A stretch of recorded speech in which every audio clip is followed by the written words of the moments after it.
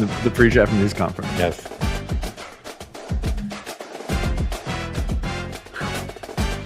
Hey, it's finally here and not a second too soon. We've been waiting for draft day for what feels like an eternity.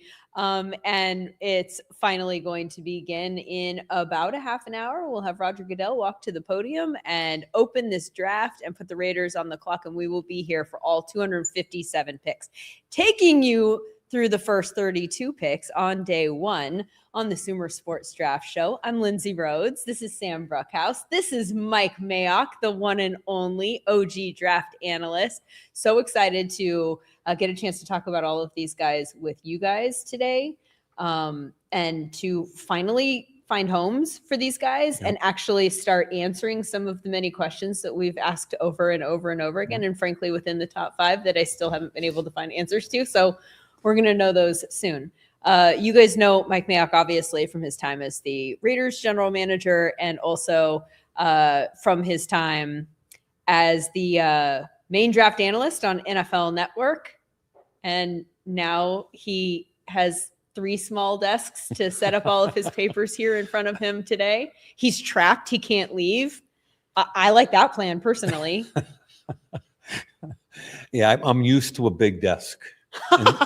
And as I've driven Sam Bruchhaus crazy because you guys work off a laptop and I've got nothing but pieces of paper in front of me and notebooks. These are my notebooks with all the player notes.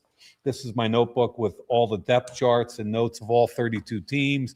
Over here, I've got my positional chart that comes down vertically. Then we'll have a horizontal chart, just like a draft room would have. So my mind works one way. And what I think is really cool about what we're doing tonight is we're going to jump inside this young man's mind, and we're going to learn some other things. In all honesty, I'm being dead serious now. He's a brilliant young man. He played linebacker at Tulane, which is another reason I like him. He has some common sense football, okay? And on top of that, what he's going to bring is a different way to look at not just the draft, but player personnel in general. And trust me, folks at home, it's permeating throughout the league. So it's kind of cool to see the old school draft scout thought process along with Sam Bruchhaus here, who brings the new school analysis. And Lindsay, I'm sorry, but I just kind of segued right into Sam there. I mean, and then just left it at that. I feel like you could have at least, like, on the back end of the sorry, like, acknowledged, and I'm also excited to talk to you. Very excited. There you go. Okay, there you go. I knew you were. I knew you were. And also, I like that you have the chance to do a draft day show like this in a slightly more casual environment than you are used to, wearing your BC hat, repping Jude Bowery. Looking forward to, hearing his name called maybe on day 3 or so. Yeah, I don't think I'm going to be here when Jude Bowery gets drafted, but I always rep the BC gear when I ever get a chance, because I love what Bill O'Brien's trying to do at a very difficult environment right now in college football, and I respect it and follow it. And as you brought up, this is Sam Bruchhaus, who is our senior data scientist. I'm sure many of you guys watching are very familiar with his work. We're going to talk about this draft and how we see it, I guess, in general, from a data standpoint. Is there anything that jumps out at you that you want to set the table with on this, the final 20 minutes before this thing gets going? Yeah, I think it's interesting because you look at this draft and the biggest question is value of the positions and tiers in this draft. And so I think you start off at the top with the quarterback. That's the number one need. Me and Mike were talking prior to about how that's who sets your system. And so that's the immense important point of a franchise. And then you have to find system changers elsewhere. And in this draft in particular, people think the really excellent players are at what we call non-premium positions, guys that are not paid super highly. Yeah. And so running backs, linebackers, safeties. So Jeremiah Love, guards. Don't forget about Ioane at Penn State. Yeah. There's a premium player at each one of those positions. Exactly. Brought up. Yeah. Exactly. And moreover, they're looked at as one of the best players in recent drafts. Right. Whereas even Fernando Mendoza is not even looked at as like the Jaden Daniels or Caleb Williams site class. So we're entering into a draft where, number one, the players who are at the non-premium positions are the best players in the draft and the best players perhaps in several drafts. And then also we're looking at a place where the wide receiver position, an extremely important and highly paid position, the edge rusher position, and the offensive tackle position all stand in a spot where there's tiers. And it's going to be all about who can attack those tiers properly, whether that is trading in, trading out. I think that's why we're going to see a ton of movement and a ton of fireworks after pick 2. What is like the freshest thing in your mind about what you're thinking going into today after all of the information that you've consumed? What are you on the lookout for? I think I've got 3 or 4 things to try to frame the first round. And the first one plays off of what Sam just talked about, which is, in my mind, I think we're probably going to see 7 offensive tackles go in the first round. The average is 6. And the problem is there's a drop-off after the 7th. So if you want an offensive tackle, you better go get them. And like Sam said, there's tiers within the 7. There's a top 3 and then the next 4. Very similar with the wideouts. I think 6 wideouts will go. So 13 of the 32 players in this first round are going to come from those 2 positions. And I believe the wide receiver board drops off again after 6. And there are tiers, the top 3 wideouts and the next 3 wideouts. So what Sam said as far as positioning and moving, especially without high-level quarterbacks, we're used to quarterbacks driving the first round of a draft. With no quarterbacks outside of Mendoza on the horizon, the Ty Simpson thing will come into play later. All of a sudden, the way GMs think and their head coaches are pushing them, tell me, I trust you, I trust me. They're saying, wait a minute, there's a run on tackles, and if I don't get one of those guys, we got a problem. We got nobody to line up at right tackle week 1. Okay. So there could be some real movement within that, both the tackles and the wideouts. That's point number 1. And I think that's probably the most important one. Point number 2 is Jermod McCoy, the corner from Tennessee. I don't think there's any way, because of the medical that has come up recently, that he's going to go in the first round. If that's the case, and I'm not trying to take any shots at the kid, his character, anything, he's one of the 2 premier corners in this draft, along with Mansour Delane. If that's the case, and all 32 teams bump him down, just like Will Johnson from Michigan a year ago, if that's what happens, then all of a sudden, if you want a premier, quote, corner, you better go get Mansour Delane. He won't get anywhere near past number 10. So he's going to go in the top 10. And then what happens to the rest of those corners? Are they going to get bumped up higher? Colton Hood, Avion Terrell. There's a question on his 40-yard dash running a 4.62. By the way, I have strong feelings about whether or not that's valid. Then Chris Johnson from San Diego State. I think he's going in the 20s. He can flat out play. And Brandon Cisse from South Carolina, he could be the last corner to sneak. So again, what happens because of McCoy will impact the entire first round. And then we can get into some other stuff, but I think, Sam, that gives Lindsay, that gives us kind of a jump off point.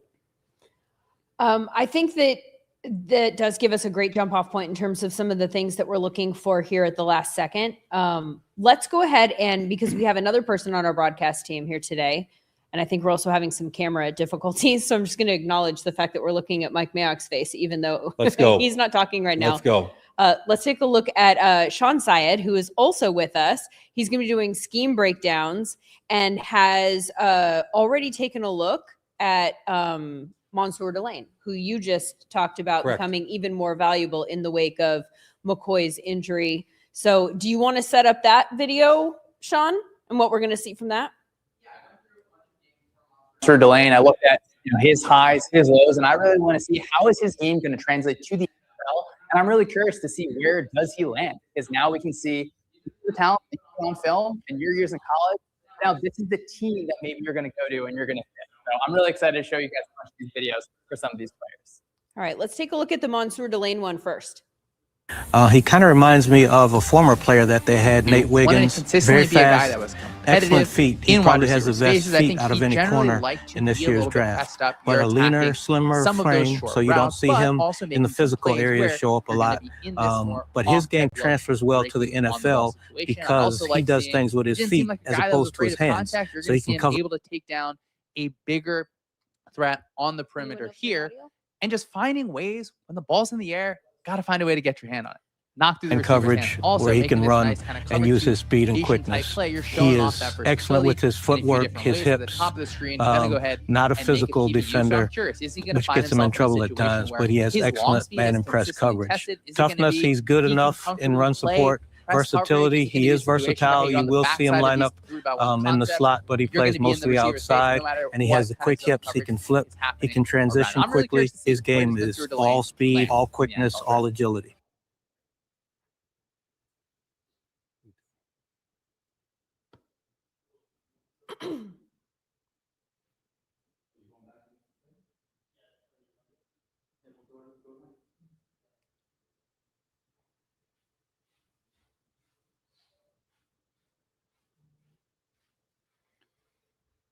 All right, Mike Mayock. Yeah.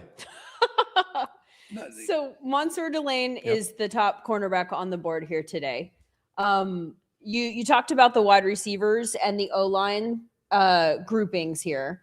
There are 6 teams that have multiple first-round picks. Yep. Quite a few of them actually need offensive linemen and wide receivers. Yep. So in terms of looking at just that simple fact, Yep. how do you think that you have to kind of approach this draft if you're one of those teams? So let's assume there are 6 primary defensive players that are going to go in the first 12 picks. Styles, Reese, Bailey, Delane, Downs, and Bain. Okay. I think we can assume that those 6 are going to go at least in the first 12. Is that fair with you guys? Yep. Okay. And then we got Jeremiah Love and we've got Mendoza on the offensive side. That's 8. So in the first 12 picks, we know that they're probably 8 of the names. The other 4 picks, I'm anticipating are going to be a combination of tackles and wideouts. It could be 2 and 2. It could be 3 and 1. It could be 3 tackles and 1 wideout. But all those teams with needs are going to be looking very closely at the first 12 picks to see how it falls out. Keep in mind that at about pick 17, where Detroit is, a heavy secondary look at more tackle needs come into play. So depending on how many tackles go in those first 12 picks, say 2 of them go, and you're a tackle, you got to get up quickly somewhere between 13 and 17. All right. And the teams that might be willing to move back are Baltimore and Tampa Bay, 14 and 15. The Jets could also too at 16.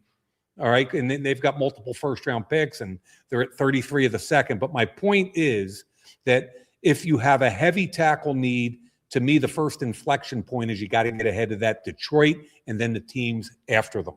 There's going to be a secondary run again later, I believe, for the second group of 3. But that's the first inflection point. Sam? Yeah, I think it's really interesting because in particular, these cornerbacks could go all over the place. And it's interesting that Delane is the stickiest person, probably at 8, 9, or 10. Now, when you have a person who's sticky at that range, that means someone could always trade up. And what I'm thinking about as Mike is talking about all these mechanics is what's going to blow this draft up. Whose board is different? Who has a D'Angelo Pons substantially higher? As we discussed at length, you could check it on the evaluation. We could check it on our Sirius Wait a XM show. minute. Are you suggesting, and I'm a huge Pons guy, are you suggesting he's going in the first round? I'm just wondering who is going to blow it up. Who views McCoy as someone who really bought into the McCoy injury stuff, who really bought into the Terrell stuff. And so whether it's Chris Johnson, who you said is going in the 20s, despite being in the consensus of 35, or it's Pons, who's at 40, who the analytics love, the scouts on our group really love him as well. You said you love him as well. Who thinks that way and is saying, you know what, screw it. If I'm not going to be there at 40, maybe I'll go draft him at 20 or 25. What I'm constantly trying to think of is what's going to blow this up. And it's the same way with the tackles. Who thinks Caden Proctor is the best tackle in this draft and is willing to take him at 8, 9, or 10? I think the difference in shifting boards could throw this draft completely out of whack, bust all the big boards. But I generally agree with you. There's the guys who are certifiably at the top. I think Delane's one of them. I think Reese and Bailey are definitely going to be there. And I think to a certain degree, Love and Styles as well, even though for positional value reasons, I could potentially see them falling as well. We're going to get going on positional value. I can feel it. It's the name of the draft. Like this year, I think that it's the biggest story of the draft and it's the thing that makes it the most tricky to predict this draft. This is the draft that in the last however many years, this is the one I've had the hardest time doing a mock for, trying to predict, because I think there is so much uncertainty with the contrast of the positional value and where the best players are. And each team might have a different approach to how they approach that particular scenario. Like the Jets, I know you've mentioned several times, have an analytics department that we know well. The head of that department came from Sumer. We worked with him. Now, there's always questions about who has power in the building and who people are listening to, but we know that at least there's a voice in the building. The Panthers are the same way. There are different buildings around the league that we know there are people in the building that were brought in specifically to weigh in on issues like this. And I think that we're pretty comfortable with how they're going to think in a situation like this. But then you also have other teams that maybe aren't built that way. And so you just don't know how the team is going to think. And I think that makes this team or this particular draft so complicated to predict, because it's very upside down from other drafts in the sense that the high positional value positions, the ones that get paid the most for a reason, making them the high positional value positions, that's not where the talent is. And so I know you feel strongly that you just take the best player. Let's attach some names and positions so the people at home understand exactly what we're talking about. So on offense, we're talking about running back Jeremiah Love, where Sam and I have a difference of opinion. Let's talk about the offensive guard from Penn State, Ioane, who I have the highest grade on since I had Quentin Nelson coming out of Notre Dame. On defense, let's talk about Sonny Styles at off-the-ball linebacker. And then at safety, we've got Caleb Downs. They're the four that you two guys are referencing. And the point they're making is that the analytics departments that are very strong throughout the league are going to caution the GMs and against taking them too high. They feel like, I don't want to make your argument for you, but the bottom line is you feel like there is not value in those positions long-term about helping a team get where they want to go. Correct.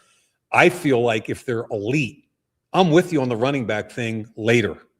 But if Jeremiah Love can do for a team what Jahmyr Gibbs and Bijan Robinson have done for their teams, I don't understand why he wouldn't be all in. And I think that's the conversation that's going on in the Jets building, in the Arizona building, in the Tennessee building at 2, 3, and 4. If the football guys believe he belongs up there that high because he's going to make that kind of difference on the field, he's going to change the numbers, he's going to force defenses to play you differently. The football guys are going to be pounding the table. What are the analytical guys going to say? What's Tennessee saying in the building right now? With respect to the running backs, and they have a great person there, Sarah Bailey, who previously used to be at the Rams. I don't want to speak for her. I don't know exactly what the discussion, what their numbers say, but generically, this is the conversation. Yeah, generically, the discussion is going to be twofold, or really threefold. The first thing that we're always going to discuss as analysts is what we call league translation effects, which means that there's immense uncertainty about a player going from college to succeeding in the pros. In any position. At any position. And so projecting that Jeremiah Love is going to come in and be an all-pro immediately is really, really tough to say because there's only so many all-pros in the league. Yeah, but how do you compare that to pick a position of value at tackle? Maui Noah, how's it any different for him to take him at 3? And that's the next step. When we look at all the positions, then it becomes about which positions on a year-to-year basis can track. So if a player is good, will he continue being good year 2, year 3, year 4? The tackle position, because in particular, we're looking at things like pressure allowed rates, which is what we call pretty sticky from the pros. If you hit on that guy, he's probably going to be good for 3 to 5 more years. The running back position, not exactly so. Even look at a guy like Christian McCaffrey. The reason why he got traded from the Panthers is because the injury risk is so high for running backs that on a year-to-year basis, it's difficult to say that they will be as impressive or as impactful as they will be. And then the final piece, particular for running backs, is aging curves. And that's the reason why they're not paid so much. I'm actually a believer, as I believe you are as well, Mike, that they are undervalued when they're on their rookie contracts. That they can provide a lot more value. Supply and demand. you can talk about aging curves, and I get it. One of the reasons we took Josh Jacobs in the first round was there was not a lot of tread on the tire. He always shared the load at Alabama, and he was a 20-year-old kid when we drafted him. So we felt comfortable about 2 contracts from him. Okay, I get that. I'm not sure I can buy into the ref from my foot. The way I grew up, and maybe I'm outdated here. I just think so much of it comes down to if you're an elite player. And again, tell me why Gibbs and Saquon Barkley and Bijan Robinson aren't helping to change their team as long as there's enough around them, like any other position. I think that's the final element is what is defining the stuff around them. And for purposes of this conversation, let's take the quarterbacks out, because this is a quarterback or not league, a have or have not league. You got a quarterback, you're in contention. If you don't, you're not. What other players can be those system changers? And Saquon, unfortunately for the Giants, was not a system changer, despite them kind of, I wouldn't say they have a quarterback, but they felt comfortable enough to extend him. But it wasn't enough to overcome the offensive line. When you mentioned Saquon going to the Eagles, I'd argue that was as much on Jeff Stoutland's offensive line when it came to Mailata and when it came to Lane Johnson, when it came to Kelsey and Cam Jurgens.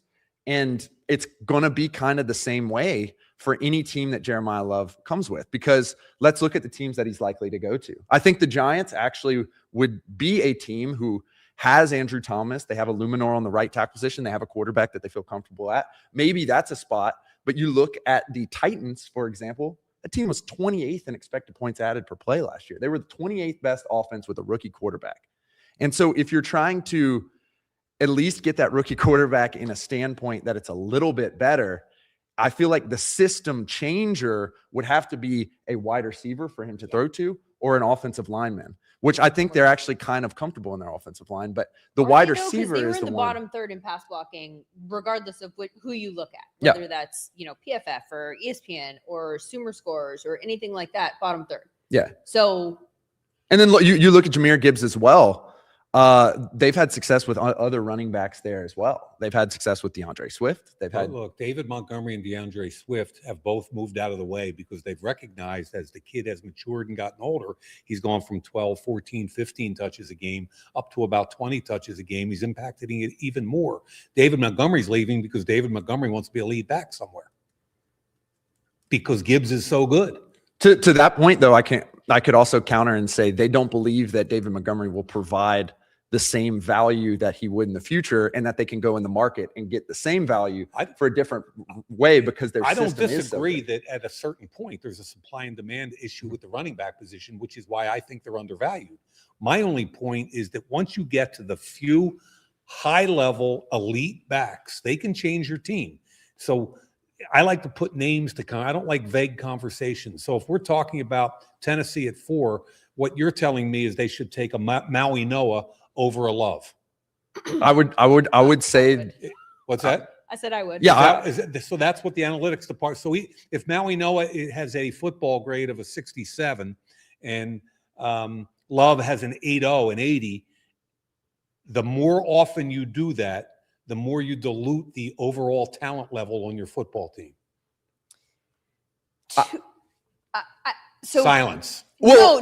There's no silence. Crickets. I'm trying to figure out where to start. For me, I think, because I've been wondering for the last year or so, this is a conversation that we continue to have, and not with you. I'm just saying in general, and so I'm wondering why it's not landing in the way that makes sense to me, which doesn't necessarily mean that it's correct, but I'm just saying it makes sense to me what I'm thinking, right? And I think for Sam too. Right. I think that there's a lot of the money and the value and stuff like that feels very not football conversation. And so it just doesn't compute in a lot of fans' brains when we're talking about it. They're like, I don't care about that. I want a good team. I think that where I've landed is that maybe the best way to talk about it in general is taking the roster building out and just saying what position, what player, because it's an opportunity cost. The whole draft's about opportunity cost. It's about how to take the best players. We talk about if we can get a good offensive tackle here, but we know we can get a good offensive tackle still at the bottom of the round. We've got 2 picks. Let's take a different position here and then get that offensive tackle down here. You're trying to maximize the value of the picks that you have to build the best roster. I think for me, the argument comes down to the fact that there is no evidence that a good running back will make your team a lot better.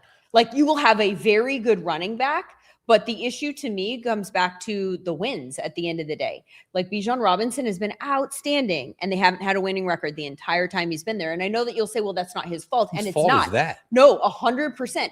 But the problem is that if you use that pick on a running back and the year before you use the pick on a tight end who also has a similar effect, then you are not taking maybe another wide receiver to go with Drake London, or an offensive tackle that will block, or in this particular case, they've taken a ton of quarterbacks. Detroit taking the running back and the linebacker back to back? Campbell, another off the ball linebacker, and Gibbs, and becoming a superior football team.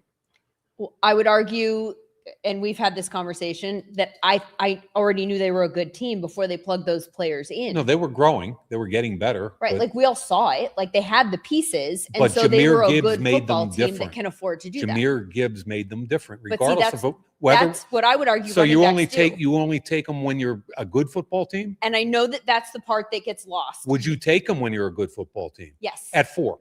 Ooh, well, you wouldn't be at 4 if you were a good football What team. do you? I still sure you would. would, What if you just to be traded? clear. What if you had made a trade and like the Rams? They've got 13 this year.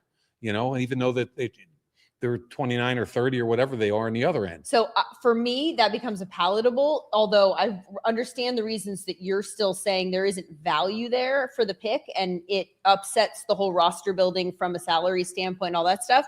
But if you're a team that is already good, yeah, if you're already pretty good, and you're trying to become like, we need that extra piece to go win the Super Bowl, which is the Saquon conversation, then absolutely. But I do understand how that becomes complicated, because you're like, so only the best teams draft the best running backs? That makes no sense for the rest of the league to just go, here you go. But I still wouldn't draft it. And let's look at the 2 pieces. The Rams currently have a rushing attack that is built off of 2 mid-round running backs. Now, Kyron Williams is probably outsized. You know, there were injury concerns, and maybe he was a first-round talent, but he was still a mid-round guy, and he ends up making, you know, a Pro Bowl team. Blake Corum last year, another mid-round guy, ends up being a top 5 expected points added per rush guy. And that's because the system changers on that team are Puka Nacua, and they're Alaric Jackson, and they were McClendon, who ends up being a quality right tackle. And then when you look also at other situations, you can always point to the tackles and the wide receivers as being the people who make the difference. The Eagles, same way. The tackles, the wide receivers. You even, to a certain degree, look at the Falcons, who have not made a playoffs, and it's the tackles and the wide receivers that are that's the creators. And so I just think the curve is flatter. And if you want to get a guy who brings you to the next level, you can get that in free agency for the same cost. 90% of the time, I agree with you at the running back position, because again, there's more. I'm a supply and demand guy. I don't understand the way you two do, the way you're roster building. The way I look at it is supply and demand. That's why the running back situation is, yeah, let's go get 2 good backs in the 5th round and we'll go win a Super Bowl, as long as they're just complementary pieces. I get it. But what I don't understand is what I keep getting back to with you guys. If you get an elite player at any of those positions, guard, off the ball linebacker, safety, running back, and they're, in your mind, they're a top 10 pick all day long and will help elevate your football team. And I don't care if you're 2-14 or 2-15 or 15-2 or anywhere in between, you take that player.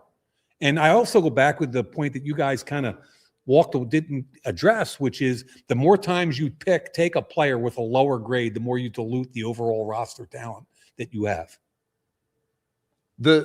I don't think it's diluting the talent, though, per se. I think it's what you're saying is you're diluting the talent at that position. You're diluting your potential talent level by not taking the higher. He's saying if we took Maui Noah, and Maui Noah is 68, like, we think he's going to be like a good starter, but we're not like, yeah, that is an all-pro caliber guy, but we're passing up on an all-pro caliber running back in order to take that eventually. Every time you pass up on a guy that's rated higher, And that's kind of an old school GM credo. Like you trust your board. And maybe what you're going to tell me, and the only thing I might accept here as far as my logic, is that if you are an analytically driven team, your final board will reflect that. There won't even be a running back anywhere sniffing anywhere near. So we'll put Jeremiah Love at 87 on our board, which makes 0 sense to me. But that's so here's the thing. And I know I'm going to use an example that's going to make your brain explode. And part of me wants to move on from this because we're going to have so much time to talk about it. Raiders are on the clock, by the way. No, they're not. Yeah, they are. This draft is already getting fun, man. We're already in the heat of it, and this is going to come back up a little bit at pick 2. They've been on the clock for about 5 months, so. Well, I know exactly. I don't think he's opened it. No, they're still welcoming people to Pittsburgh got some right terrible now. towels. I'm teasing you. I wanted to just kind of take it down a level. Okay, but here, I'm going to go in the opposite direction. And by the way, if you can move your mic closer to your face, I don't know if you even know how to do that. Maybe Lee can run out, your daughter, the great. wonderful and lovely Lee Mayock. Oh, nope, wow. Matt Stops is going to do it. We're We're getting comments about not being able to hear you and I as much as Sam. So we'll fix that before the Raiders are on the clock. The comment that I was going to make about positional value, where it does make sense, and you're going to hate this comp, we have a punter with an 8 grade. So you understand in theory, like, yeah, he has an 8, but we're not taking a punter in the first round because he's a punter, right? Like nobody's going to do that. And I think what Sam and I are arguing is that the data suggests that the running back is closer to that than he is to the quarterback in terms of like how you should prioritize your build. Special teams players are graded differently, so that 8 is not the same as these. So what you're trying to say, 100%. and what you're trying to say is that the running back should be closer to that category. I understand your point. Yeah. I disagree to the 5% that come out in drafts that are ultimately difference makers on the field. They catch the ball. They can play 3 downs. They put points on the board because they're consistently creating explosive plays, both in the run and the pass game. And we can probably talk about this forever, and I'm not changing my mind. And I'm not changing it saying that because I'm trying to dig in and be a jerk. No, not fully understood. I really don't understand your principle. Yeah. If you have an elite player at one position and a non-elite but good, solid player at another, why you would take the lower. I don't understand that. I think there's another concept here that we're not discussing. And I'm really interested in your thoughts as well. We're not saying don't take the player. We're saying try to use that asset if there's not a correct way to get more shots at the dartboard. Because we were talking about the quarterbacks prior too. You could have an 8 quarterback in that we think should be picked 1 or 2 or 3. But people may have had Zach Wilson as an 8 quarterback. And that's why he got drafted 2. Or, RG3 could be another guy who we thought was going to be an all-pro. For whatever reason, the distribution of these guys is tough to deal with. And so what the Ravens have picked up on, for example, what the Seattle Seahawks did last year to a certain degree, and what the Patriots did, you can list off the dynastic teams. Now, it's always difficult to say this when you're the Browns, and the Browns have done this over and over again. It hasn't necessarily worked out to rebuild their team. It's helped to rebuild their defense in particular, is that you should get more shots at the dartboard and more shots at distribution by trading back off that pick if there's not a player who you truly believe can provide value at their position. And to discuss kind of the horizontal element of it, Mike, like the way you're thinking of it is on the left side, I have 10, 9, 8, 6, 8, et cetera, et cetera, et cetera. And all on the 8 line, we have David Bailey and we have Jeremiah Love. The way that I think about it, understanding that, the running game in terms of the impact that it can have on a game is slightly lower than the passing game, is that, and translating that into dollars, is that the best running back can only provide the value. A 10 running back is only going to provide the value of an 8 wide receiver.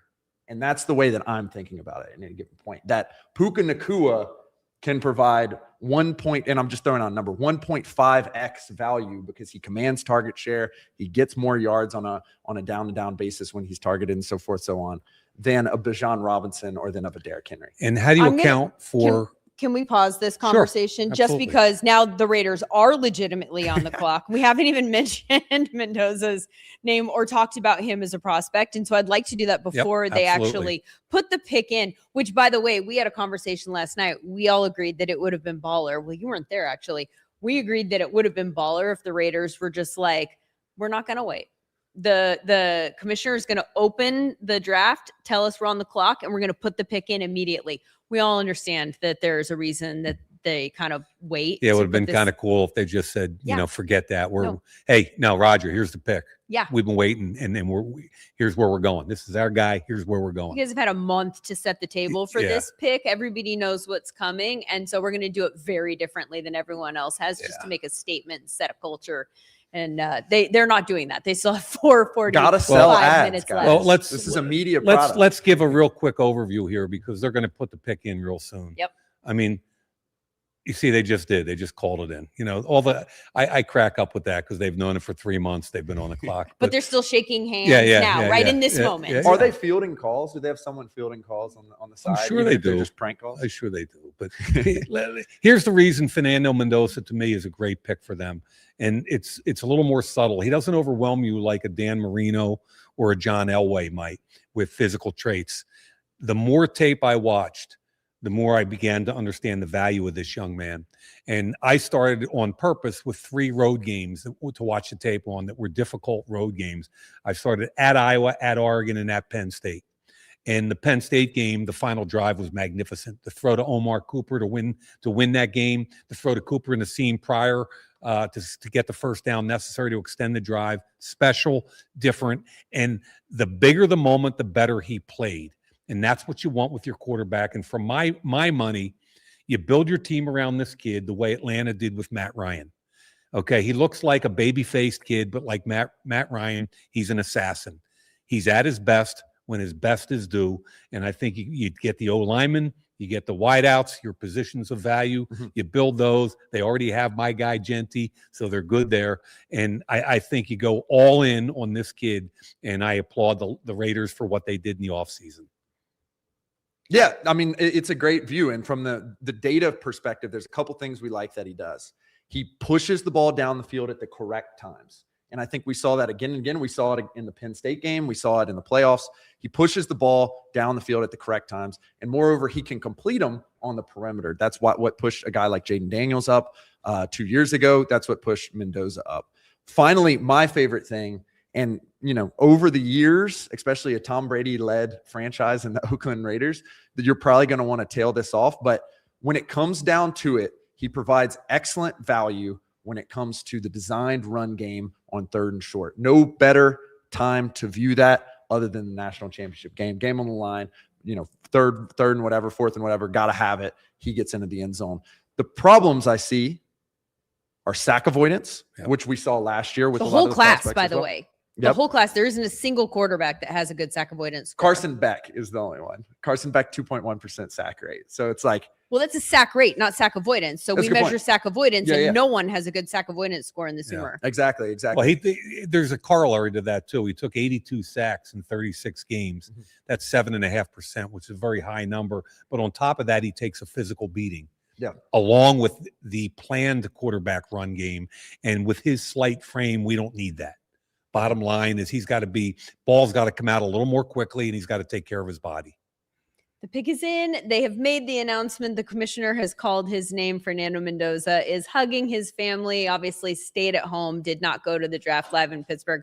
What a moment for him. What's it like to be the general manager who calls a kid, and you didn't have the number 1 overall pick, but you have been the guy who's been able to make that phone call and make someone's life?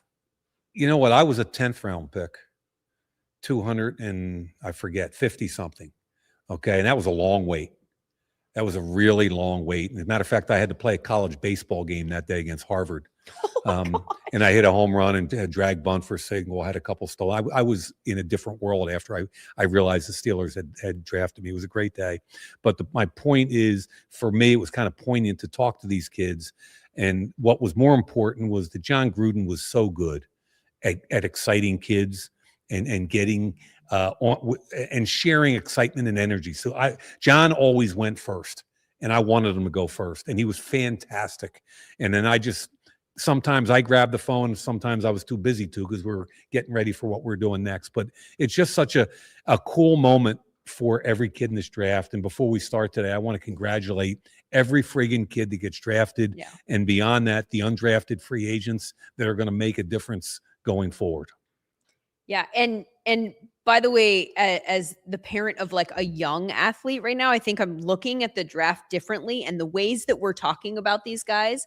And I've been hyper fixated this season on how good all of these players are and how we are absolutely splitting the slightest of hairs to create these differences in their game to try and figure out the projection and how much, like, we're talking about the differences between like a 4.3 and a 4.5.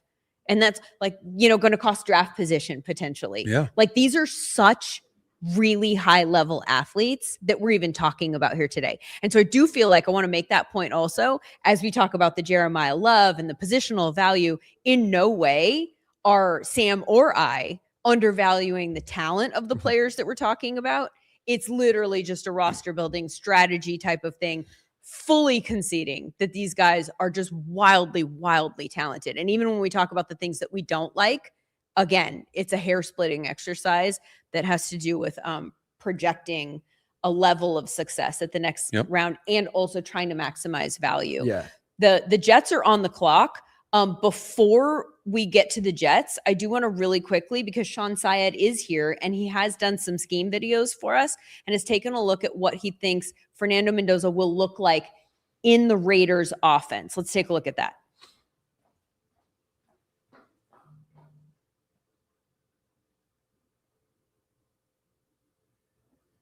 Or maybe we cannot do that right now. And so, with Indiana, it's going to be interesting to see how his game translates to Clint Kubiak's offense.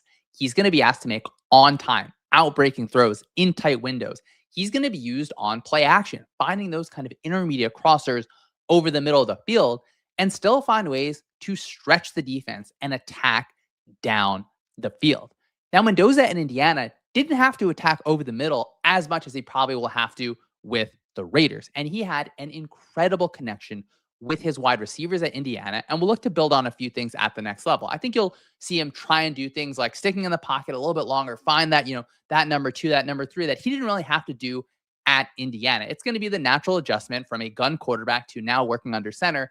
But I think Mendoza's shown enough athletic ability and clean footwork that he should be able to do it. So it's going to be an exciting time to see how does Fernando Mendoza's game translate from that awesome season at Indiana to now Clint Kubiak's offense with the Las Vegas Raiders. I can't even see him. Always up there in the corner. Pick is in.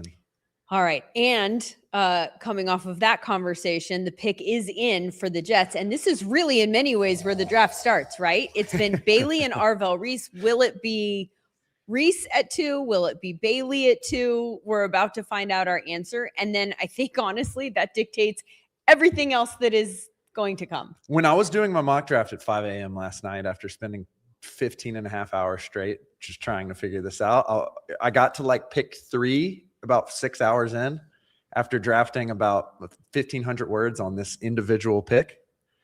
And this defines everything. This defines the 2026 draft right here, I think. Give me 2 words. Who they taking? David Bailey. Why? 3 reasons. Number 1, hybrid defender, decreases the potential earnings, the potential value that our friend Arvell, who may be drafted right here, could have. Number 2, stabilization rates. We know that Bailey is a good pass rusher. He's one of the best in college. The final thing, translation effects. Both of them won't be as good, but I think Bailey may be better. So you're saying the bottom line is he's going to provide production immediately on the edge. Yeah.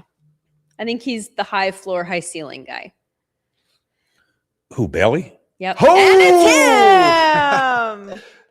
The moment I'm for just the celebrating analyst. being right, by the way, not having anything to do with Arvell Reese or David Bailey. That was an interesting one because it was Arvell Reese, number 2, to the Jets for the longest time, to the point, Mike, that Sam and I were like, why is it always him and never David Bailey? But I don't understand why, again, just why do you guys care about what the quote consensus is of a bunch of media people? No. This is just trying to simulate how the draft is going to go. Well, and so, okay, that's a fair question because I don't at all. But when you say the consensus, though, what is the consensus of? Well, you're kind of going, do they know something that I don't know? Is there information out there that I don't have? Who are the people? It's media. Why do you care? Well, I mean, there are certain media members I do care about because of the ways that they're doing research. But there are evaluators now. Everything's muddy now. I mean, everyone that is like some type of content creator is doing it through a specific niche lens of sometimes expertise and sometimes nothing. What do they? I mean, when you take 30 different people and meld it together and say the consensus of these media people is. I'm not trying to denigrate them because they have a job to do and they're very good at it. Some of them have more information than others. I did it for 100 years. I'm doing it again now. Yeah. So I get it. But my point is every team's got their own board. Every team has their own internal conversations. Every team's going to come to the bottom line of who they think is better, regardless of what any of those external sources say. So why do you care what the external sources said 3 months ago versus today? So I think as a data scientist, there's certain before you start a project with data, we always try to define the knowns and the unknowns. Ideally, we would like to know exactly what all 32 teams think. Unfortunately, the only thing that's public is what the media is saying. The only way we can try to gain information about what any of these teams have is the public stuff. And then also with respect to trying to predict where to trade, where I can draft, who's going to be available, so forth and so on. Having 1,000 mock drafts from across spheres of people who are covering the team and in the building every single day, people that are national and may have a higher knowledge of the ownership or something like that. All of it's trying to predict what will happen with the goal of trying to make a trade back, trying to make a trade up, trying to realize who's going to go where. And so it's just trying to take as much advantage of what is available versus what isn't. And that's fair. Okay. I think I pushed you down that rabbit hole. I think what we have to do is pay some respect to the kid now. Definitely. Let's do it. Just got drafted. And let me tell you a little bit about him. Okay. Stanford for 22, 23, 24, transferred to Texas Tech that paid more money than anybody else along their defensive line. Mm-hmm. And that helped propel them into the playoffs.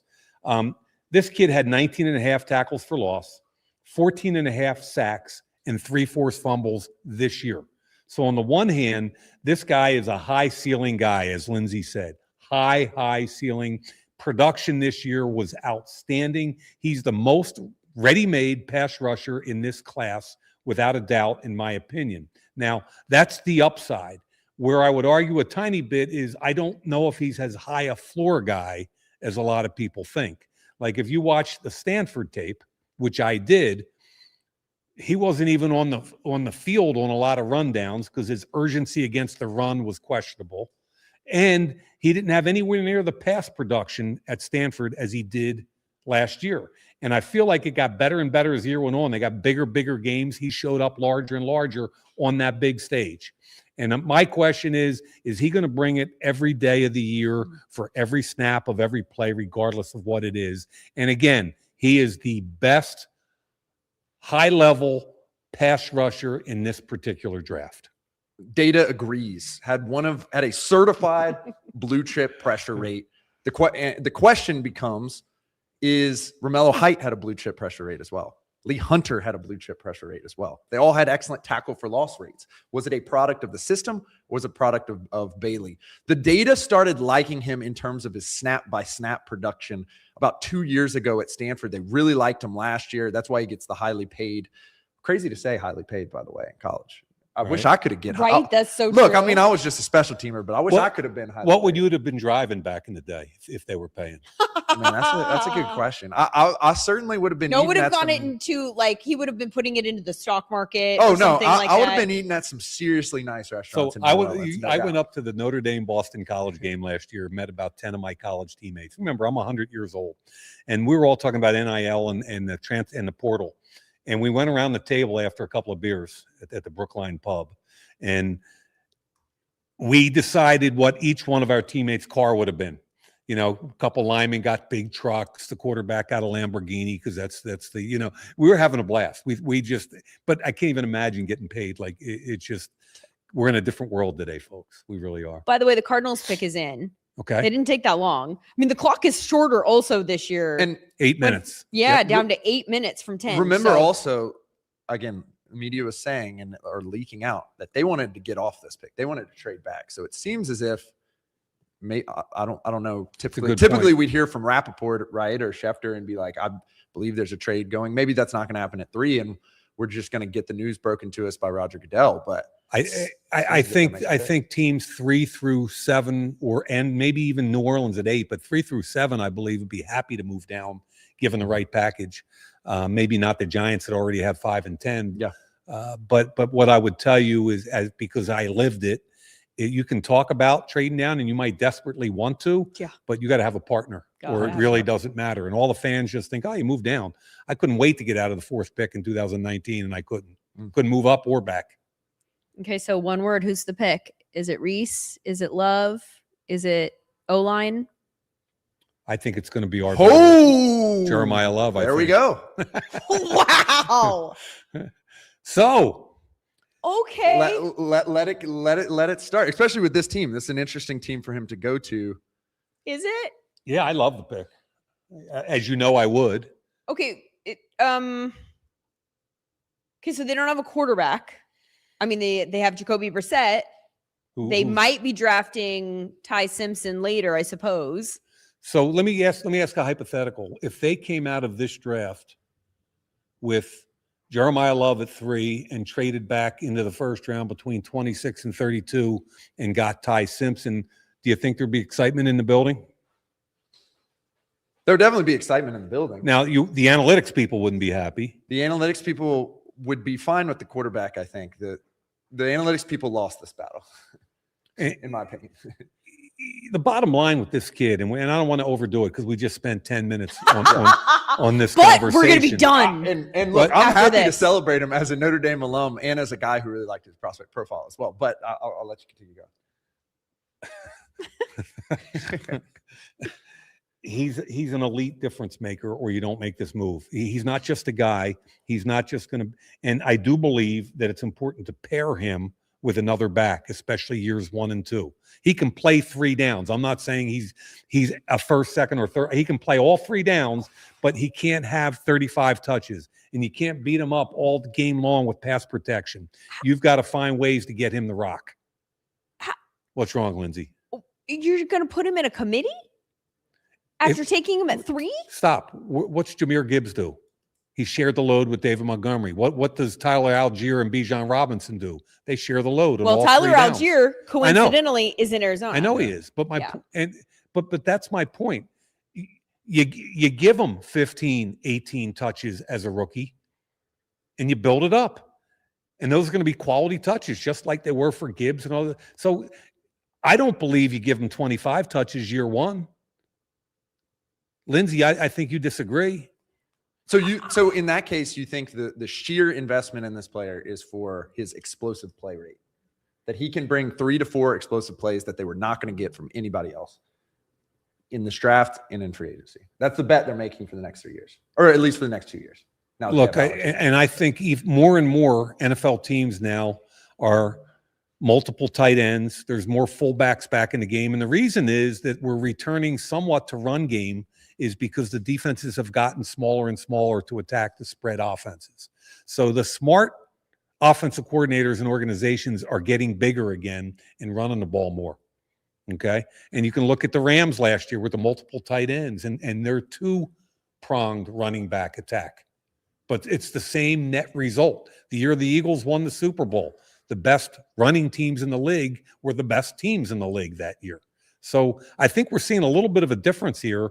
And if they want to get in, they don't even have a quarterback, was Lindsay's point. They better be able to run the ball. And he's the guy that's got a better opportunity. He and Marvin Harrison have a better opportunity than anybody on that team for explosive plays. This is just such an interesting move. And the difference between a rushing explosive play and a passing explosive play is so many yards.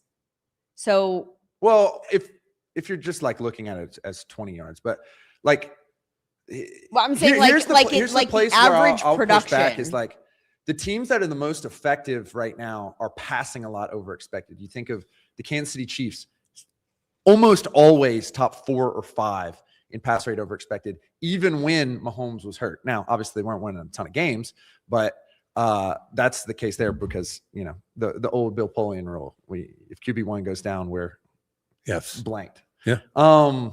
You look at what truly was going on with the Rams, in my opinion, and I thought it was actually the flip. They were getting into those heavy personnel sets And so that throwing they out could of it. pass the ball. Because Puka was getting beat up, and by the way, Puka has been beat up and Puka blocks, and Puka does everything for that team. He blocks, he catches, he runs. They've got another wide out that's 33 years old, Devontae Adams. So there has to be some answers. And McVay, who's a very smart offensive guy, used that rookie from Oregon, the tight end, did a heck of a job. He used 12 and 13, Terrence Ferguson, 12 and 13 personnel, more than anybody in the league, and that became an expanded version of their pass offense. But they still run the football effectively and efficiently. Let's celebrate Jeremiah Love before this pick comes in. He was a 10 playmaker. That means like the explosive play rate was in like the top first percentile, 99th percentile in generating explosive plays over expected. The dude breaks tackles. He contributes in the passing game. And so the question for Jeremiah Love is, can he be Sean Payton called it a joker, I believe. Can he be the Alvin Kamara, 20%, 25%, 30% potentially, if we want to go off the rails and talk about Christian McCaffrey level target share guy? I think then that's, in order for this pick to be worth it, I need to see Jeremiah Love in his second or third year have a 25% target share, be in the top 10 to 15 of expected points added per rush, and be getting I need him in the top 5 in explosive play rate. That's what's going to make this pick worth it. If he can do it, more power to him. And if they bring in players to complement him, just like they need to bring in a quarterback and they need a pass game, it all works together. It's not just about whether or not he's going to have all those numbers in year 3. Well, that is, again, Carnell Tate is the 4th overall pick. The first wide receiver off the board is Carnell Tate. I'm like over past. No, actually, I got the first 2 right. But wow, over at 3 and 4 at this point. So can I say something? Yeah, go for it. Mike, let the run begin. Of the wideouts? Of the wideouts. It starts faster than I guess we thought it was, especially faster than we thought it was a week ago. Well, I think what's intriguing is who the next one might be, because, I'm a huge Mekhi Lemon fan. However, I recognize the talent level of Tyson. So once Tyson ran last week or the week before, showed that his hamstring was okay, there's a conversation in draft rooms right now or leading up to this night about Jordan Tyson. Where do we feel comfortable taking him? And it's less about the hamstring and more about the volume of injuries and the number of practice days lost during his time at Arizona State, which they actually track these days. Practice days lost. So I'm interested to see who goes next, whether it's Tyson because of the high ceiling talent rate, or whether it's Mekhi Lemon, who I think is more of a Puka Nacua type receiver. Mike, quick question. Wife beater on draft day. What are your thoughts? What? Change that phrase. The white tank top. White tank top. Sorry, excuse me. What did you say? He's wearing the Hanes tank top on. You see? Oh my goodness. We're gonna bring Lee out, your daughter, to do the fashion. I'm really happy I didn't say that, but the fact that he's got a jacket over it, I think, makes it okay. If he shed the jacket and sprinted out, it'd be another thing. Hey, you say you're 100 years old. Sometimes I use the wrong term. The Giants pick is in. This thing is moving so fast. I have one question about Carnell Tate. Yes. Carnell Tate, as the top receiver in this draft, was the number 2 receiver on his college team. Now, I know that he had a really good wide receiver that he shared the field with there at Ohio State. So you could argue that away. But because he had him on the field, I think it for me made it tougher to project. I think like his target share was 16%. That's one of the lowest of the top wide receivers that are in this year's draft. So he didn't get the ball that much. Again, Jeremiah Smith's on the field, and so that's part of the reason why. His route tree was he ran 2 routes, were 50% of his routes. So we didn't see him do like some of the other wide receivers in this draft. Very, very versatile route tree. We've seen them at every depth of the field. We've seen them run all of these different routes. We've seen them do that successfully. I think my question with Carnell Tate is, what do you see from him that makes you sure that he can go be a high-end wide receiver in the NFL based on what you saw? He had a role at Ohio State, and the role was the particular routes that he ran, okay? If you look at their situation, their wide receiver coach was a guy named Brian Hartline, Okay, one of the best assistant coaches I've ever seen in my life at teaching. And if you look at what Ohio State has done with wide receivers over the last 5 or 6 years, it's a direct result of two things. They get 4- and 5-star recruits, number one, but they also have a teacher that brings them out, and Brian Hartline played in the NFL at that position. They have a coach that makes them ready. Now you start looking at the names. Who are they? Garrett Wilson, Olave, Smith and Jigba, Marvin Harrison. Yeah. He's next. Jeremiah Smith is next. And so what I would tell you is that he is already proficient at more of those routes than you think he is, number one. He's wonderful at level 2 and 3. Okay? Level 2 and 3, he can separate and he can play way above the rim. And I think he's going to have a big impact this year. And I love the fact that Tennessee now has paired him with a young quarterback. Mm-hmm. To your guys' point, yep. You guys, I would guess, the analytics side says if he's a high-level wideout, let's pair him before we pair a Jeremiah Love. Absolutely. And we'll never know who they were going to take. Right. And they're going to say that was their guy all along. But at the end of the day, the analytics community is all in on a high-level wideout. Yeah. Right? I would definitely argue that Carnell Tate, assuming that he plays well in the NFL, is much more beneficial to the franchise as a whole because it's beneficial to Cam Ward, and it helps them get an evaluation on Cam Ward by the time that they need to get an evaluation on him. Protection, wide receivers. Yep. Those would be my number one priorities for him. The first line in my mock draft on this pick was, this is the year of Cam Ward. This has to be the year of Cam Ward. And this is a move in that direction. My fear is everyone says, Carnell Tate, it's going to be just like Emeka Egbuka. You look at Emeka Egbuka, 25% target share. Wait, why would it be like Emeka Egbuka? Because he was the second option. Okay. Jeremiah Smith was the first option. Tate was the second option. Egbuka was the second option. Egbuka still had a massive amount of target share that we just didn't see Tate have. That being said, Tate was a lot more efficient than really anyone else. And Egbuka was an inside-out guy, mm-hmm. which, there's a built-in versatility there, whereas Carnell Tate was a 26% go route guy. It was goes and curls, And so for me, that's what I think what you're saying makes sense, Mike. And he's going to be fine. And keep in mind, when he got there in 23, Jackson Smith and Jigba was there. Keep in mind, so was Marvin Harrison for 2 years. Okay. And then all of a sudden, Jeremiah Smith shows up. The talent level's off the charts. This kid is legit. And the only question I have about him is if you put the Penn State film on, Penn State had he had 5 catches for 120 on 5 targets, which sounds outstanding. But if you watch the whole tape, not just targets, you watch the whole friggin' tape, when they had 2 press corners playing a lot that game in press, aggressive press, he had a little trouble getting off aggressive press. He's a longer, leaner guy. And in the NFL, that's the first question they're going to ask. Okay, can he get off the line of scrimmage? We get in the face and jab him. So he's going to have to work on his releases, getting better at that. I think he will. And again, because of Brian Hartline, the kid knows what he's doing. He knows how to attack defense. I think I'm really interested in this because they added Wan'Dale Robinson as well, who's an extremely weird high target share, low average depth of target guys. I think they are going to try to attack all 3 levels of the field. Adding Carnell Tate unlocks that Cam Ward wing it down the field gunslinger ball that we weren't able to see from him last year.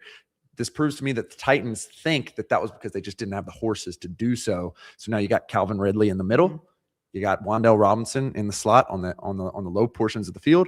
You had Carnell Tate to take the top off. I think this is a really interesting move, really good move. Did not think they were going to make it, but I'm glad they did. Yeah, and they might not have. Exactly. Had Jeremiah Love not gone at 3. So Giants are on, right? Yep, Giants are on the clock. The pick is in.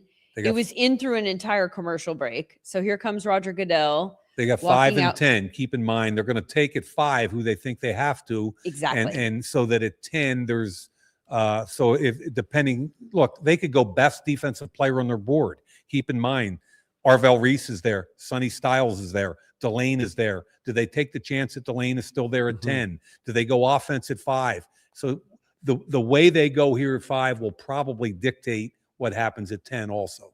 This has become a serious game theory pick is what you're trying to say. There's a lot of if. I'm predicting wide receiver here for the reasons that you said. Because they're going to pick again at 10. Right. There are teams between here and 10 that I think will probably take if they like the third Caleb Downs, for instance, they'll probably go offense here and hope they get Caleb Downs at 10. But again, Reese and Styles won't be there at 10. Correct. Right. Is there a huge difference between Reese and Styles if those are the two guys that you're looking at? Like in terms of how they would use those two guys? Because you could argue the Giants actually don't need an edge. They have three really good edge rushers. They could take him and move Thibodeau for a draft pick in this draft. Arvell Reese, there it is. So I know, and here again, I got the two freaking analytics people to my left shaking their heads and not liking the pick. Yes, you are. I'm conceding all positional value for the rest of this draft. And what's happening here is that, so let's take Arvell Reese and how are they going to use him with the Giants, right? Denard Wilson's going to have a blast. And the way I look at this kid is he played 3 different positions in every game. He played off the ball linebacker at a high level. If he was only just an off the ball linebacker, he'd be a first round pick. He could play 34 outside linebacker all game long at a high level, or he could play joker, which I love, moving up and down the line of scrimmage, off the ball, playing games with defensive linemen in stunts and games. So the way Matt Patricia used this kid was off the charts. I can't wait to see what Denard Wilson does, keeping in mind the comp of Micah Parsons, for instance. He's not as good a pass rusher today as Micah Parsons was coming out. He is not as good a pass rusher as David Bailey today coming out. Does he have an upside as a significant high-level pass rusher? Yes, he does. But I love the hybrid move of him playing all over and being effective on all 3 downs. He's a different kind of player. We're getting a more athletic off-the-ball linebacker coming out of college football the last 3 or 4 years. So just to close this off, because I think there's some news that is breaking. I believe this is a move to play him at true edge, in my personal opinion. I think if they would have wanted a true linebacker, they would have gone Sonny Styles. And given there's not a if, and, or, but, unless you want to say Reese or Bain, this is a shot for an all-pro guy. And I actually do. I would say at this selection, given what's happened with the board, I actually do like this pick. They are saying, I think we can get an all-pro edge rusher with Arvell Reese. We think that Bain doesn't necessarily have the ceiling. And I'm not saying he's going to be an off the ball. I'm just saying he's outstanding as an off the ball linebacker. His value is going to be on 3rd down. Yeah. And I do think we have to get to the news. Go ahead, Linz. So the news is that the Chiefs have traded into the 6 hole with Cleveland. So Cleveland has moved out and the Chiefs are in. Why do we think the Chiefs would move to 6, Mike? It's one of 2 things. So it's either Mansour Delane, because remember, they lost really 3 corners. All of their corners. They lost all of their corners. Mostly to the Rams. And the Rams gave up pick number 29 to get not Watkins. Come on, help me here. McDuffie. Trent McDuffie. Yep. So they signed Watkins and McDuffie. So they've got to backfill that corner room. So it's either Delane or, as you look at that Kansas City team, is it a tackle or a wideout? Because Patrick Mahomes got beat up. I don't like the wide receiver room, to be really honest with you, what they have right now with their wideouts. So I think it's either going to be a Jordan Tyson, who I think is really an Andy Reid type of pick with that talent level. Jordan Tyson or Mekhi Lemon against an offensive lineman like Maui Noah or Freeling. What do you think? This is really interesting. I think that this has to be a move for Jordan Tyson, in my opinion. Do I believe it should be Jordan Tyson? We can discuss that at a later date, but I think this has to be a move for a wide receiver, because I think Tate goes a pick or 2 higher, or pick or 3 really higher than expected. That now the team that was expecting to pick Jordan Tyson, allegedly, again, like you said, Mike, the media is what it is. But a lot of people expected Tyson to go with that 5th pick. You just can't hold on and wait for New Orleans to potentially pick him, right, or Washington, who only has Terry McLaurin, to potentially pick him. And so now they're in a spot where they got to jump up to go get a wide receiver if they believe he's the best player on the board. Did you see the haul? Yeah. So they were at 9 to 6. move to 6. They flipped the firsts, 9 and 6, give up a 3rd and a 5th. So I wish I had my board in front of my draft board. Looking at the numbers, pick 6 for pick 9, 74 and 148. This ends up being, in terms of this was considered honestly pretty close on the Jimmy Johnson trade chart, which is more developed about how to model trades. If you look at a corollary, which looks at trades, it was a late 4th. By the more analytical values, of course, it's a knockout the ballpark for the Browns, which is why the Browns did it to a certain degree. Wow. Okay. Told you. Mansour Delane. So Mansour Delane. Told you. Well, and the reasons that you talked about make so much sense. If you think that there's a drop off, if there's a tier, and then the only other guy who is maybe in the conversation of being on his tier has an injury that sort of takes him out of that tier. We talked about this in the pregame show. Yeah. The 2 premier corners were Mansour Delane and Jermod McCoy. In my opinion, having talked around the league, McCoy's knee medical situation is going to drop him out of the 1st round. Right. Therefore, Delane becomes even more valuable. And if you need a corner, you better go get him. And Brett Veach and Andy Reid have never been bashful. They moved up to, I believe it was 10 to get Patrick Mahomes from, I think, 29, 30, 31, somewhere in there when Patrick Mahomes was coming out in the draft. If they think they need somebody, they're not afraid to go up and get them. And I think that's fantastic for their defense. And then they're going to have to come back around at 29, and they're going to have to help Patrick Mahomes with a tackle, wide receiver need. So what's clear to me as we're just like describing the draft is that seemingly Washington was probably interested in buffering their cornerbacks, which have struggled. I mean, they tried to solve it with Marshawn Lattimore, didn't necessarily work. Dan Quinn and Durante Jones seem to have been going after cornerback. You can see on our screen right now, we labeled cornerback as a need, and KC felt it had to jump. So we have this weird 3-ish, 2-ish transaction thing where they don't want to pay McDuffie. They trade McDuffie for, a big haul. Then they use some of that, or they use some of their draft capital to go get Mansour Delane. Interesting way of it, but KC tends to believe, they've done this, twice now, that the cornerbacks are good for their rookie contract, and then you move on and you get other ones, which is, they're really the only team, I think, that is taking that approach. In the data, it's very difficult to predict year-to-year coverage, but typically you want to keep them in the building because they're so hard to go get. KC seems to have a very interesting philosophy for this, and they enact it today. I would tell you another reason for that. And I go back to the football, obviously, all the time. And I'm looking at my list of my first 6 players, 5 of them are gone. From a football perspective, I don't put in any of what you guys do. Yeah. The only one out there is Sonny Styles. So the one that I had Tate later, but my point is, Andy Reid trusts Steve Spagnuolo, his defensive coordinator, like you can't believe. And Spags was an old D-back coach. And Spags understands, okay, tough luck. I'm losing an all-pro corner who's 26 years old to the Rams. I know a lot of coaches that would cry about that from here to infinity. Yet now Andy gives him a 22-year-old kid and says, develop him. And Spags will do it.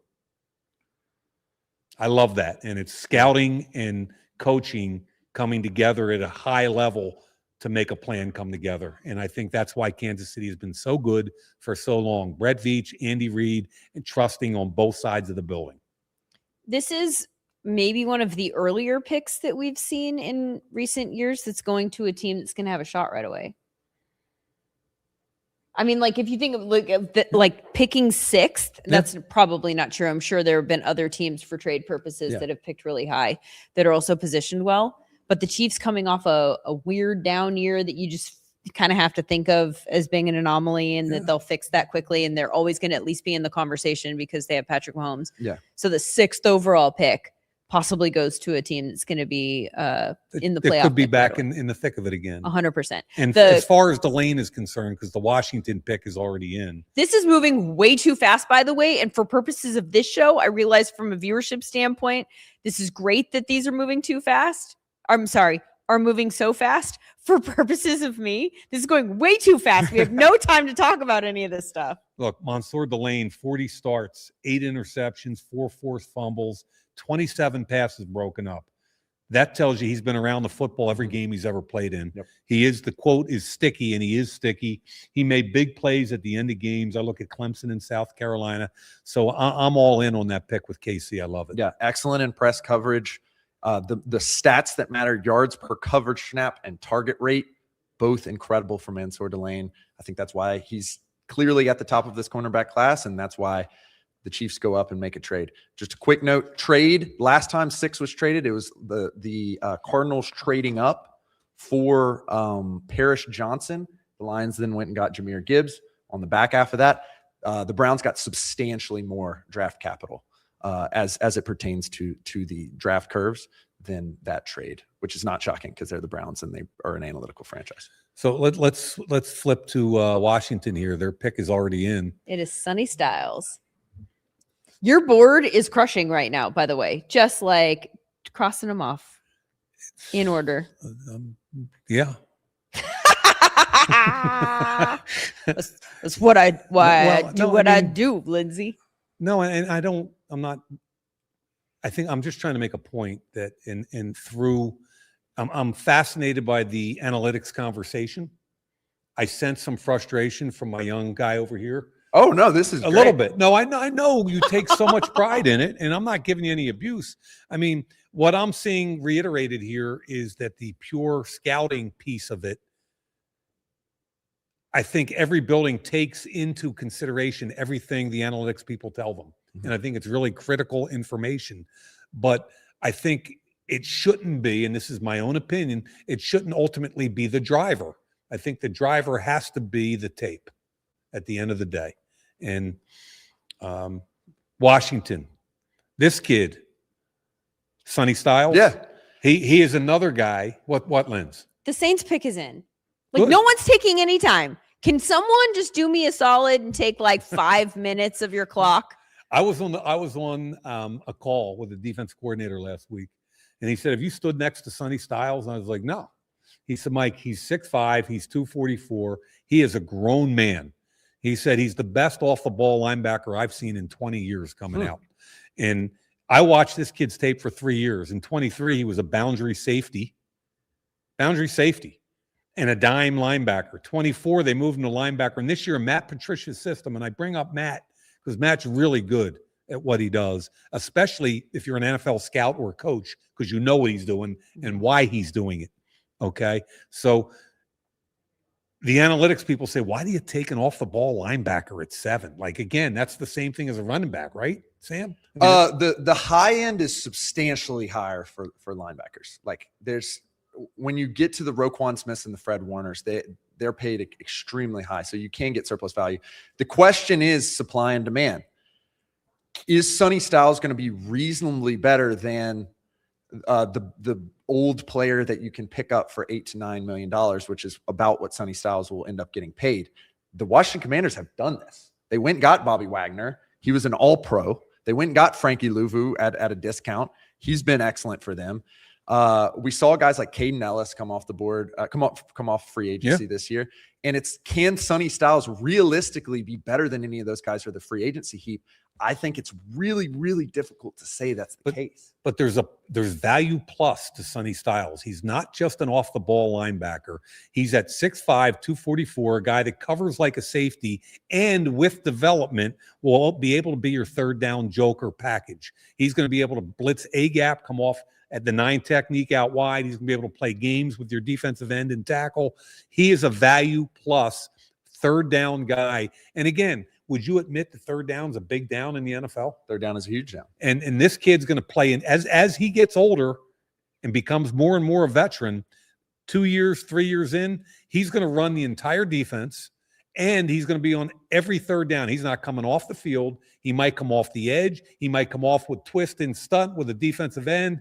He might be covering a tight end 30 yards down the field on a seam route and cover 2 and pick it off. At the end of the day, I look at that and say, oh my God, there's value there. Here's what I'd say. And you know, scouting side, data science side, we're trying to bring different things to make the team the best. So you say that, and I say, I totally agree. We had Bobby Wagner, we got to replace him. Or Durante Jones. We had Eric Wilson, we got to have a guy like Eric Wilson and Blake Cashman.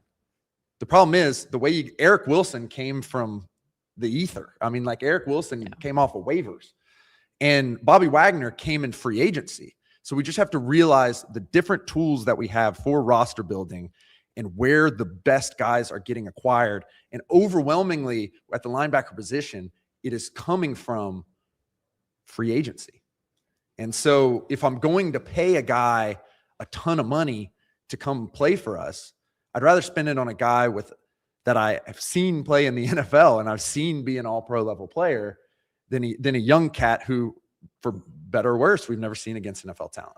I mean, you're the poster boy for that is Bobby Wagner, or the guy from the Eagles, Bond. Another great example of a guy who just came out of nowhere, out of the ether.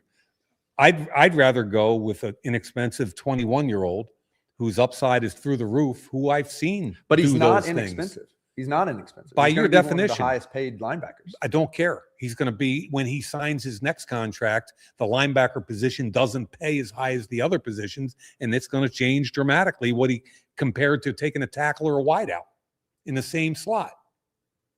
But your wideout's going to get paid $50 million if he's any good coming out in the next one. My guy, Sonny's only going to be paid how much as a linebacker? He's going to get probably paid at maximum $20 million. It's going to be $9 million. But then you like the reason why the tackles, the wide receivers are going to get paid so much on the back end is because they're providing that system changing value. No, it's supply and demand. It's supply and demand. It's elite players. And again, the first 10 players are elite players. I don't think your value system comes into play quite as much there. We get into the second round and we talk about Jadarian Price at running back. I'm all in. Look, we can get a bunch of guys. John Schneider doesn't necessarily got to take him at 32. I get that. Let's go get a guy in the second or third or fourth round, and let's get a guy at a different. I get that. I'm good, but not these guys. Did you have any wide receivers graded the same as Sonny Styles at the same level? Did I have any wideouts graded at the same level? Or any tackles? I had Sonny Styles the second best player in the draft. Okay. Does that answer your question? Yeah, it does. And so like you got to go with the board, you got to go with the scouting grades. I'm just saying. And I got Lemon coming up at number 9. Sumer has a linebacker with the same grade. Who? Jacob Rodriguez? Oh gosh, no. Wait. Oh, I'm sorry. I'm not sure what CJ Allen. We have him at the same grade? I don't. Yeah. I've got CJ Allen as my 4th linebacker. So, but there's another question. Like Anthony Hill, Jacob Rodriguez, CJ Allen, I have as really good, solid second-round linebackers.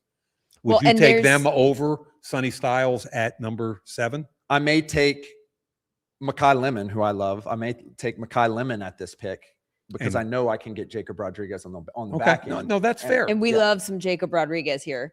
But by the way, they're like, so from a scouting grade standpoint, we've got like 10 guys in that next tier, right? So in terms of like scouting grade tiers, if you're just looking at the drop off, there's like 10 guys all with kind of the same grade in that next tier. But that's kind of my point. He's an elite guy to me. And I guess like looking at the full picture, the reason why I stick on like I would have taken wide receiver here is because I could have used the money that I saved over the next 3 years to just pay linebackers that I'm sure are going to be all pro level players because they hit the market. Is it possible that they would have done that had one of the other wide receivers been available? Maybe they just don't like Mekhi Lemon for their specific offense. Is New Orleans going to take a wideout? The selection is that's right. Really we were talking about Commanders. I'm already flipping ahead. Yeah, is New Orleans taking a wideout? And that's kind of where I am. Yep. Is it a Mekhi Lemon? If you remember, you've got Olave, and after that, not a whole lot for a young quarterback, Tyler Shuck. Yeah. Right. And ironically, I said the run starts at 4. We haven't seen a wide receiver come off the board. I thought it was going to be bang, bang, bang, back to back wide receivers as a result. We haven't seen a tackle either. That's true. So the commissioner's up there. Pick is in. Jordan Tyson. Yeah. Wide receiver. Yep. I'm going to let's just talk about the player first, okay? Yeah. This is an acrobat. This is an athlete. He plays way above the rim. He's got incredible separation tools at 6'2", 203. He isn't even 22 years old yet. His tape in 24 was better than his tape in 25. It was an injury-free year until his last game where he broke his collarbone. Mm-hmm. Okay. I thought the body of that tape screamed top 10 pick all day long. Screamed. Mhm. Okay. The only thing against him are the injuries, the durability factor. Yeah. Now, there's an interesting conversation going on at the NFL right now because of the portal and the payment of players and older players coming out. Okay. Now, he's not an older player. He's not even 22 yet. However, the conversation is about his volume of injuries. He had an ACL early in his career. He had a collarbone where he missed all of spring ball, came back. And then this year he missed 2 or 3 games with a hammy. So they're saying, we love his upside, but are we going to be dealing with this stuff every year? Right. And they don't only look at the major injuries, they look at what happened with missed practices. And trust me, NFL coaches and teams don't like players in the locker room during practice. They want them out in the practice field. So that was the conversation with this kid is how high do you go up? And I love the pick because Tyler Shuck they need a dynamic offensive player to help Tyler Shuck and Chris Olave out. Mm-hmm. Yep. Love the pick. And he could have taken him or Lemon, and I would stand up, take my hat off, and applaud. Yep. Are we finally in agreement? We're in agreement. Nice. We're in agreement. Nice. Okay. So Nice. a couple things about Jordan Tyson that are interesting analytically. We see these guys, and I like to call them board fallers, especially now that we're in a situation where there's NIL and, I don't want to say people go into business for themselves, but like Sam Levitt is not on that Arizona State team anymore. He is at LSU now. And so Tyson, I thought had a very similar profile. I don't know what the off the field stuff was as Luther Burden, where 2 years ago, Luther Burden was certifiably a top 5 pick for the whole year. And then around midseason, Brady Cook doesn't play as well for Missouri. And all of a sudden, Luther Burden becomes a 2nd round pick out of nowhere, despite he continuing to play pretty well, all things considered. I think Jordan Tyson was in a very interesting scenario where that Arizona State team, there was a lot of press conferences with their head coach saying that weren't where they needed to be. They weren't where they needed to be. Stuff was going on. Guys were going into business for themselves. Very expressive press conferences. The system around him wasn't as great, but he was still playing pretty well. This is still a 25% target share guy, over 2.5 yards per route run. Still analytically a very good guy. The only item that I would note, though, is up until this week, and again, we're talking about the consensus, we're talking about the public, we're talking about analyzing it. This was a guy who people didn't really consider to be a top 15 player. If you look at mock drafts, you look at big boards, he was like right around the 15th best player. He's now all of a sudden discussed in the 5th to 8th. I disagree that was why. I think people were hearing the injuries stuff and factoring in the injuries, because I think if you look at just his talent profile, ideal size and speed, versatile route tree, top 15% volume at every single depth of the field. He's versatile. He's 75% out wide, but 25% slot. So you can move him around and, do all of this stuff to keep defenses guessing about where he's going to be. I think the primary concern, and a valid concern, is the availability part of his ability. And then you've got some teams that I think that is more harmful for, like the Jets and the Giants playing on MetLife, on that turf, and the number of injuries that come off of that. The Giants, who had the number of injuries that they had to their offensive playmakers last year. There are certain teams that are going we need a guy if we're going to draft a wide receiver who we know is going to be out there and out there consistently. And maybe that becomes a red flag that is harder for you to swallow if you've just had to deal with a ton of injury concerns. Folks, the Cleveland pick is in. The pick, of course it is, because the second a pick is made, the next pick is made. Yeah, but I mean, we've got to foreshadow some of this. I mean, okay, what do you think? Cleveland trades down, move back, which I love because they knew the tackle wide receiver thing wasn't coming off the board quickly. Mm-hmm. So now they're sitting there, right? And if we're looking at tackles and wideouts, they're there. Looking. The tackles are. What's that? The tackles are all there. They can have any tackle. Maui Noah, Freeling, Fano, any of those three, or they can have my guy, Mekhi Lemon. Either way, I think it's a home run for the Cleveland franchise. And that's why they made the move back. Which tackle? Well, If it was I'm a Freeling guy. I think that's why it may be a wide receiver. Now, happy to be wrong, but I think it may be a wide receiver because here's the drop right here. Spencer Fano. So they go ahead and go tackle. See, I was going to say, I think it's tackle, not wide receiver, because we saw wide receivers come off in that run that they moved out of. Yep. So as soon as Jordan Tyson went, you knew it probably couldn't have been wide receiver, because what if the Saints had wanted Mekhi Lemon? No, but Tyson wasn't off the board at that point when they moved down. No, I understand. But are you saying we're good with any wide receiver? Well, like you probably have one that you like more than others. Yeah, Tate was the one off the board. So if they're, I don't know what it looked like in their room, but I'm saying at that point they had any tackle or the second or third wideout, correct? When they made the trade. Right. Exactly. So the odds are outstanding for them. Exactly. Yeah. Good trade. So if they wanted Tyson, he was gone, and they get the number 1 overall tackle. Yeah. Tell me about Spencer Fano. Well, the thing I love about Fano, he was a 3-year player, another young guy, fairly healthy. His first year, he played left tackle. The next 2 years, he played right tackle. I called him a point of attack player. If he was lined up on the right side, they were running there. If he was lined up as a tight end unbalanced on the left side, it was coming there.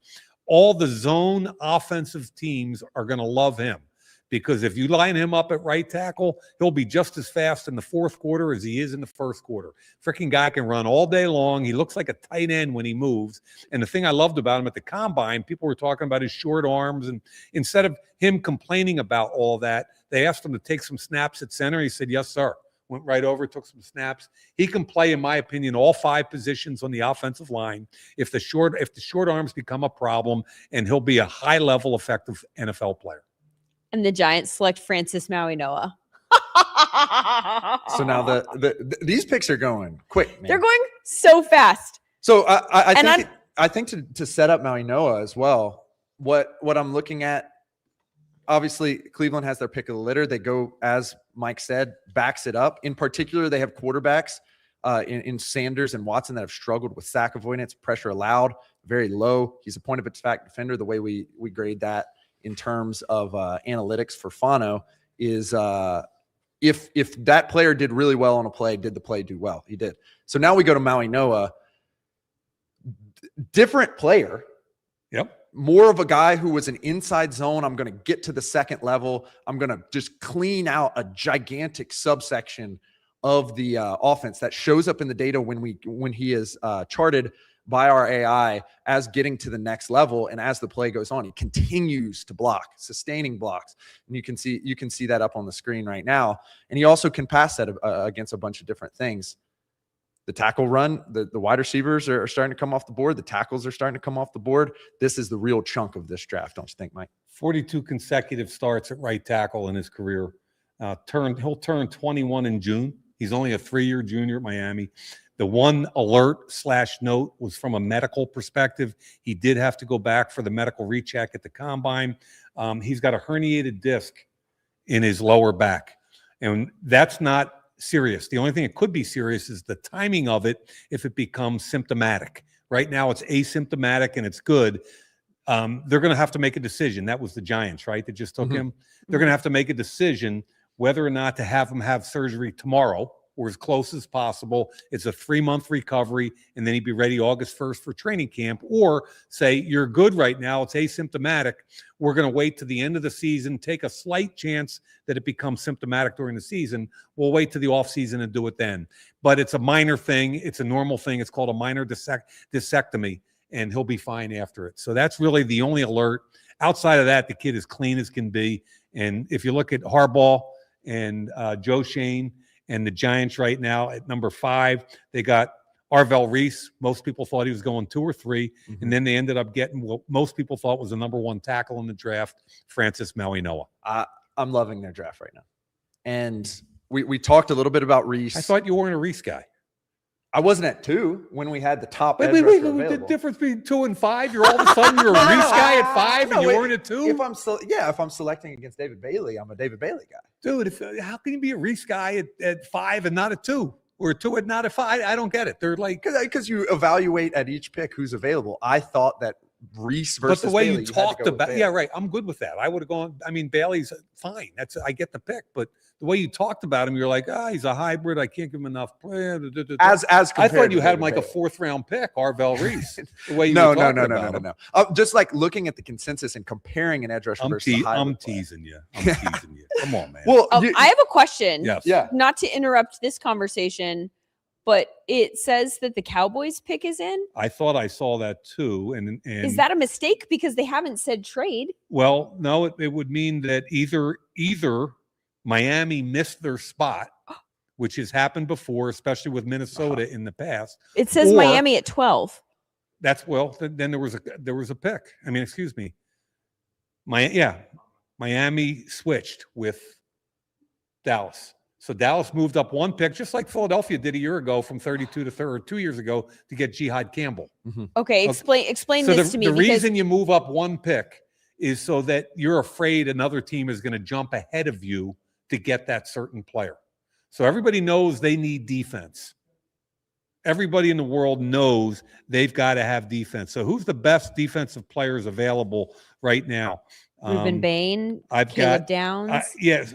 So to me, like, is Bain their guy as an edge? Is it Caleb Downs? It's probably going to be one of those 2 guys. One of those 2 guys are available that they didn't think was going to be available, and they said we're going to go up 1 spot and make sure, because everybody knows they're in play for a defender. Right. And those 2 guys, Linz, are the 2 logicals. Yeah, and an interesting subset of this trade is I thought I figured they were going to move up at some point because they had a cluster of very early picks in the first round. They had a cluster of mid-round picks that could be valuable in greasing a trade up. This trade, I believe, if I saw correctly, is basically 2 of those mid-round picks, 2 5th-round picks that they cluster together to go up 1 pick. Those 2 5th-round picks together, I think, ends up being a surplus of a 3rd or a 4th. You pay that premium to go get a guy who, like you said, Mike, isn't available. You're worried somebody's going to jump you. And when the league knows your needs, then you're really at risk for somebody jumping ahead. And that's, I think Philly gave up a 4th round pick, and that's significant to give up a 4th round pick. Just looking at the kind of linear items of who's picking next, I'm seeing the Rams, the Rams are a very good team. They're picking with the Falcons pick. They have a lot of free agents next year. Baltimore, Tampa Bay. So I'm just trying to figure out if we're saying we didn't think this guy was going to be available, then it's probably Caleb Downs. But I didn't really slot a lot of those teams in as really needing any of those guys. I guess you add the best player at this point. But I think the way teams look at it is, remember we talked in the open about 6 defensive players probably gone in the first 12. Yep. I picked 12 for a reason. I picked 12 because Dallas was going to need defense. That's right. And to me, that was another inflection point where somebody might try to get ahead of Dallas if there was 1 or 2 of those guys left. That's why I picked that point. And this is what's going on right now. Dallas is very aware of that.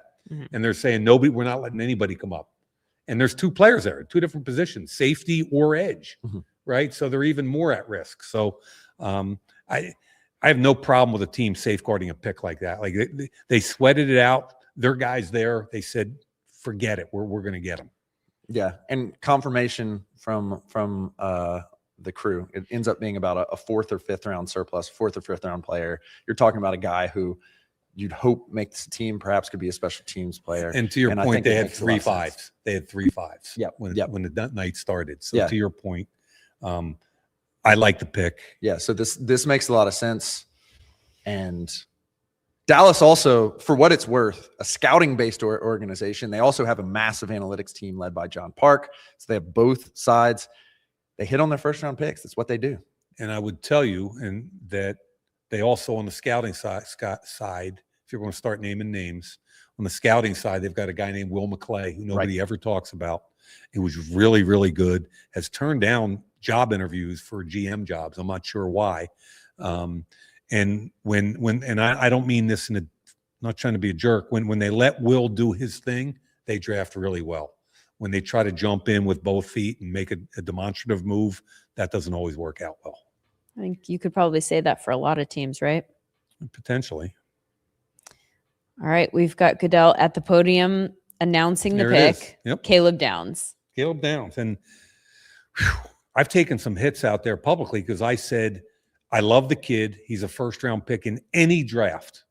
He started at Alabama, transferred to Ohio State, started every game in his college career. Highly productive. He might be the best pure tackling safety I've seen in years. And I'm talking about A, knockback, power, toughness, and B, getting finesse guys on the ground in the open field, which is what safeties have to do. He's as good as anybody I've seen in years. The way they used him was creatively in the box. Mm-hmm. I would have liked to have seen more tape coming off a hash or deep middle. I would have liked to see more nickel tape where he's covering a high-level wideout in the slot. He's put together. He's 6 feet 206. He's 21 years old. He's going to start the next 8 to 10 years and play at a high level. The point I made when I said I didn't think he was a top 10 pick, the reason I was making that point was because on Monday morning, when that offensive coordinator wakes up at 4 a.m. and he's got to start game planning, I'm not sure if he's game planning for Caleb Downs. I think Caleb Downs is going to be a hell of a player, but I don't see as many forced fumbles, interceptions, turning the ball over as maybe you'd like to see at that position. However, I didn't see him used that way. Yeah, a few positional value notes here. The safety position in the past has typically been one that is not highly paid, so not a premium position. I think that's changing, in particular because their ability to play that nickelback position, to play the slot corner position. When we were modeling our wins above replacement, our Sumer value model several years ago, we kept running into this problem that really highly thought of slot cornerbacks had excess value. And at the time, you know, the Mike McDonalds of the world and the idea we're going to play dime no matter what hadn't really popped up, and we thought we were wrong. Now, all of a sudden, who do we think of as extremely valuable players? Kyle Hamilton, Derwin James, Nick Emenwari, the slot corners with the Rams and the Jaguars. If he's able to properly be a box defender and a slot corner and a safety, we're getting to the middle of the round. I think this is an excellent pick. Again, Dallas nails first rounds. And I think this is another one where this could be the cornerstone of a defense, particularly given they have Christian Parker, who's now their defensive coordinator, who has played in the Fangio system. They're going to want to stop the run with 4. This is a guy who can slot in and do it extremely well. Yeah. Looking at the team that is next up, not on the clock, because of course, obviously their pick is in it also. It's the Dolphins. Do we think that this might be a Mekhi Lemon landing spot? I think they have to support their quarterback. They went out and they got Malik Willis, who I'm a big believer in. Like, I even go so far to say is in this draft this year, in this quarterback draft, would you rather have Malik Willis coming out knowing what he's done versus Fernando Mendoza, in all honesty? Like, I might even go, I saw this kid play coming out of Liberty, and he's come so far as a 3rd-round pick at Tennessee, traded to Green Bay. Green Bay's very intentional with their quarterbacks. They develop them. This kid played well in the 6 or 7 games he played. You've got NFL tape on this kid.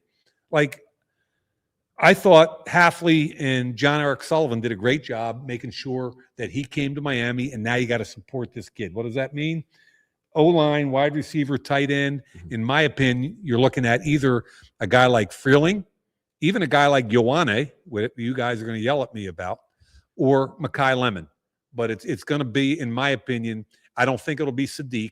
I think it'll be Ioane, the guard from Penn State, Freeling, the tackle from Georgia, or Lemon, the wide out from USC. Where are you on this? I tend to agree full-heartedly. With all of it? Wide receivers, tackles, guards a little bit rich. I do think the interior offensive line position is very similar to the safety position, where we are starting to see it go higher and higher and higher because of the way defenses are attacking offensive line a little bit more. I still think the meat of this pick is probably a Mekhi Lemon, a Freeling. The Although only other thing I will note is Ioane with Brewer would be very interesting. well, so they have Patrick I'm Paul, not saying that I think that they do that. I think Freeling or Lemon, and I'm going Lemon. Pick is in. And it's none of the above. It's Caden Proctor. Same but position. Thought process, yeah. same Thought concept. process is there. Here, let me give you the up and down at Proctor because I've spent a lot of time watching this kid. I want you to think about Trent Brown or the kid that was in Philadelphia. Mekhi Becton. Thank you. Trent Brown and Mekhi Becton are both huge human beings. They're 6'7", 350, 360, 370. This kid is 6'7". That 352 you see on your screen, that's down from like 370 something to get to the combine. He's not even 21 years old. He started 3 years in a row. I think he's got the highest ceiling of any offensive tackle in this draft. He is a dancing bear. He's got great feet. He's got length. He's got everything you want except he doesn't condition and he gets fat. So his discipline, his weight control, I've dealt with it. I dealt with Trent Brown. Trent Brown was an all-pro offensive tackle. Year 2, he came back at 408 pounds. So you're going to have to keep a close eye in the building. You're going to have to dedicate a lot of resources to working with this young man with nutrition and everything else. And he's got to stay disciplined because if he does, he's going to become a dominant left tackle in the NFL. It's really interesting shipping this Green Bay group down to Miami because Green Bay has a way that they do things. And I'm thinking about what they were able to do when Malik Willis was in, and they almost ran like a wing T offense where people were pulling. There's people going all over the place. They're mixing in the Sean McVay style duos and inside zones. This is a bet that Caden Proctor can be a difference maker in a diverse scheme over the value of a Freeling, over the value of a Blake Miller. And I think that's why on clearly Miami's board, he goes higher. And I think this is a big bet on upside. And it shows that we're going to see a lot of diverse, really interesting stuff from the Packers-based brass from top to bottom. And I'm really excited to see, you have Patrick Paul now, you have Aaron Brewer, who's an excellent run blocker, and you have Caden Proctor. They're going to be able to pull the center. They're going to be able to do cool stuff with the tackle. I'm really excited to watch this run game this year. Those are really good points. And if we had discussed the Packers group that was there, maybe we all should have known to move off of Mekhi Lemon in the first round. Yeah. Speaking of Mekhi Lemon, yeah. the Rams are at 13. Yep. I mean, did we just give Mekhi Lemon to the Rams? Let me take a. Why are you laughing? Because it's so them. They were patient. They sat there.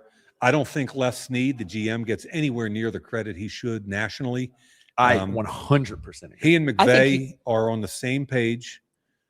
McVay gets a ton of credit and justifiably, but I'm telling you, Les has been ahead of the curve for a lot of years. He's incredible. F them picks, all that kind of stuff. He wins the Super Bowl, and then what's he do with no first-round picks? He completely rebuilds on the run and has another Super Bowl team ready to go. And that's Les Snead. I'm telling you, folks, he's a different. Les Snead as a GM is a difference maker. Howie and Les, to me, are the guys. We talk about Les a lot. So saying he doesn't get the credit, and I'm like, where are people where are people consuming their content? Because we do nothing but talk about him. I think he's incredible. Well, let me ask you a question. I would say most casual NFL fans, if you asked them, could get close to naming, if not all 32 NFL head coaches, most of them. If you're a passionate NFL fan, you probably know all the NFL head coaches. That same guy or woman probably doesn't know a third of the GMs.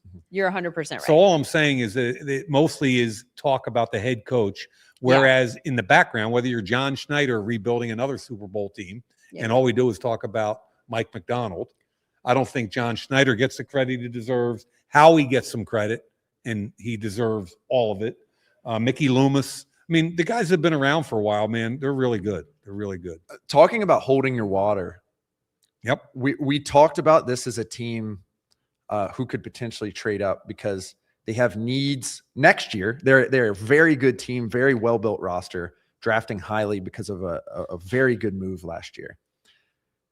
They have needs at edge rusher next year, Byron Young. They're going to have to pay him probably massively, borderline all-pro this year. They have needs at tackle, and they have needs at wide receiver with the aging wide receiver group. Held their water. They now have, the board is basically Bain, Lemon. I loved Bain. I loved Lemon. And you have Freeling, who a lot of people think could potentially be the best tackle in this draft, all available, a smorgasbord of folks that are available to them by holding their water, which I think really, given that they traded back to get this pick in the first place, really shows a lot of intestinal fortitude, commitment to the process from Les Snead. And it's beautiful to watch. The rich get richer to a certain degree. When you have good philosophy, you have good process. Guys, I accidentally saw the pick. Who is it? I don't think I want to tell you. Okay. But I think you should throw some other names out. Well, this is typical LA. So if I'm looking at my list of best players available at this point, Bain is out there. We already talked about the wide out and the tackle. There's Bain, Messidor. I just hear giggling everywhere. Is it Ty Simpson? Ioane, Ty Simpson. Oh. You're not supposed to answer him. Okay. We're not tipping, Shawn. Hey, I would like to offer an apology to everyone watching. Was it reported on Instagram or something, on Twitter? Oh, it's all over Twitter because the pick, as soon as it's in, reporters find out, which was the Peter Schrager don't tip the pick. It's not don't report. It's don't ruin the announcement. Get off social media unless it's the YouTube draft stream, which I would remind you. Yeah, no more Twitter. To the SūmerSports YouTube if you're watching this live right now. Yeah. Okay. I'm closing it so that I don't do that anymore. But you guys, at 13. I learned my lesson on this last year. What was that? Where I broke down all the quarterbacks. I went through every number. I went through everything. And then I wrote a beautiful long piece that I still think is the best, is that there's the quarterback prediction problem. It's so hard to know which quarterback is the best. And Tyler Shuck was 25 years old. He didn't really run around. He wasn't analytically, the most impressive. He did avoid sacks, which was great.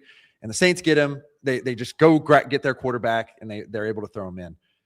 If you feel like you will have a quarterback problem in the next year, 2 years, 3 years, and me and Mike were discussing this to a certain degree prior to the show, you go get him. And you go get him, especially when you don't have to move your asset for him. And now what's he going to do? Talking about being intentional, the Green Bay Packers. Do I love Ty Simpson's prospect profile? No, but he's going to be able to sit for a year, maybe two, behind Matthew Stafford, learn the game from Sean McVay. He's going to be set up in a beautiful position in 2 to 3 years with potentially one of the best wide receivers of all time if Puka Nacua continues on this trajectory. And that's just an excellent place for a quarterback to be. That's a scenario, that's a system that you can set up. So it's pretty simple, and you touched on a lot of it. One of my pet peeves with NFL selections is the lack of quarterback development and lack of intentionality about your quarterback position. And what Les Snead just did, again, is he said, I don't really care what the rest of the world thinks. We think this kid in a year or two can do for us what Bo Nix does in Denver. We think he has enough of, he's a similar type kid. He's 6'1", he's 211. He's got a good arm, not a great arm.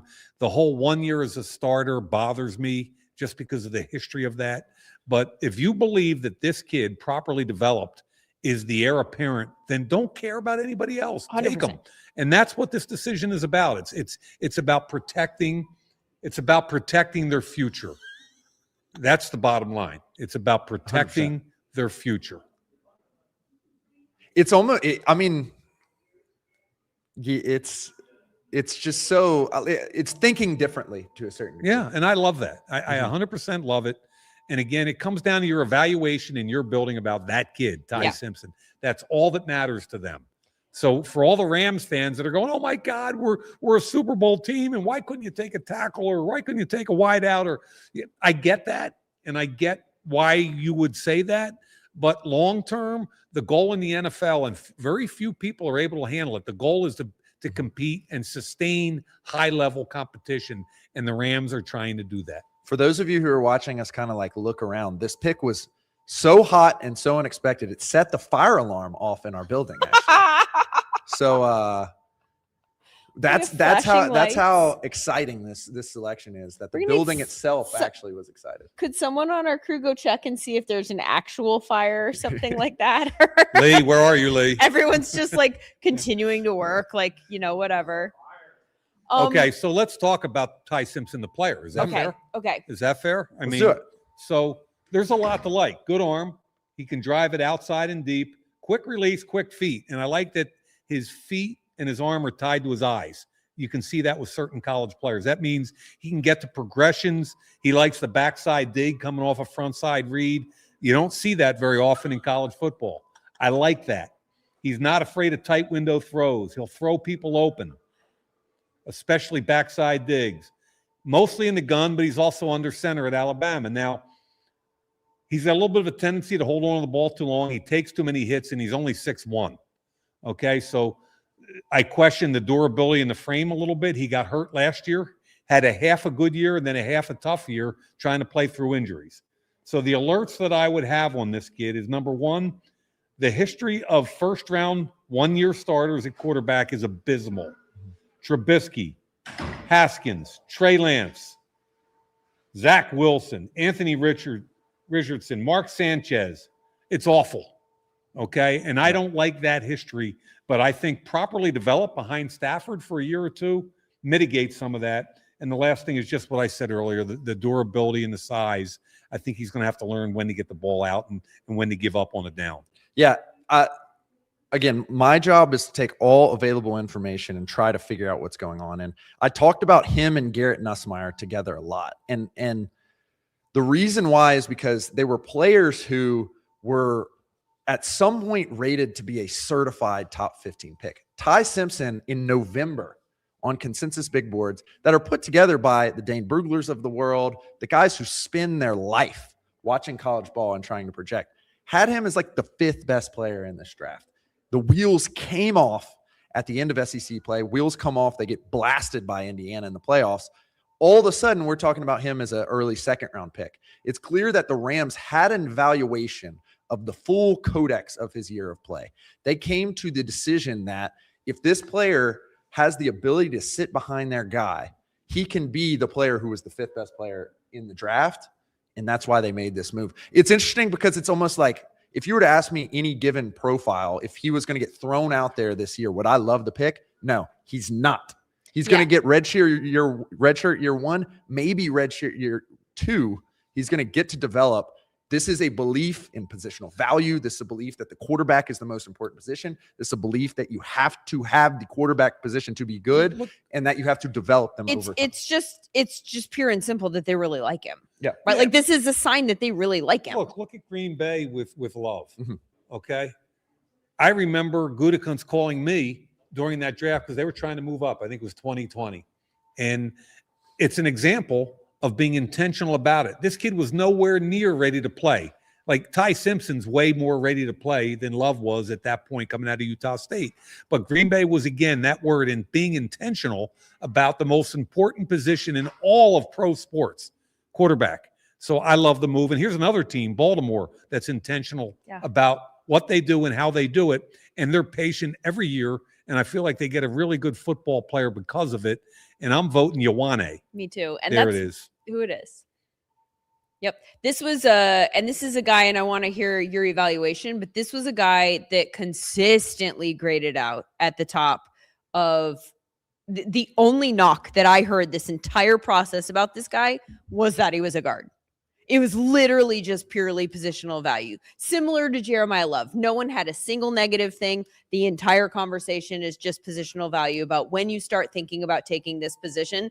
This is a guy that our O-line scout absolutely loved. I did too. And I had some scouts calling me like middle of the year, have you seen the Penn State kid yet, the guard? Yeah. And I hadn't. And I finally got to his tape. And basically, Vega Ioane is 6'4", 320, 32 3/4 inch arms, 22 years old. As a run blocker, he's impeccable. He creates movement. He's got violent hands. He's got a very powerful lower body. That his butt and his thighs, they're just power movers for him. He's not content with position. Big back. What's that? He's a big back. Whoa. A big back. We just got to list off the terms that we're pulling out right now. I think that's the third one where I'm like, whoa. Well, I'm talking, the way the kids talk because I have kids. You just said you were talking about the power in his butt. Yeah. And the kids would say he's a big back. I call it a bubble butt. Yeah. And he's got it, and he generates power with his lower. And he can, for a big guy with that big butt, he can bend, and that's what makes him different. He's got an ability to bend. He's a violent puncher in pass protection, heavy base and anchor. He stays square. My only question is pass protection against quicks and change of direction. I just wanted to see more of that, and I didn't see enough on tape. But ultimately, I think he's not only a Pro Bowl player, but an all-pro player, and I think he's the best guard tape I've seen since Quentin Nelson came out of Notre Dame. Yeah, much like the safety position, I think the guard position is an upwardly mobile position, much like the defensive tackle position was, because with the schemes that we're starting to run on offense, you can use these players as point of attack players. You may have seen up there Pull Trap, one of the best players in our database going back several years. He can be the kind of center of your offense, much like a Quentin Nelson, much like a Joe Thuney, much like a Trey Smith. The list goes on and on and on. Landon Dickerson comes to mind as well. Like, this is a guy who you can utilize as a weapon in your offense. Also, excellent at pass blocking as well. 1.8% pressure rate, blue chip. A very good player. We're talking about positional value here. That curve is indeed exponential. Now, it's a little bit more soft than the draft curve itself. Once you start getting to 14 or 15, I start to get a little laxer there, Mike. I'm still tough on the running backs. I'm still closing one eye on the linebackers, but guard and safety, I start feeling good about. I'll be honest too, though. Like, the O-line is so important as a whole to the quarterback that we don't need to get into it anymore, but like, I don't even care if it's a high end player at guard in particular, or frankly at center. Like, take them because it so directly impacts the success of the quarterback, as we saw just examples all over the league. The Lions and the interior rush that they were able to get pass rushers against the Lions had a massive impact on their ability to be successful. Yeah. One other note of interest, Declan Doyle, name to know, potentially future head coaching candidate, offensive coordinator for the Chicago Bears, not a play caller last year. What did they do last year? They brought in a guard, Joe Thuney. They brought in another guard, Jonah Jackson. What did the Ravens attack immediately? They attacked the guard position in the draft with a premium pick. Potentially the next Joe Thuney, potentially the next Jonah Jackson, and definitely going to be a major part of an excellent running game as schemed up by Declan Doyle, the Ben Johnson acolyte. The Buccaneers pick is in. What do we think that they might be doing? The Bucs for me are defense first, edge, inside linebacker, and corner. So from that group with Bain available, I think Bain makes some sense.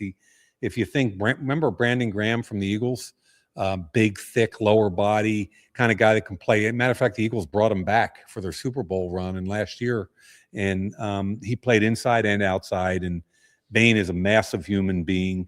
Just enough twitch to scare the outside, but he makes his move with power.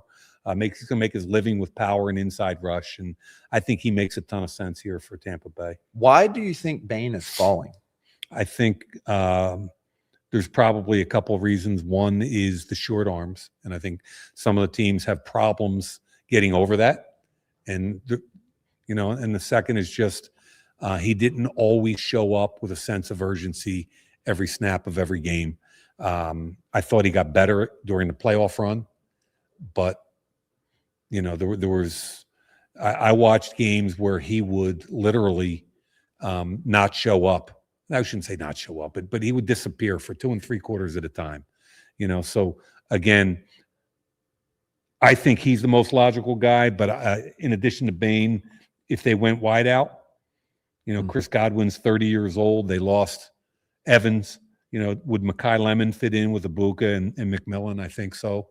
You know, This is an interesting pick because when guys tend to fall, there is always a reason, and you just try to figure out the reason. I think of Jalen Carter falling for years ago. That was for off the field reasons.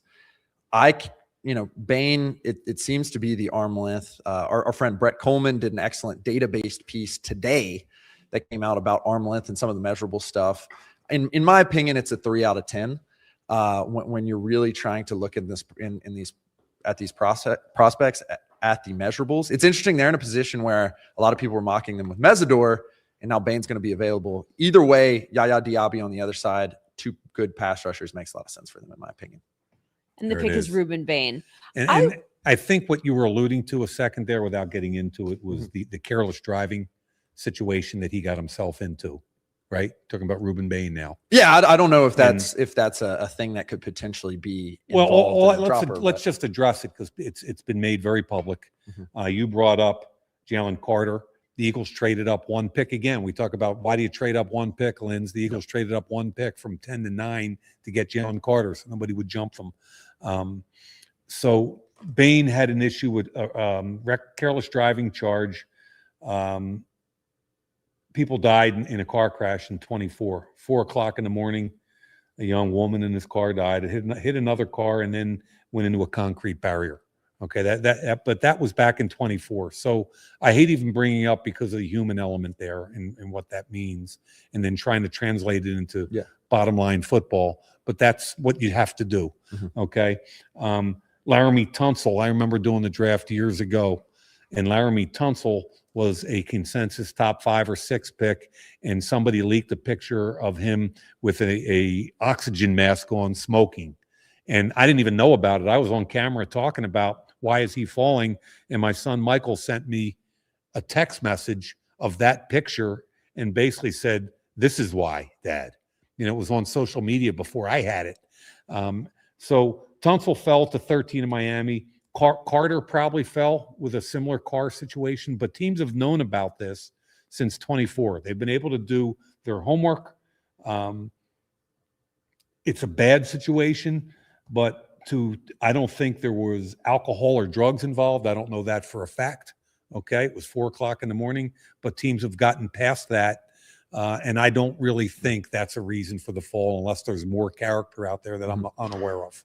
Does this count as a fall? Because everyone who's gone, like we talked earlier about how this draft was somewhat unpredictable. And it's not like anyone has gone outside of maybe Caden Proctor that wasn't in our top list of, I mean, you could say the same thing about Mekhi Lemon. Is Mekhi Lemon falling? You know what I mean? It's like. No, I had Bain as my 13th player, and he just went 15. Is that a fall? Right. No, I'm with you.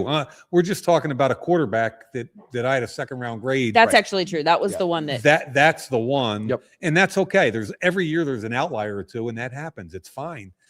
Bain went plus or minus where he should have. The point is that a lot of people were looking at him as a top 7 or 8 pick. Is he going to Washington? Is he going here? Is he going there? I think there was enough collectively around him that he went where he probably should have went. Yeah. And I also think this is an excellent place for him to go. Yep. A Todd Bowles defense.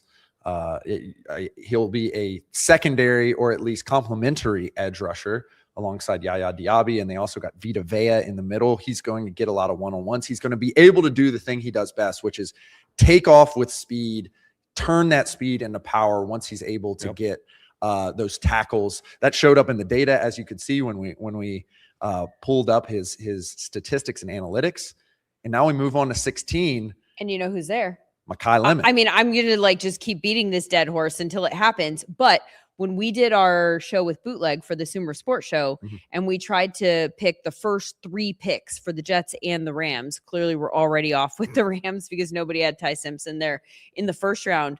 But 3 of us had Mekhi Lemon going to the Jets at 16. And the conversation there, coincidentally, was he's not going to be available. Right. But in the event that he is, this is what we think would be great. And then look what's played out. It works out for him. And again, analytically, if this pick does indeed go his way, 30% target share guy, 2.7 yards per route run, that hits both of the excellent. That's when my eyes start lighting up.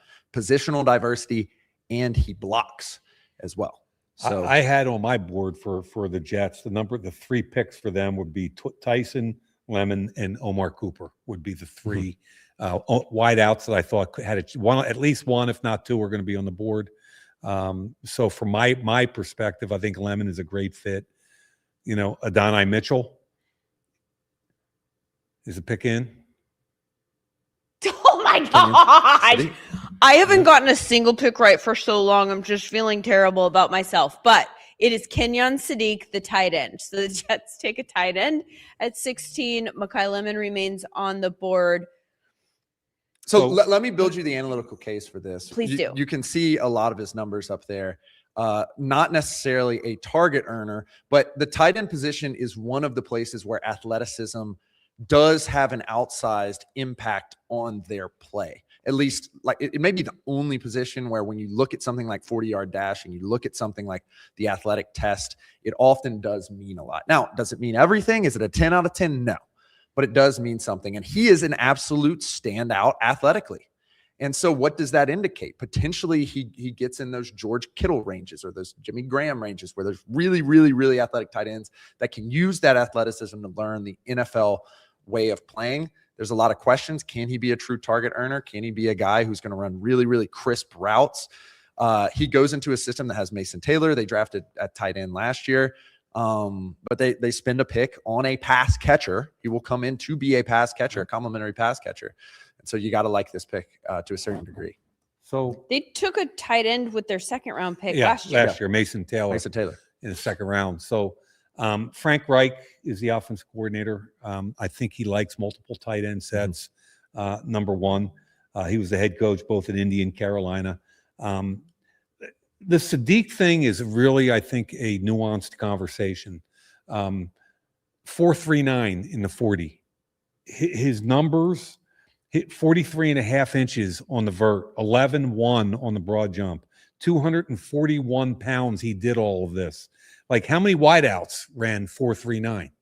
Very few. Not many. And at 241 pounds, he's a 1-year starter. Right? He played behind Terrence Ferguson his first 2 years. So he doesn't have a lot of experience. And what the tape tells me, I looked at every target he had in his entire career. What the tape tells me is that Oregon's pass offense highlighted him with what I'm going to call a lot of dick'ems. Dick'ems means kind of trick 'em, dick 'em, whatever.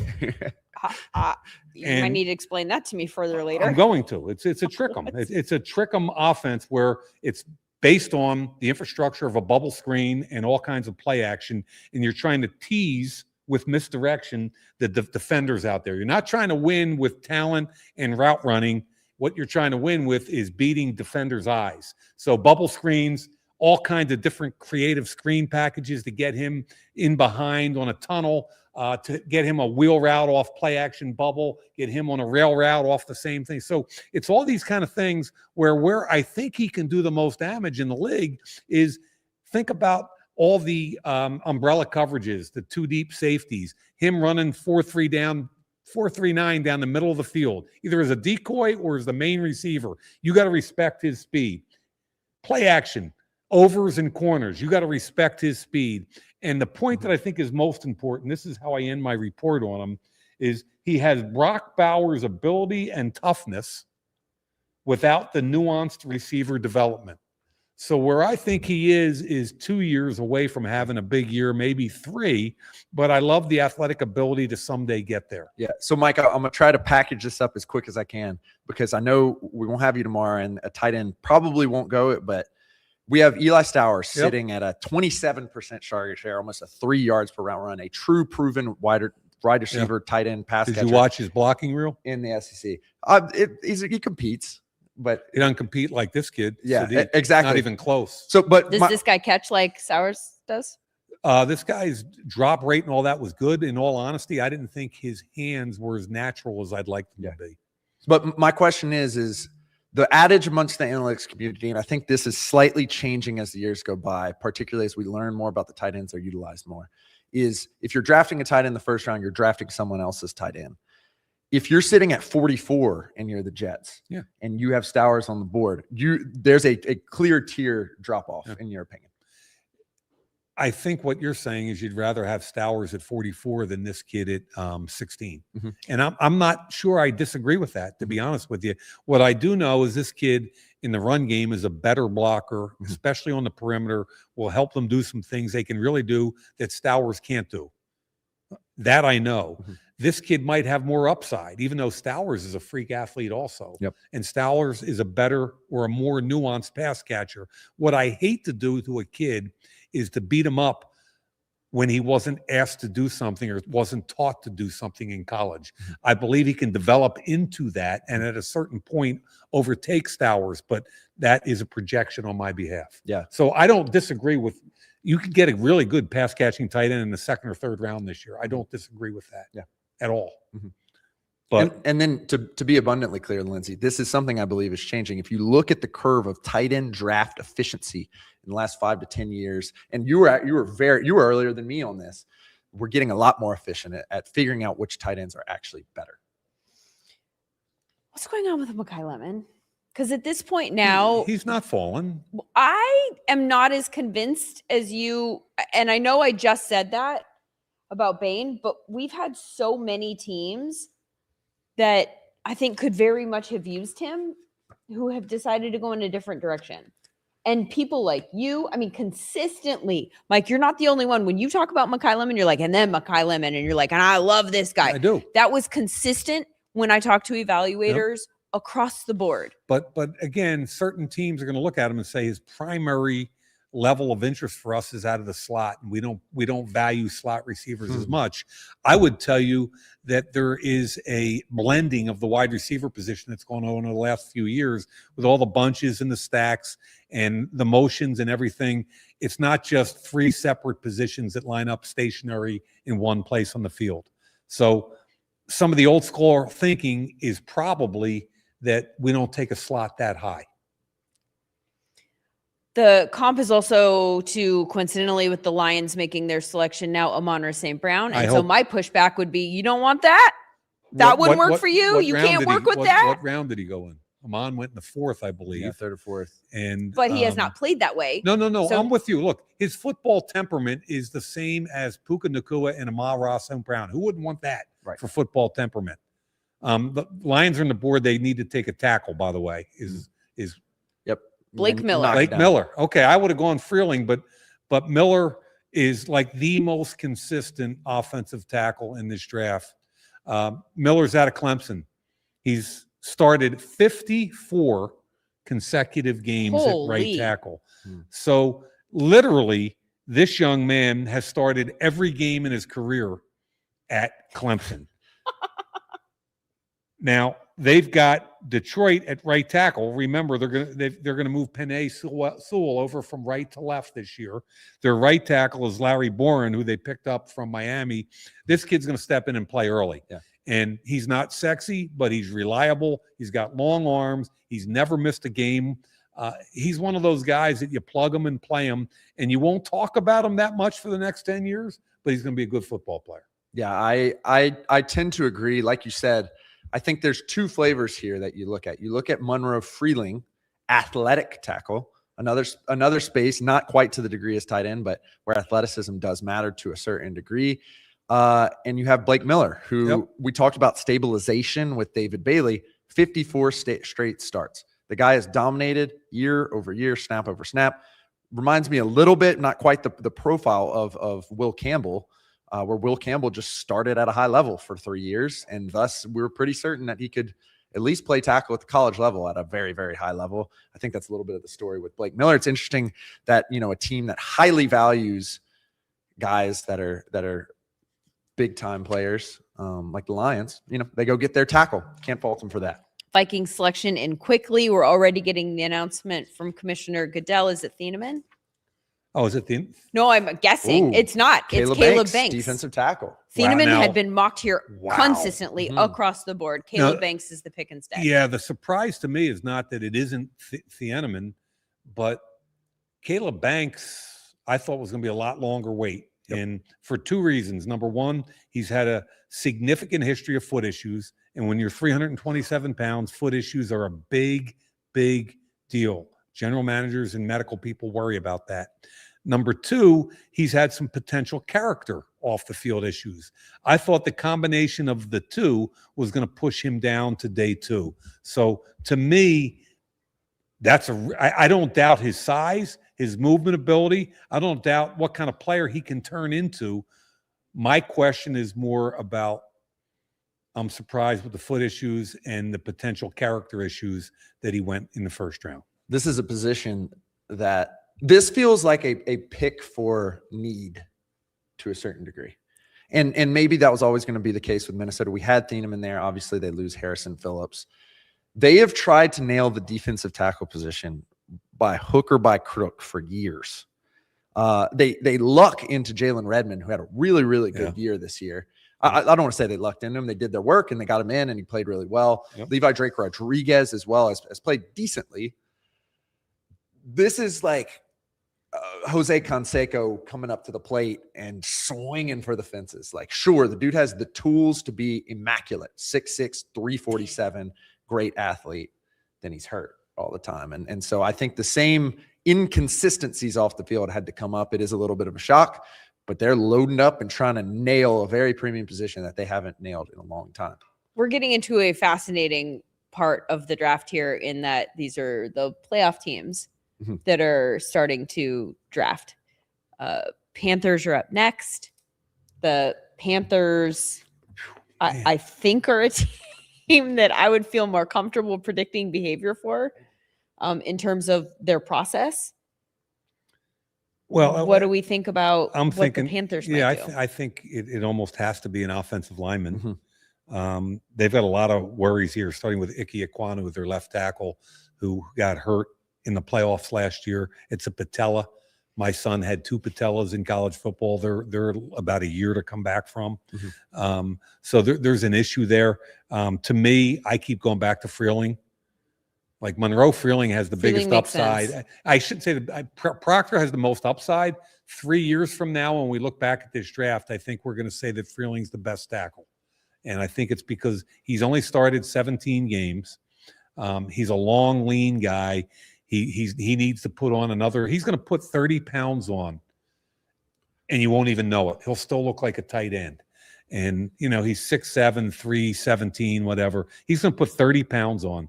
And I got to believe Freeling's the guy. I'll be very surprised if he's not. What do you think? 100% agree. And this is, again, former SūmerSports is all very tight in that room. Eric Eager, who was the host of this show several years ago. You're looking at his analytical profile. Pressures allowed, blue chip, 1.7%. Very good, excellent. Athleticism, extremely high. He was a 99, out of 100 when our guys broke down his size and position level, athleticism. Athletic tackles tend to do well. Young tackles tend to do well. He proved that he could do well. I think the package makes a bunch of sense for the Carolina Panthers at this selection in a year in which we now have the 5th-year option out for Bryce Young. We got to figure out if he's our true guy. Yeah. What better than to have a full deck of cards at the offensive line? No, they could use a corner and or a safety. However, I'm a big believer that it's got to be an offensive lineman. And clearly, at least on my board, the 3 that are left, we talked about a run on offensive lineman. 4 are down. It's Freeling, Ihanacher, and Lomu are the 3 that are left that I think are first-round worthy. And for me, I'm pushing the chips to the middle. I'm all in on him. The only thing that would bring me pause is, this is an offense that was Tedero McMillan. We talked about it when we were discussing fantasy back in the summer. He needed to have 25 to 30% target share last year for that offense to be functional. The offense was like kind of functional, I guess you could say. If you add in another wide receiver to that, you get even more looks potentially for Bryce Young if you do feel comfortable with your offensive line. I would tell you Jalen Coker played his tail off the last half of the season, and he became a true number 2. Okay, I agree that Coker played really well. Yeah, Coker was an undrafted free agent out of Holy Cross, and whoever made got him into the building, whatever scout that was, wow, did he do a great job. Panthers are selection. This is going to be really interesting. I think there's a clear selection that should be made. However, Well, and I think we've been wrong in the last few. There he is. Boom. Monroe Freeling, tackle, Georgia. Yeah. Again, 17-game starter, really a one-year starter in the SEC at Georgia, 6'7", 315. I told you that I think he can put 30 good pounds on over the next 2 years. He's really lean now. Where you get him as a defender is if you get into his chest and he keeps his hands too wide. Okay, his hands are very, very wide. You can get into his chest and push him. That's going to stop pretty soon. As he gets stronger, develops his core, more technique. He's got an attitude on the line of scrimmage in the run game. And 3 years from now, we're all going to go, wow, this Freeling's a great player. The other thing I'm thinking about as well is you think about how Dave Canales got to being the head coach of the Carolina Panthers. And it was behind excellent tackle play with the Buccaneers. And Taylor Moton has been consistent. Ike Ekwonu has been inconsistent, but has shown a lot. Obviously, he's struggling with injury. The two tackle theory is something that I truly believe in. If you have two solid tackles, you're going to be a good offense. This is a move towards that for the Carolina Panthers, who always seem to have a plan, and they always seem to execute it in the last 3 years in the draft. And this seems like checking another box that's on that plan to continue that direction. We have a trade. The Eagles have traded with the Cowboys, so they are now picking 20th. The pick that originally came from the Packers. Well, this will be interesting regarding A.J. Brown. If it's a wideout, if it's Lemon or Denzel Boston, who is more of a body clone of A.J. Brown, it'll tell you exactly what they're going to do post June 1. Highly analytical organization, too. So. See, there it is, Mekhi Lemon, wideout. So, hey, and we were talking about Jalen Carter.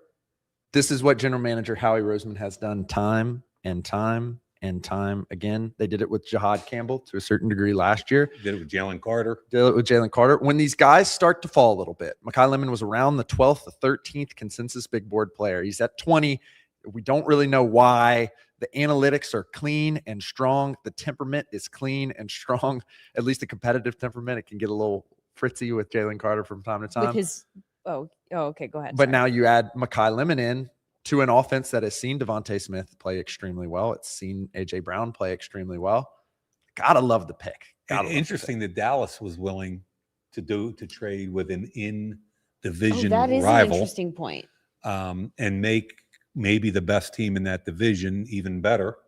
I'll be interested to see how he gave up to move up. But again, everything you just said about Philadelphia is on point. I live half of the year in the Philadelphia. I grew up in Philadelphia. I know Howie very well. That is so typical of them. They're patient, and when they see something they want, they go get it. Yeah. No hesitation. And let me make a very interesting point here because it came up earlier. I know, because I'm friends with some of the analytics guys, that the Eagles have a program that looks at these trades and basically targets teams. And it's called the Jimmy Johnson trade curve because Jerry Jones and one of his other oil buddies and Jimmy Johnson got in a room and came up with this trade curve in the 80s. The trade curve for the Miami trade up was considered a win on the Jimmy Johnson trade chart for the Dallas Cowboys. It was considered a loss for the Miami Dolphins. You look at every other trade curve that's more analytical, the Miami Dolphins won. I wonder if in straight fashion, what really ended up happening is that Howie made an offer that his analytics team said, this is going to be something on the Jimmy Johnson trade curve that Jerry and squad cannot turn down. But we're going to win it in our view. And perhaps that's how this deal got done. Mekhi Lemon, emotional on the stage, going to the Eagles, just a fascinating day for him, probably in terms of going into the day, not sure where he's going to go, with some teams that are very different competitively that were on his radar of possible landing spots. And then at the end of the day, ends up on the Eagles. Yeah, let me give you the quick 30 seconds on the kid and then kind of the fit with the Eagles, because I know the Eagles very, very well. My daughter Lee does a podcast called Believe in Eagles, and guess who her guest is every just about every week. This guy. Are you hearing Lee in the background cheering for herself? So I'm pretty up to date on what this team does and how they do it. This kid, I have football temperament in capital letters, and above them in red, I have Puka Nacua, Amon-Ra St. Brown, Cooper Kupp, and Jackson Smith and Jigba. Those are the 4 guys whose temperament, I think, matches this kid. Number one, when the ball's in the air, he thinks it's his. It's nobody else's. He doesn't care that he's 5'11". It's his football in the air. That's his football temperament. Number two, if you ask him to come and crack motion and dig a safety or a linebacker out of the C gap because you're running outside zone, bang, it's done. Okay? This kid plays ball the way it should be played. Every snap matters, and he's all in on every play. He creates separation against man-to-man with quickness and physicality. He gets off the line of scrimmage the same way, quickness and physicality. I think, and I love the fact, this tells me a little bit about Shawn Mannion and what the Eagles want to do this year. New offensive coordinator, new offensive line coach. You know, how are they going to go about it? They were a stagnant offensive alignment team in the past. With the new offensive coordinator, in my opinion, who I watched coming out of Oregon State and graded him as a quarterback, and I don't even know him. I've never met Shawn Mannion, but every move they've made, they're from a certain trade. It's going to be outside zone. There's going to be a lot of movement. There's going to be a lot of wide receivers and stacks and bunches and rubs. Things are going to help them get off the line of scrimmage. This kid is going to fit in just like Puka and just like Amon-Ra St. Brown. He's going to fit in seamlessly. It is a absolutely wonderful fit for both the player and the team. I give a hearty heads up to the Philadelphia Eagles. I still don't even know what they gave up, but great job. Here's another statement. And I was going to say it as a joke. It's like he was doing it on the telecast and it's weird little snake movements and I'm bringing that energy, etc. Reminds me a lot of Jalen Hurts. So I was going to use a Gen Z term and say who's going to frame Mog more in 2026. I'm really Jalen happy Hurts. You didn't do that. I think he just did. I would have had well, you explained it. So Jalen Hurts or Mekhi Lemon. But as I'm thinking about this, I think to myself, number one way or the other, Nick Sirianni was able to kind of figure out A.J. Brown and get him to produce. And secondarily, who did Lincoln Riley coach? Mekhi Lemon. Who did Lincoln Riley make into an NFL quarterback? Jalen Hurts as well. So a lot of great through lines on this pick. The Eagles are the Eagles. I mean, look, we've all dealt with Eagles fans. Did you grow up an Eagles fan? All right, since this is kind of a low-key pod, I'm going to tell a story.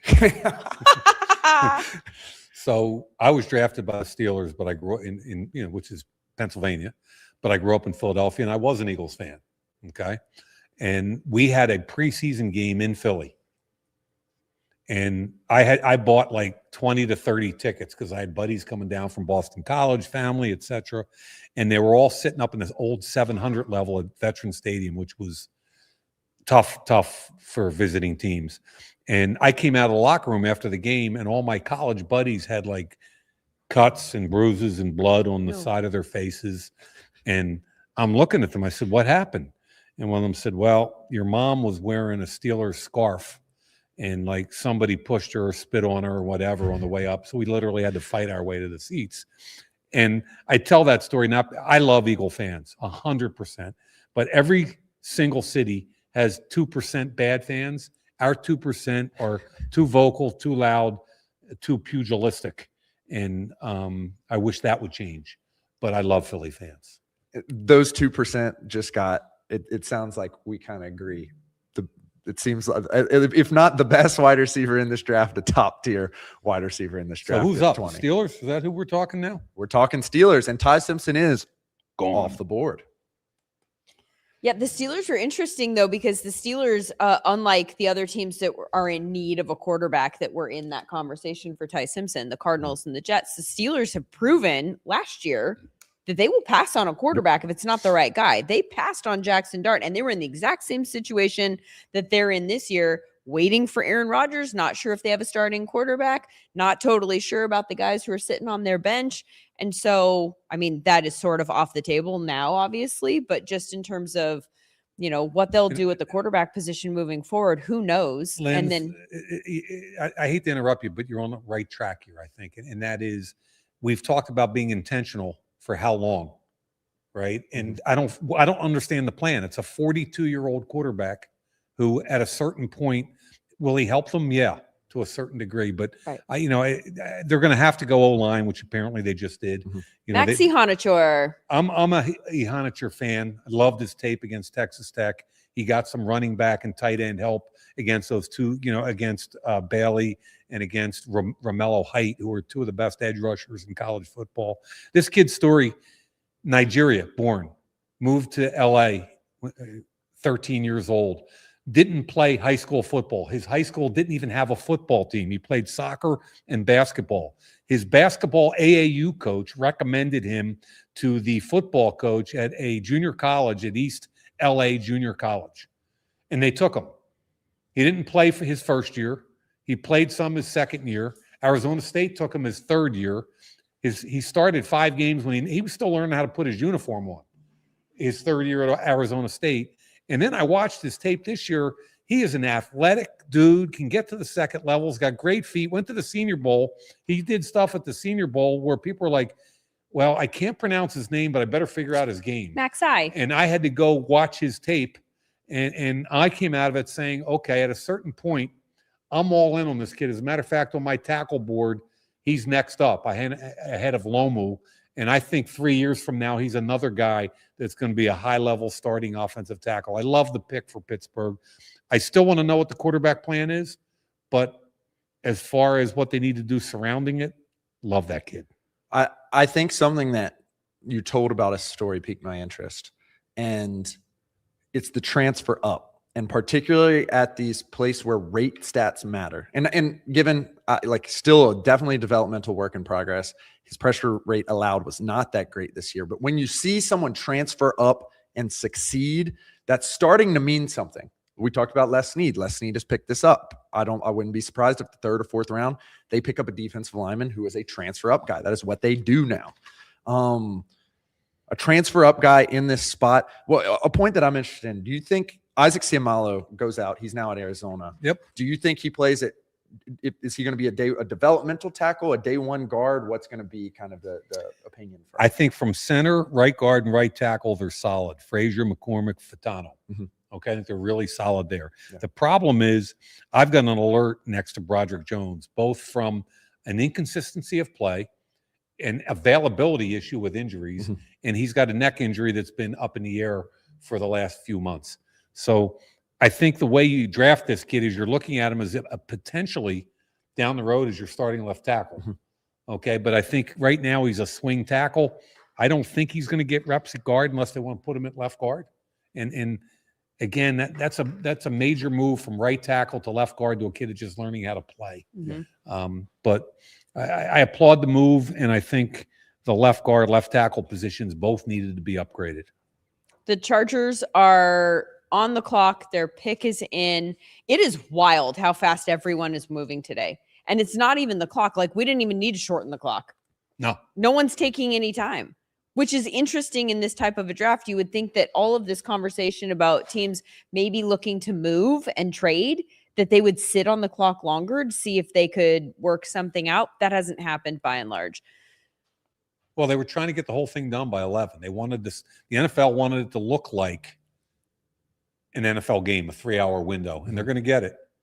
Mesidor goes to the Chargers. So we've got a new edge rusher in Los Angeles. Yeah, and when you look at the Chargers, I think the interior offensive line and edge were my first 2 needs for them. Mm-hmm. You probably weren't going interior offensive line this early. Mesidor, here's the case for him. 6'3", 259. Look at the age, 25. He's also had significant injuries over his time as a college football player. Again, there's a trend amongst, and I've mentioned this earlier, general managers and teams and analytics people, which I agree with, is the age is getting older because kids are staying in school to earn money in school. So this is a 6th year in college football player, Mesidor, 25 years old, had some injuries. The volume of injuries The way a GM explained it to me last week was he said, if you're going to buy an 8-year-old car, it's liable to break down. It's just what you're buying. It's got 70,000 miles on it. Mm-hmm. And he said it's the same thing with some of these 24 and 25-year-old kids with a bunch of injuries. Well, we anticipate in the next 2 or 3 years, we'll have even more data, Mr. Data Science. Mm-hmm. He just woke up. Did you see that, Lids? He was falling asleep there, and he just woke No, up. no. I said data, and all of a sudden he went, what? Data? Data? Yeah, I know data. So I think as more and more data comes in on the tying in the injuries and the age, that was an issue with him. But his game, man, he plays with his hair on fire. He'll come in day one and make a difference for the Chargers. He'll fit right in with what they're trying to do. Khalil Mack signed for another 1-year deal. The Tui Peloto kid who played his tail off last year, he'll be up for a renewal this coming offseason. So I think it's a great pick for them, and they needed the backload there badly. Yeah. Last year they get Adafa Owe, who they have since lost. They like having 3 edge rushers, and they go and get Mesidor. Basically, the whole thought process about me with him, just in terms of the consensus, you mentioned the age stuff. As you mentioned in the data, there's a reason why the teams like the Browns and the Eagles consistently draft younger players, because typically they do outperform older players, because there's typically a reason why those older players are still available. They don't have the level of upside that typically has. And I think you can, to a certain degree, say that about Mesidor. Excellent pressure rate. He's done it for several years. I think his job description is extremely clear. Go get after the passer. And I think was a key item for the Chargers here. And this is also a defense that really likes to stop the run. They like to be in the top 5 of EPA per rush allowed. I also do think that he brings a level of run stuffing, especially given his size, right around 260, 6'3", and an experienced player as well. So I think he will bring an element of experience and be able to perform for the 3 years of his rookie contract. They're going to get a lot of value out of him. And you know what we haven't seen yet? We talked about a little bit up front with Jermod McCoy not being around. Delane went number 6, I want to say, to KC. Hood, Terrell, Chris Johnson, I think all have to go in the next several picks. You think so? I think so. For the grades I have on them, they're first-round players, and they haven't gone yet. So I bang the table for them. Thieneman is still there at safety. And on offense, we're 3 deep on the wideouts. We talked about Cooper, Denzel Boston, and Casey Concepcion. They haven't come off the board like we thought they might. The tackles have. There's only 1 left as far as what we talked about. That's Lomu. So I think our prediction of 7 tackles is going to hold up. He'll go somewhere. So some of these guys are going to have to start coming off the board a little bit. And who's up next? We've got the Cowboys. Dallas Cowboys are on the clock right now. Already took Caleb Downs at 11. And then we've got the Browns at 24. We talked about the fact that they need a tackle and a wide receiver. Yeah, they took an offensive tackle. Yeah, they're an offense. They need offense. Cowboys are a defensive team. Right. So the best defensive players on the board right now. And it's interesting that the Eagles traded up. Cowboys traded back, and the last edge rusher in that group is gone, with Mesidor going off right now. So T.J. Parker, Keldrick Falk, Cassius Howell are up there as far as edge rushers are concerned. Best defensive player on the board, it's probably either Thieneman or Hood, or pick your corner. Yep. I'm trying to think about what Christian Parker, who comes from a very specific Vic Fangio. He was with the Broncos with Vic. Yeah, he was with the Philadelphia Eagles with Vic. Yep. And so what are those defenses built off of? They're built off of really 2 things. And that is they kind of filled in the nickel position that we've seen, the ability to stop the run with 4. Cooper DeJean did an excellent job of that. They're built off of those rangy cornerbacks, playmaking cornerbacks. You think of Quinyon Mitchell, you think of Slay back in the day to a certain degree, and they're built off of edge players who can set edges and run defend. Do you think Keldrick Falk could potentially be that? Yeah, I do. I also think that if you're going to move down like they did, you've got to be confident that one of your guys is still going to be there. So it's either edge or corner, the way I look at this. And I think it might be Hood. We have a name at the bottom of our screen. Where? Oh, my goodness. Is that correct? Malachi Lawrence, another edge. So I had him at the top of the second round.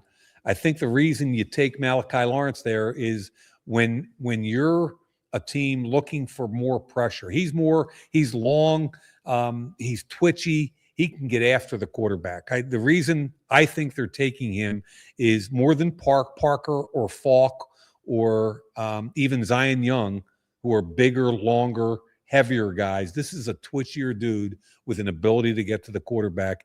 Dallas, they drafted Ezeraku last year, in the second round, I believe. That's right. And then Rashawn Gary is a bigger, stronger guy. So I think they're looking for a twitchy edge guy, and that's exactly what this kid is. High pressure rate, and moreover, high pressure rate on early downs. So this isn't really just like a pin your ears guy back. This is a guy who can play at a high level. There's going to be a level adjustment. He's playing at UCF now in the Big 12, of course, so not as much as a level adjustment as you would expect. But, UCF isn't really necessarily considered to be an excellent top-tier school, but I guess we should start considering them to be more in the Utah, Texas Tech, etc. caliber. It just comes down to where do these guys slot and what are they going to do? It's interesting that he comes off well above consensus, like well above. But that's why they had the confidence Exactly. to move down. That's a good point. Is they knew their guy was going to be there. I wonder if they could have moved down even further. Well, again, I mean, I know that's the thing that you just don't know, right? But they took their one opportunity to move down, in my opinion, and it was with a division rival, so it was probably painful. Yeah, and just looking at the trade, I mentioned that it could potentially be a victory for the Eagles. It actually, across the board, is a victory for the Dallas Cowboys. They get pick 23, which they just took, Malachi Lawrence. They get pick 114, pick 137. So a lot of value gathered by that. They, as Mike said, they knew that Lawrence would be available. They felt comfortable taking him at that pick. That's really the only selection that they have for several more picks. And I think that's why they're comfortable taking that pick. So they maximized the stuff they had. What is that, a fourth and a fifth? Or 2 4s? What is the one, whatever those numbers? In the aggregate, it ends up being a late fourth. I'm trying to divide by 32 no, you can't be doing that. You can't be talking analytics to me. You said they gave up. What did they literally give up? 114 and 137? Is that what you said? They gave up pick 20. No, they moved down 3 spots. 20 20 to 23. So forget that. Yeah. What did they get for moving down 3 spots? 114 and 137. And what rounds are they in? See? I'm trying to divide by 32. I'm not great at it. 114 would be in the fourth for sure. 137 is either late 4 or top 5. So they gave him a 4 and a 5. Our scouting report on him lists concerns about his work in the run game. Yeah. Right. Which is interesting to me because when they moved Michael Parsons, they prioritized the run defense in that conversation. That was what they said. We have to get better at stopping the run. And then they use a first-round pick almost immediately on a pass rusher who might be a rotational pass rusher. He's a rotational pass rusher who will play mostly on third down and sub packages. And I guess in what remember, they were 24th against the run, 24th against the pass, 30 in overall yards. They gave up more points than anybody else in the entire league. I think they probably felt like with Rashawn Gary, they got bigger on the edge, but they needed to get twitchier. And on the inside, they've got 2 of the best defensive tackles in football for 17 games this year, Kenny Clark and Quinnen Williams. And both of those guys are kind of a little bit built to get after the quarterback too. So I think they feel like now they've got a really good pass rush, and they'll do what they have to in the run game. And let's be honest, they get Overshawn back from the injury. Full year Bland at the slot corner position. Right. Bland, exactly right. They picked up Kobe Durant at the corner. So they still have defensive needs. Let's not hide it. But they put a priority on getting to the quarterback. As you were discussing it and the depth potentially at the defensive line, I couldn't help but think about the Seattle Seahawks, who are an interior built team. And if that's the direction that I say the big 4. We had the Denver Broncos, who are an interior built team. Zach Allen is an excellent player on that interior. You have the Seattle Seahawks, Murphy and Big Cat are their two engines. You have the Rams, Braden Fisk, Kobe Turner, their two engines. Tell them what the theory is. The theory is that teams are building through defensive tackles and getting rotational, fresh edge rushers that are painful. But why? Because what they're trying to do is stop the run with at least either half to one but full body. Exactly. That's what they're trying to do. They're trying to stop the run with less people. Therefore, you have more people in the pass game. And moreover, if that's going to be the basis, they now add a rotational pass rusher. The Seahawks had a ton of those guys. They had like 4 edge rushers last year. And they had Caleb Downs, who is potentially that kind of wild card player that can play all over the field. What are we going to do? The conversation that I want to have at a different time, because we're moving on now to the Browns pick, is the value of a rotational pass rusher. Because I think that's where I'm stuck. Like in the first round, you want to get a guy who is your guy. That's third down, though. That's your money now. So tackle and wideout, right? That's what we talked about. There's Lomu is a tackle, and the wideouts are Omar Cooper, Denzel Boston, and Casey Concepcion. I really like Casey Concepcion. There you go. Yep. I really like this pick for the Browns. So they get a tackle, they get a wide receiver, they get the wide receiver on the second tier that everyone who talked about him went, and then the guy I really like, you want to hear the guy I really like, and then they went on. Right. And he was always on that second tier, but every time you heard an evaluator talk about him, their eyes lit up. Yep. And he creates separation as well as any wide receiver in this draft. Maybe better than all of them. He's quick. He's maybe the most explosive kid off the line of scrimmage. So a combination of explosion, quickness, and he also has long speed. Like he can go. So you can get him with bubble screens and manufactured touches, but he can also run medium and deep routes down the field. He's a punt returner on top of all of it. This is an explosive kid. And when you look at him in Cleveland now, to your point, they got Fano at 6. Yep. So they get a tackle at 6. Jerry Jeudy had almost as many drops as catches last year. And was their best wide receiver. Yeah. And their other starting wideouts are, Cedric Tillman and Isaiah Bonds. So this is clearly a need. I give them some patience for the trade down at 6 and still get the tackle they want, and then to hold their water and come back later in the draft and get a really explosive wideout. Nice job by the Browns. Very, very well played from the perspective of what they needed. Very premium positions that you want to draft in the first round. I misread at least how the Browns viewed this draft. I thought that they were a believer, kind of as we've discussed, that there was a clear tier break between the wide receivers, with Mekhi Lemon being the last guy to go off the board, and then the Casey Concepcions and Denzel Boston. I thought there was a wider gap there than there was with the tackles. But basically, it seems like the bet they made was that there was only going to be one tackle at 24. Yeah. And that's basically what they made. So it was less so whatever the tier would be. It seems as if it was a bet on availability. They were able to get their pick of the litter, one could say, if they had a closer gap between those wide receivers, and they get the guy who they believe is the best tackle certified in this draft. And again, not to belabor the point, because I myself am not an evaluator, but trying to read between the lines, talking to evaluators, I know Casey Concepcion was always on the second tier. He didn't feel like it was a far down the second tier or that there was that much distance because how much people liked him.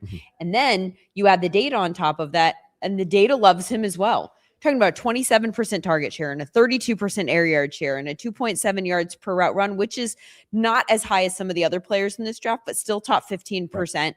Could have been much higher if more than 58% of Texas A&M's 15-plus yard throws had been on target. 58% of their throws that were 15 yards or longer were on target. So look at like the numbers that he put up just from a pure production standpoint, and think about if he had better quarterback play. Yep. So I think that this one's a fascinating pick. I really like it. Yeah. Moreover, and then the versatility. Yeah. Right? Because actually we talk about him as a slot guy and put him and Mekhi Lemon in the same conversation as like those inside out guys. This guy ran 65% of his routes out wide, 35% of them in the slot. So from a size standpoint, you kind of look at him and you go, he's an inside and then out guy, Like that's who he projects as it being in the NFL. Right. But the production came on the outside. Can we bring up the elephant in the room? What's that? Drops. A lot of drops. 6.4% drop rate. That is in the bottom 15% of draftable players. I don't think he has bad hands. I think he has good hands. And I went back and looked at every drop he had in the last 3 years. And I just this year I wrote down for tonight's. I mean, the one thing I worry about with his drops is that he knows when he's in traffic over the middle. Okay. So he'll tend to protect himself. His arms don't extend quite as far over the middle in traffic. Little things where you get nervous because he's going to have to work in traffic just by definition of his skill set. He's going to have to, and he's got, now the flip side is I saw him make a lot of those catches, in traffic. But if you're his quarterback, you want to put it on his body on slant routes and stuff like that because you really don't want him reaching out and because the kid knows when he's in traffic. Were any of those drops in situations or because he's a big rack guy, right? Like 7.2 yards after catch on average per catch. Yeah. So he's one of the better guys with the ball in his hands.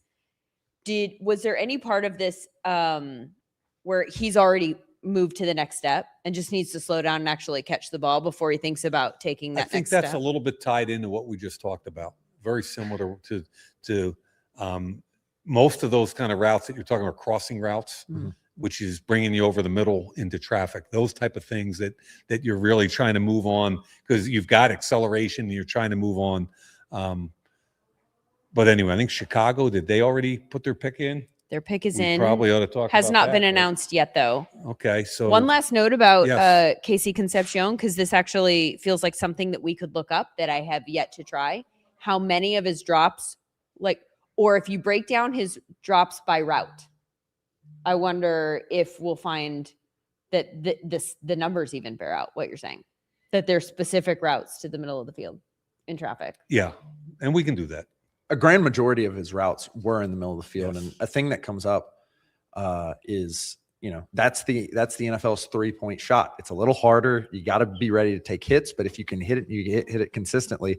Talking about the Chicago Bears, this is what the entire Ben Johnson offense is based off of, is attacking across the middle. You can really profit. So what's Chicago going to do here? They have several defensive needs.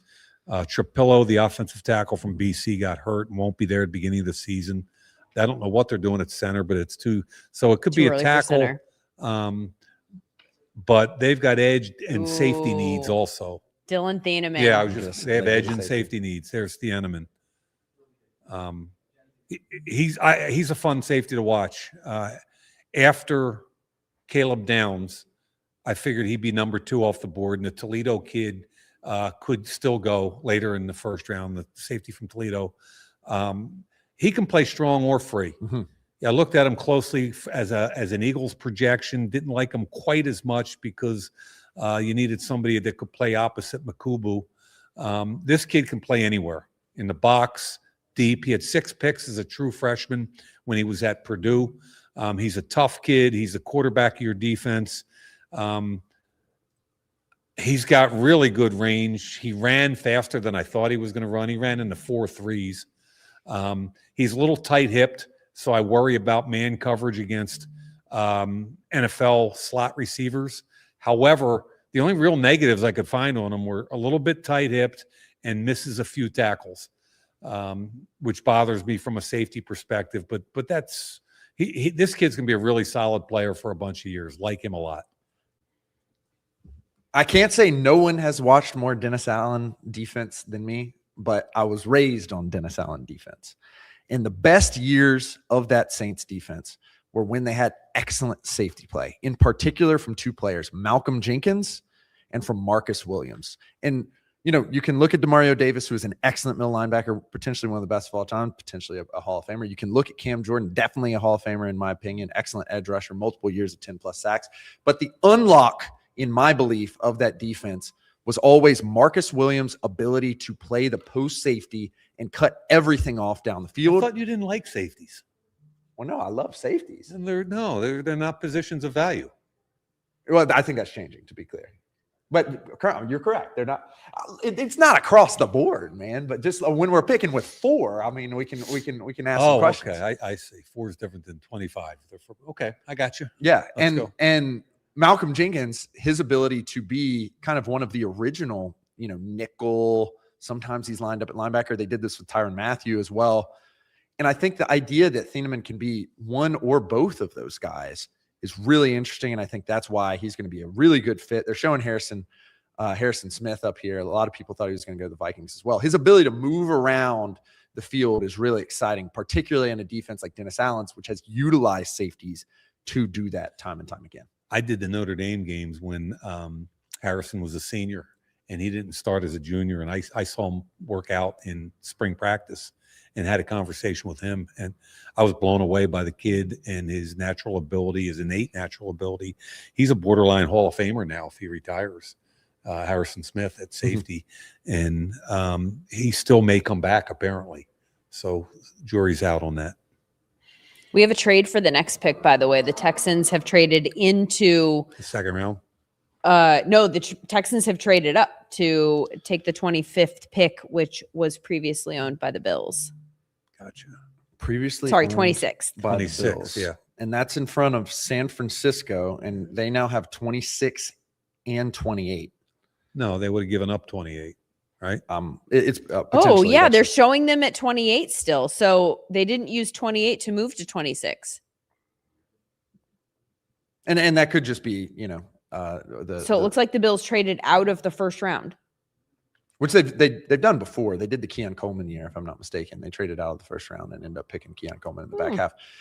I mean, offensive line for the Texans, there's 1 tackle left. San Francisco re-signed Trent Williams, but long-term, is that going to be the case? Lomu is a guy who played in an offense that asked him to do a lot. Whether that means he's a San Francisco target, I don't know. Also, the Houston Texans, in terms of edge rushers, like to have multiple edge rushers. Derek Barnes, Danico Autry, they are outgoing. The absolute superpower of this team was the ability to swap guys all around, line them up, no scheme diversity, no blitzes. We're going to beat you. TJ Parker's still on the board. He was a guy that I thought the Texans may have an interest in. What are your thoughts, Mike? I think real quick, sorry. Jordan Schultz is reporting the Bills get 28, 69, 167, and the Texans get 26 and 91. Okay. So it's possible they just haven't updated the board. Mm-hmm. Yeah. But I think it's got to be an O-lineman. Their defense is already superior. Yep. Oh, Sammy. Bang! There it is. Rutledge. Sammy's guy. Love him. Go ahead. Love him. Yeah. So this was my... I don't care what the consensus says, even though I'm a data scientist. I don't care what the simulations say. He's going in the first round. Yep. And the reason why was because the data analytics love him. They think he's excellent at beating people off the ball, and they think he's excellent at beating people as the play goes on. And we think he's excellent at pass blocking as well. Transfer up guy, Middle Tennessee to Georgia Tech, carries some value. Not only transfer up guy who changed the system at Georgia Tech. That was a team that all of a sudden became a run-first, grinded-out offense behind Keelan Rutledge as the point of attack. And then the final element is the scouting point of view. I'm here saying all this crazy analytics stuff that I really like. 3 blue-chip traits in our analytics. And then the scouts all agreed. When I talk to people with teams, they're like, oh, yeah, he's great, but he won't get drafted until 52. And I'm like, that doesn't make any sense. So he was my guy who I was like certified going in the first round. I was glad about that. You and I talked before the draft today that we thought that one of the, quote, second-tier interior offensive linemen were going to go, right? And the guys we talked about were Basantis, Rutledge, and Emmanuel Pregnon. Yep. And all 3 of them, to me, could have gone right there. Mm-hmm. They're all that solid. I'm on. You kept saying that. I mean, the bottom line, in addition to all that stuff, he likes to beat on people too. Exactly. He plays with a whistle. He's got an attitude. He's got a football temperament. Nick Caserio, who's the GM there, Nick likes to move up and down boards. Nick's one of the few GMs that also was a former coach. He came out of the Patriot system. He's a really, really bright guy. And that defense is already ready to win a Super Bowl. Mm-hmm. They got to support. Oh, God, they got to silly. support that quarterback. Yep. End of story. And support that quarterback. You know, I sit here and bang on the run game the entire time. I would personally like to have a good run game if I'm an offense. I thought you didn't care about the run game. Yeah, I mean, you know, like as an old linebacker, I know how it feels when a guard gets up on you in it. It's not fun. Yeah, how do you like it in the fourth quarter when they've been beating on you all day, and then all of a sudden things get a little easier for the offense? Yeah, it certainly makes a difference, and it certainly makes a difference when you are 30th in EPA per rush. This is a plan to change that, especially given that they have, a guy who I think they like at the running back position, Woody Marks. Dolphins made a trade with San Francisco. So now we're getting hot and heavy now. So 27 and 30 have now flipped. So, and the question arises, like, I like to victory lap from time to time. I'm wrong and I'm right sometimes. They traded up to get Keelan Rutledge. That means that there was interest somewhere else. It seemed as if it was either Miami or San Francisco, I suppose. And San Francisco now trades up. So could this be for an interior offensive lineman? Miami trades up. Miami traded up. Yeah. With San Francisco. Yes. Okay. So San Francisco back. Interesting. Yeah. So Miami's on the board. Is that what we're saying? Miami's on the board. Okay. So maybe that does Miami, mean that they were right about San Francisco. San Francisco didn't get their guy, so they can move back and somebody else can move up. Miami took Proctor the first time around, right? Could this be Chris Johnson? Could this be a corner? Sure. 100%. Mm-hmm. Yeah, Dolphins took Proctor. To me, that's where the value is. Dolphins right need wide receivers, guys. Yeah. So they took Proctor. I mean, they don't have Waddle or Hill. And if they're trading up 28, Buffalo, also a team that needs wide receivers, could be an Omar Cooper Jr. That is 100%. You're 100% right. Like I mean, it could be something else, but that KC makes absolute sense. I got wide out next to O-line for Miami for sure. Mm-hmm. I mean, it could be anywhere on defense, and you got to look at the depth of the only thing that's interesting is there's still two high-level wideouts there, Omar Cooper and Denzel Boston. And then on the defensive side for Miami. I don't think we can go Denzel Boston. Why? This particular team. Oh, no, I'm sorry. I'm going back to the Bills. I'm going back to the Bills again. Sorry. Never mind. Well, and what I thought you were going to say is like Packers organization. Well, at this point, et cetera, still, et cetera. you need wide receivers. Like at least the Packers organization in the past has had wide receivers, and then they just don't add like a target earner. This is a team. Look, let me give you two names for Miami. Okay. Their starting corners are Darrell Baker and Duck Storm or Storm Duck. Stormed up. They're their starting corners. Just saying. Yeah, I mean, and I'm a big believer in supporting this new quarterback. Are you saying we can get a wide receiver later? Was this a double trade up for the Dolphins? Dolphins still have 43. Yeah, I'm looking at. They've got trade down one pick, trade up with this pick. Yeah, so Miami's on the clock. Oh, they did the corner. Chris Johnson. I love this kid. I'm a huge Chris Johnson fan. He went before Hood. I was just going to say, Terrell. It's kind of interesting. He's the number 2 corner off the board. Okay. One of the reasons is he's one of the cleanest corners and players in this entire draft. Okay. He tackles. He's tough. He plays off. He presses. I love his press. He's quick. He's sticky. When he gets beat off the line of scrimmage, he knows how to catch up. He knows how to find the football in the air. And from what all the reports are from all the scouts I've talked to, clean as a whistle, loves ball, football IQ off the charts. So to me, the closer we got to this draft, the more I liked him and the more I was hearing about him. So I took him from like a second-round pick in the middle of the year when I first looked at him, and I moved him into the first round, into the 20s. And I'm a big fan of this kid. I think that's a heck of a pick. I very much agree. When we were doing our breakdown, and we had some tight rules, but we were looking at the defensive backfield, particularly for the Jets at 33. And in my notes, I said there's 4 cornerbacks that are interesting at 33, and I think all of them will be somewhat in that range. And it was Chris Johnson, McCoy, Mike's mentioned it time and time again, Terrell, and Hood.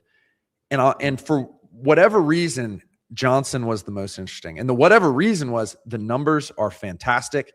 Obviously, you have to do a league translation, given he's coming from San Diego State, a Mountain West school. But when you have a clean prospect in the late 20s that you think has the potential to be an excellent cornerback, I think it's a really, really interesting pick for them. And again, it's not necessarily a wide receiver, but I think this is, in my view, and I think, as Mike said, it's probably the best player available for them right now. And they still have to help their quarterback. We've talked a lot about Malik Willis, and quarterback / tight end, second, third round. I mean, wide receiver, tight end, excuse me, makes a lot of sense. They still have to come back and support the kid. But at this point, the value in their eyes, and I don't disagree, was with Chris Johnson. Yeah. And now who's on the clock now? The New England Patriots. Patriots made a trade. Oh, my goodness. Trade up from 31, correct? Yep. To Buffalo. Yep. Division opponent. Buffalo moving back and back. Yes. Back twice. Yeah. Mhm. So, And that's what they've been ripe to do in years past as well. Caleb Lomu. So they go offensive line as many expected. Second offensive tackle from Utah to be drafted this year in the first round. Yep. I love this move because I watched a lot. I had a weekly hit in Salt Lake City. Love that crew. And so I watched a ton of Utah because I thought they were a fascinating team because they had a quarterback who never got sacked ever, but it was because he was scrambling around and throwing the ball away. So he wasn't really doing a lot with it. But they also had two excellent tackles, and they just wanted to beat teams into the ground behind those two players. I really liked Lomu at the college level. I really like Fano at the college level. Used in an extremely diverse run scheme. And Josh McDaniels, the addition that he made coming back into the NFL as an offensive coordinator after he was in Raider Town, et cetera, is diverse personnel and diverse run game stuff. And this is an addition that I think, will he play over Morgan Moses? Won't he? I don't know. But this is a long-term investment in a player who can do all that kind of stuff. Pulling, moving in the zone, pass protecting for Drake May, allowing Drake May to step up in the pocket, sustaining. I really like what Lomu can do in that view. Let's think about why they moved up. It's a pretty simple answer. They moved ahead of Kansas City.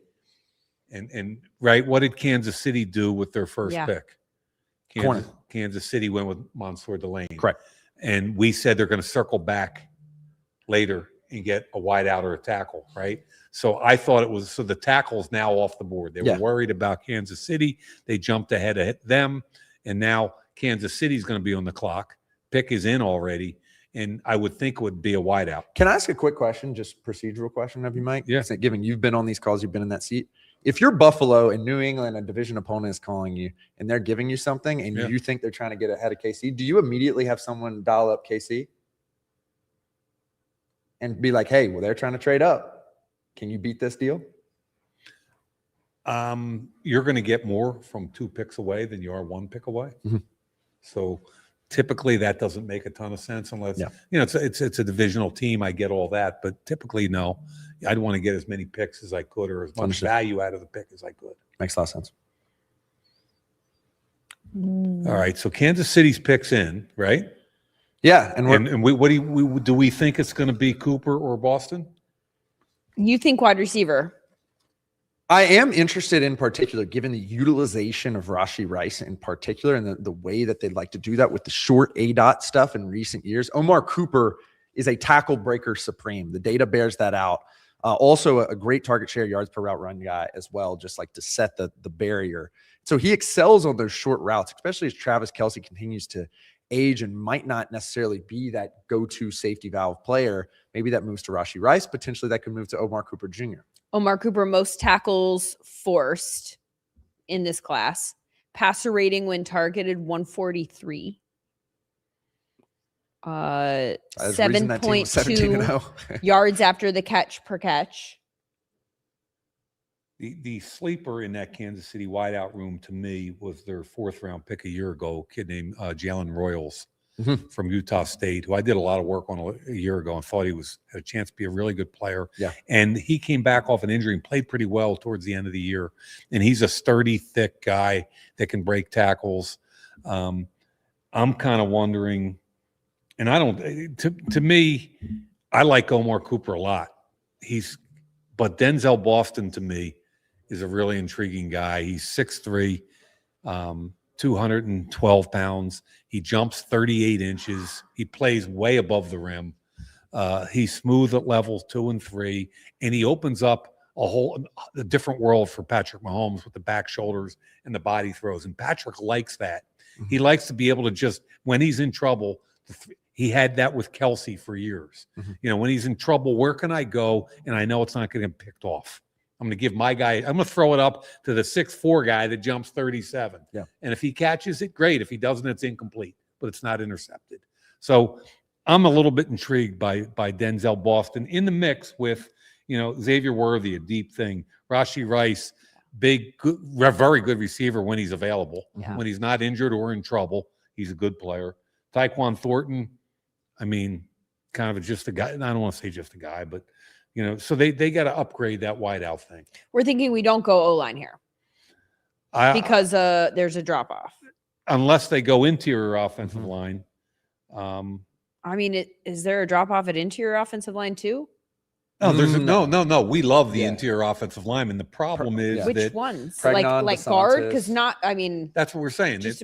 Well, but the problem is Kansas City's good inside. Yeah, I mean they have Sumatia and also and Trey Smith and Creed Humphrey. So their interior offensive line is really solid. Yeah. The head of the spear, which I've always said drives that success rate based running game. It's the right tackle where you're looking to go, okay, you just signed this guy, Jalen Moore. How, you know, he's not the long-term answer. What are we doing? So are there any other defensive positions? Like if we're not thinking offense, I know that we already edge. I mean, like went with that side of the ball at defensive corner, tackle value at this, starting right around now. Guys like Caden McDonald, Lee Hunter, Peter Woods, Kristen Miller, they're all really good value right around now. If you're going to go defense, but I think you got to figure out a way to help Mahomes. Yeah, a lot of different directions, but best available, I think, is the move here. Peter Woods, defensive tackle.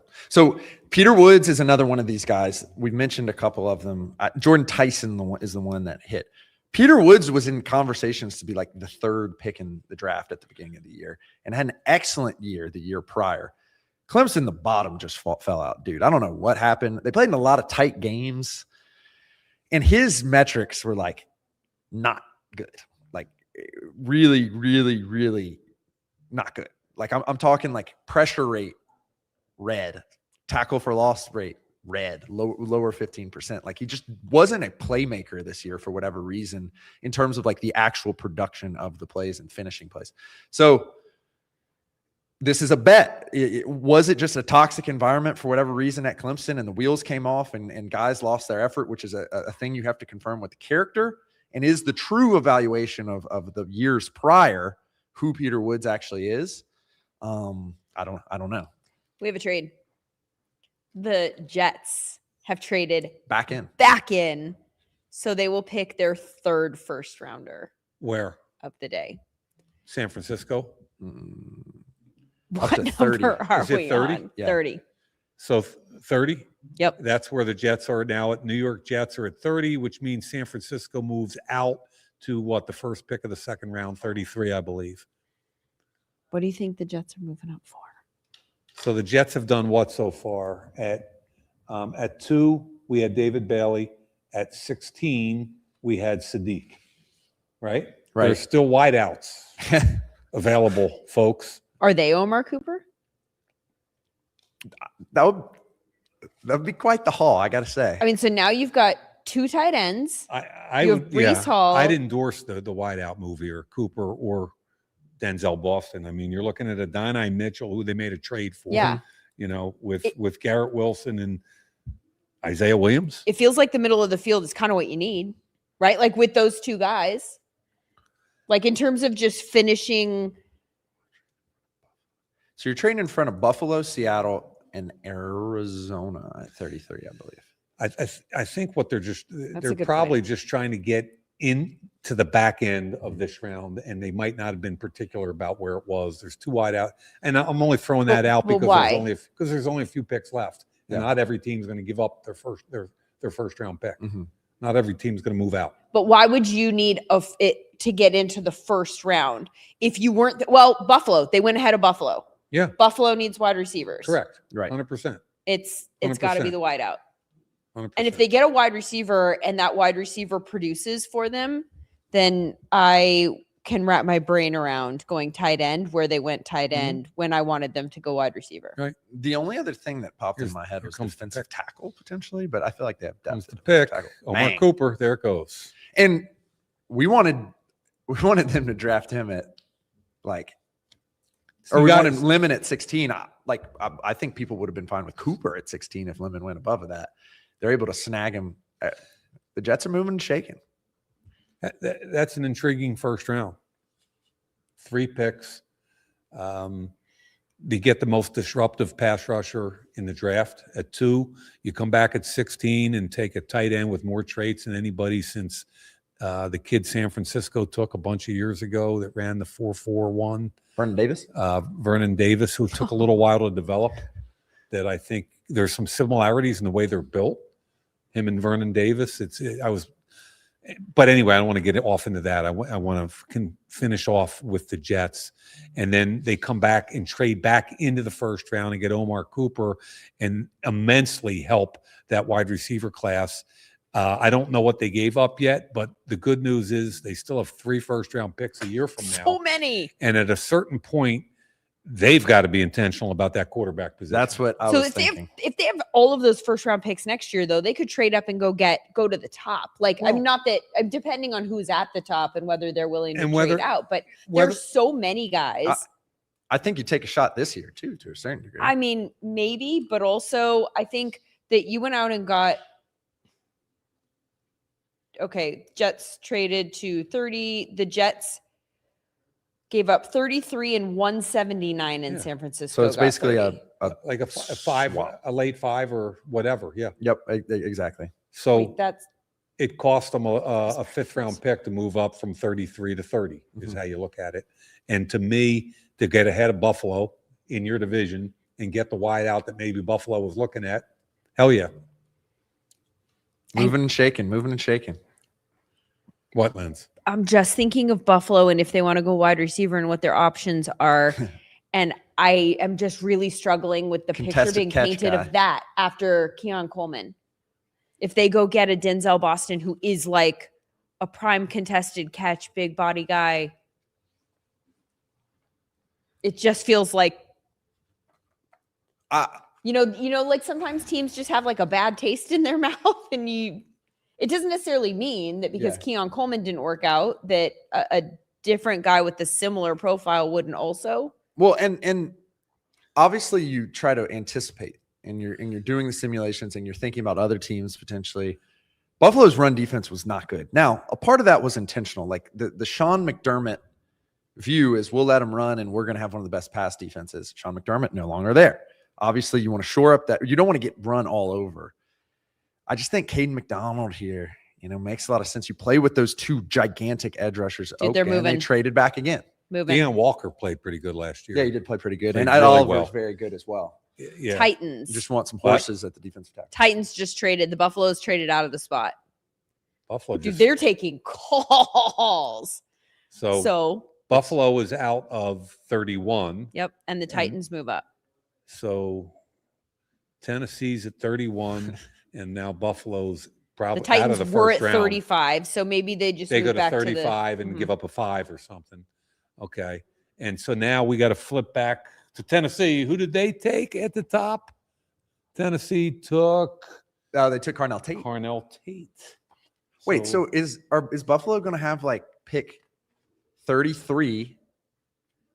The Titans, so 33. I'm just like going off the top of my head. 33, 35, and then they traded.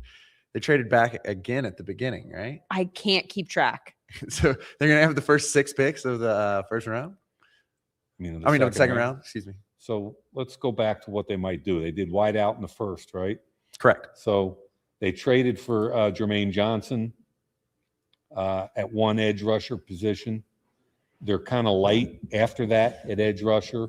Who are our top wide receiver options right now? I think, what's that? Who are top wide receiver options for Tennessee? Yeah. It would be Denzel Boston. Yeah. Denzel Boston, or if you're, the Bernard from Bama, Williams from Clemson is more of a slot guy. Brazel from Tennessee. I don't see that happening this early with the off the field stuff.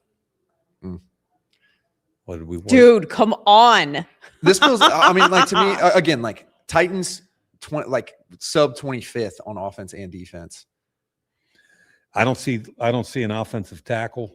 Oh, there you go, edge.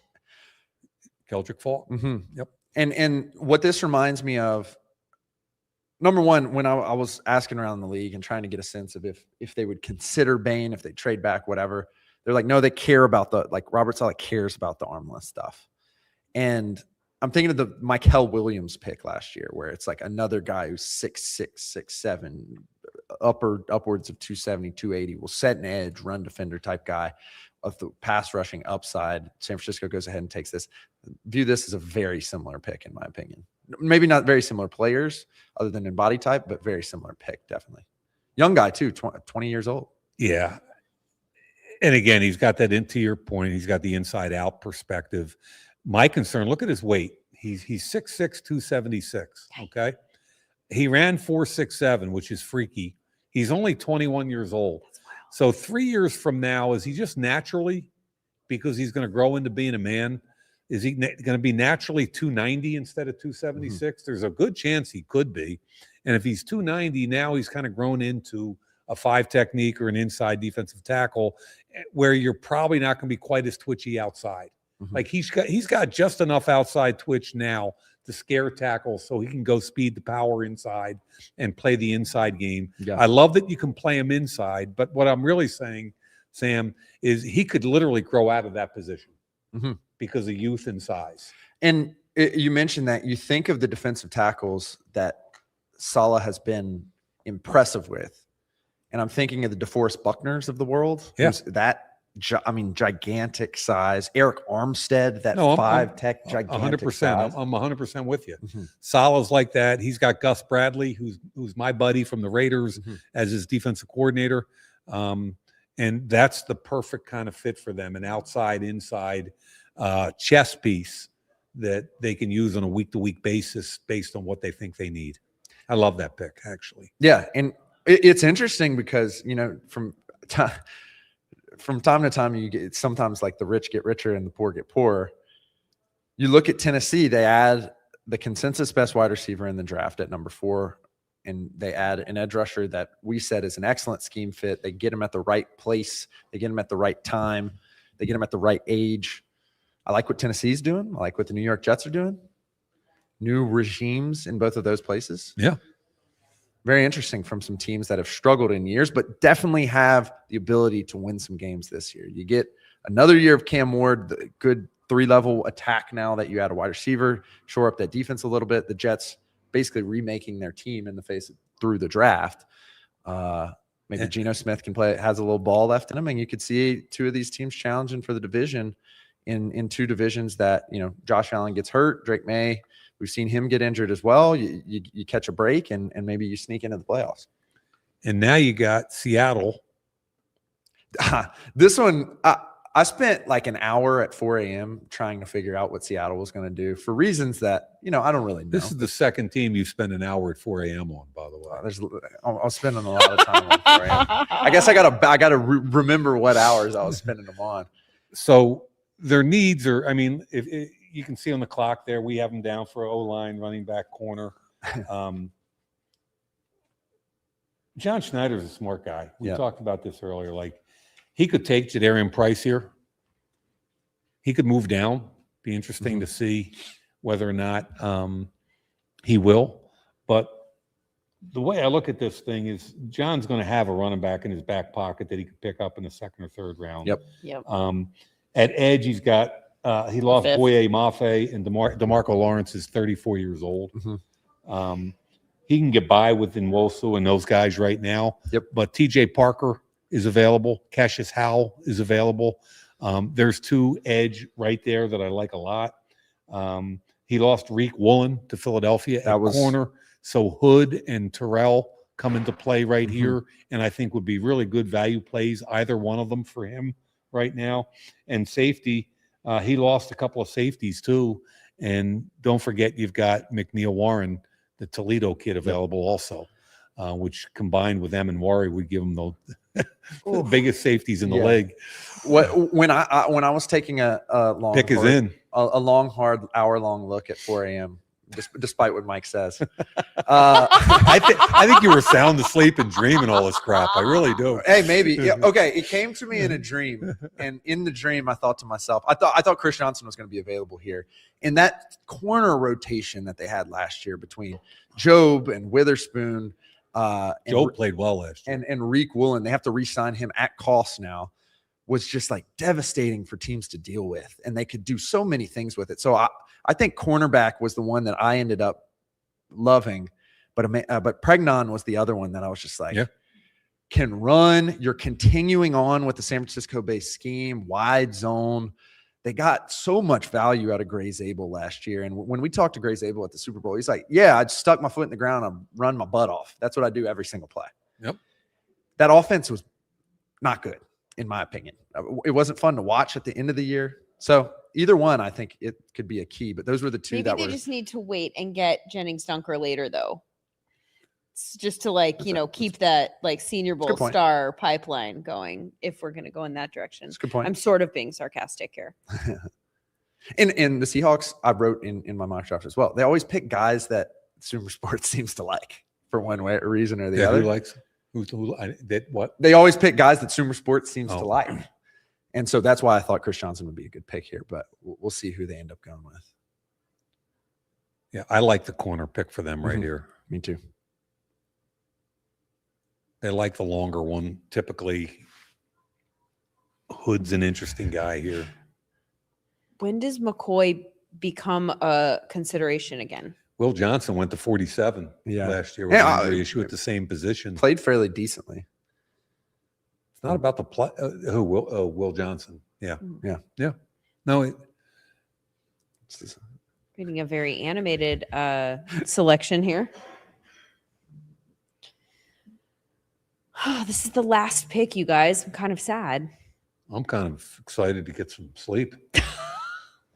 I'm old. I'm kind of offended. I'm juiced. Turn up. Jadarian Price, running back. Yep. Jadarian How about Price. that? Jadarian Price.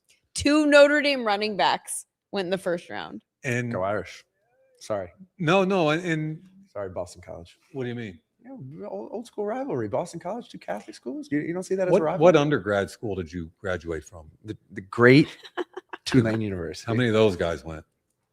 Because you can't really claim 7 colleges. Okay, no matter how smart you are. How many playoff appearances? This kid. Explain to me, Jadarian Price. Explain to me how we have 2 running backs coming out of the same backfield as the top 2 running backs in this class. Look, you can pair running backs and use them differently. This kid fits in perfectly with outside zone. Now, what did my counterpart just say about Gray Zabel running his tail off? It's because they're an outside zone team, and you've got to be able to run as well in the fourth quarter as you do in the first.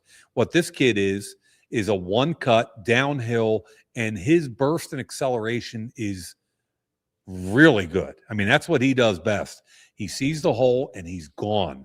Now, can he make you miss in a hole? Can he do some of the other nuanced things that you'd like a running back to do? Not quite. But he's also probably the best kickoff returner in the class also. And that fits with a one-cut guy. Bigger, one-cut, downhill, decisive, and go. So you get with a team like Seattle that can block that outside zone and put him in with it, watch out. Go ahead, Mr. Data Scientist. Oh, I didn't think that's what you were going to say. I heard the D fly out, and we already got it once. I thought I was just getting it to end it on a strong note here. Look, I wouldn't select running back with this pick. Oh, you wouldn't select the running back with any pick. So why even go there? Well, they get in the 5th round. When start would you getting start? the mid-second, third. But like here's if you wanted me to defend this pick for them from an analytical perspective, they were terrible at running the ball. I think those issues are bigger than the running back position for most of the year, except when they got in the playoffs. And really, his face on a down to down, they were 29th in rush EPA in the regular season. Yeah, I know he was the Super Bowl MVP. And on a down to down basis, they were not very good in the playoffs either, and they ran it a lot over expected. But what they did do was generate 2 to 3 explosive plays a game that made the difference because their defense was excellent. Jadarian Price, 7.1% explosive play rate in that Notre Dame offense. A lot on the outside zone, as Mike said.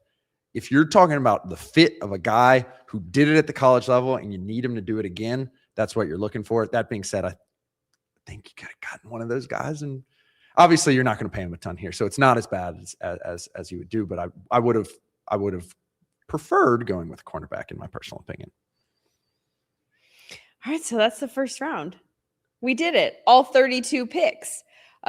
There's another person here from our SūmerSports team who I'd love to hear from. Yes. Should we welcome Shawn Syed to the conversation? Yeah, we need to get him involved here. If he has any thoughts on all of this fun draft stuff that we just took in, where everyone went. We know that he did videos that you can find on SūmerSports social media channels, on the Twitter and YouTube and all of those things, where he did videos about scheme fits for a lot of these different people. And I'd be really curious to get his thoughts on the landing spots for some of those people that he looked into.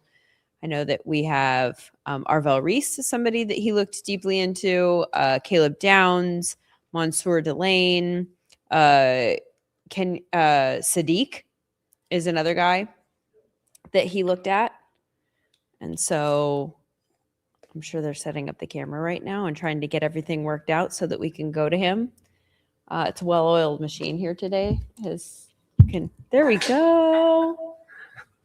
What's up, buddy? Lindsay, I'm so happy to be talking to you from right next door to where you guys are. I'm so glad you guys made it through the fire alarm and everything. And there are a bunch of picks that I feel like I really do want to talk about. You mentioned Reese there.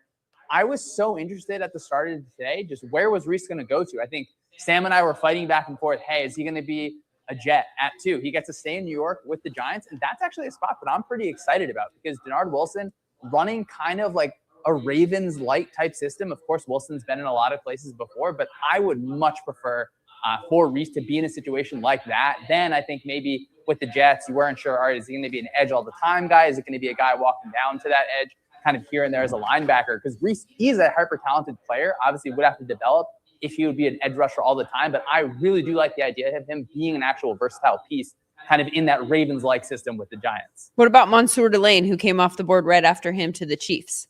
That's like the perfect fit. Like when I'm watching his film, I'm talking clips against Clemson. He is pressing guys. He wants to be in your face constantly. I think that the Chiefs saw that and were like, you know who that looks like? A guy who should be wearing a Kansas City Chiefs jersey. Now for the trade up, was it a little bit rich? You can look at the kind of different trade charts there, but just from a player in a scheme fit, that is absolutely what Spags looks for. Because Delane wants to have his hands on receivers. He's going to be competitive at the catch point. I'd be curious if he's going to be able to maintain just long speed down the field often, but the way that the Chiefs are going to have their safeties kind of over the top of things, it probably is going to end up okay. So I thought that was like a really nice fit. And now I'm feeling like, all right, well, I could do work on these two guys. Those fits feel so good. We got a hot start already. Caleb Downs went a few picks later to the Cowboys.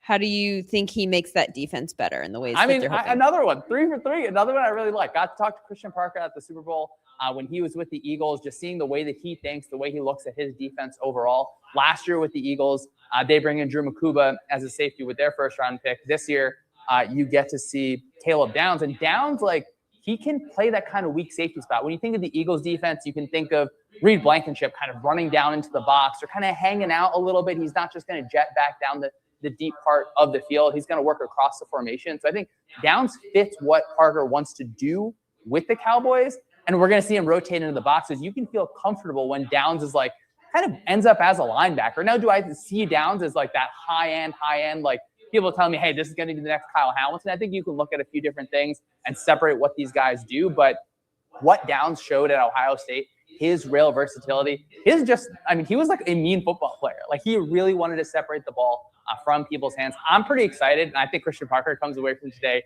pretty psyched to have a guy where you can feel like, all right, this is a player that is really smart, that understands what we want to do in a system at Ohio State that, I mean, it feels like they really ran it like a pro defense with Matt Patricia. So I think Christian Barker goes to bed really, really happy tonight with Caleb Downs. He's an interesting guy because he's different than some of the like high-end safeties that we can all kind of name off the top of our head, the Kyle Hamilton, the Nicky Manwaris that are in the league right now. But he's also a guy that when Sam and I were at Combine talking to different evaluators and we asked them, who's your favorite player in the draft? His name is actually a name that came up relatively frequently.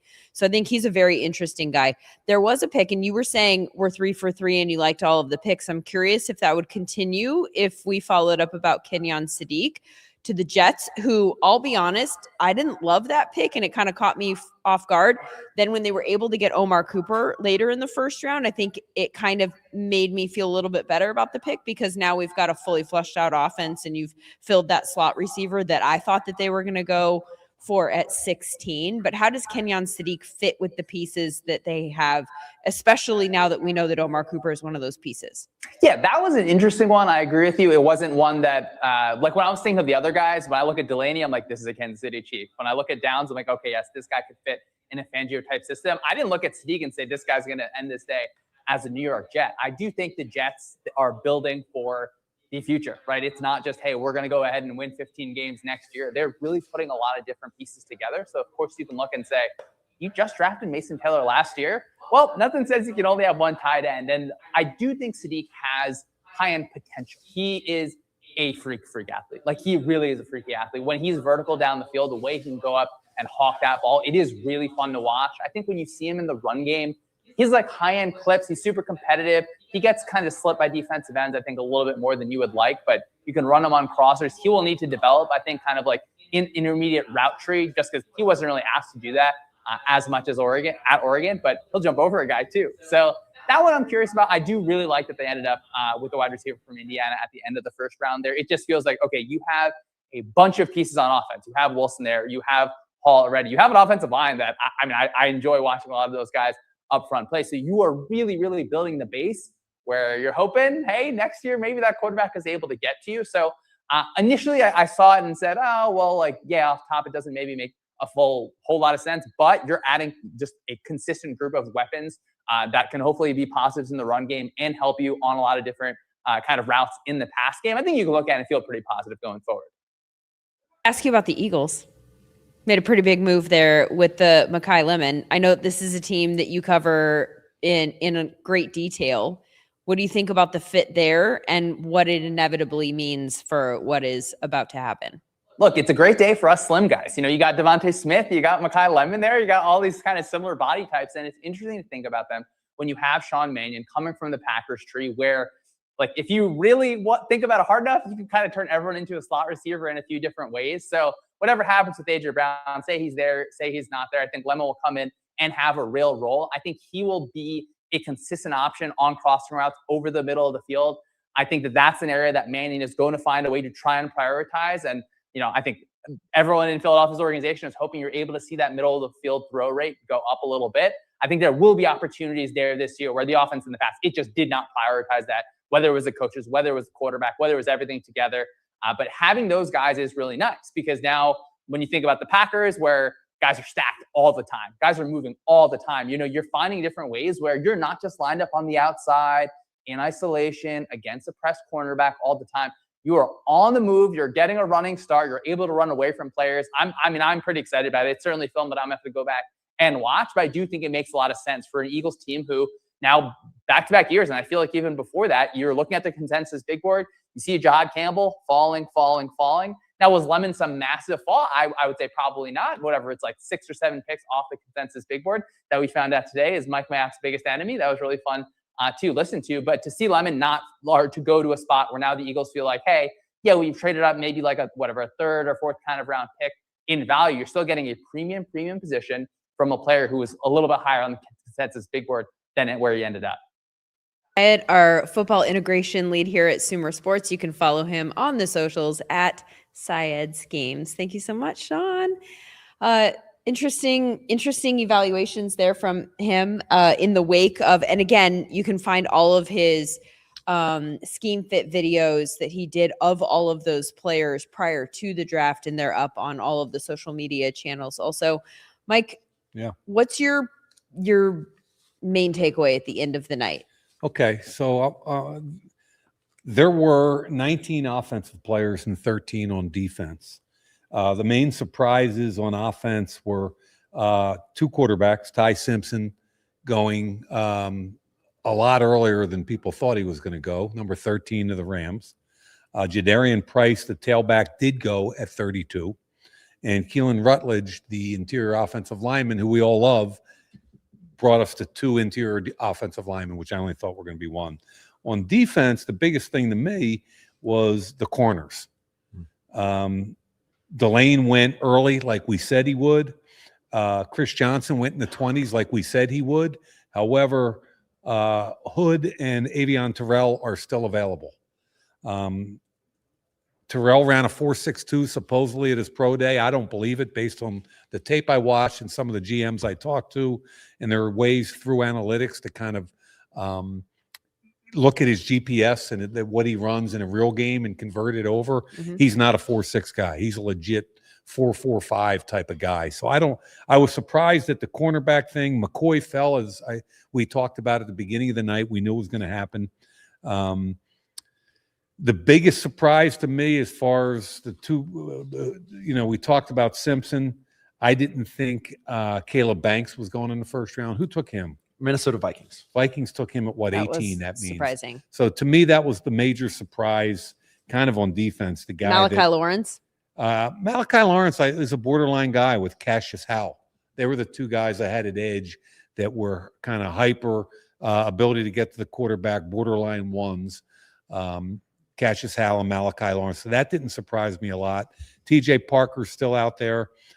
Banks and Peter Woods as the two defensive tackles. Caden McDonald's still out there. You can walk around the board and see who are going to be the early picks.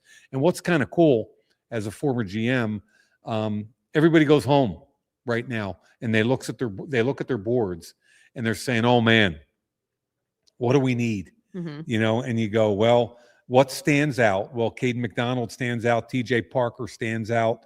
Emmanuel McNeil-Warren and the two corners, Hood and Terrell. They're the ones that stand out on the defensive side of the board for me. On the offensive side of the board for me, we hit just about everybody on my board except for, as a matter of fact, we hit everybody except Denzel Boston. So Denzel Boston's a logical guy.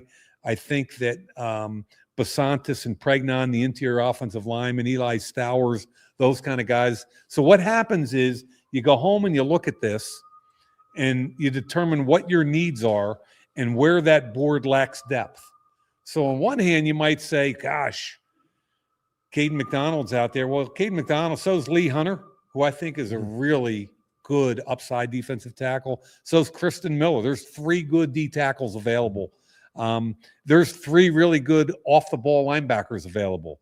Anthony Hill, Jacob Rodriguez, and C.J. Allen. They're all available.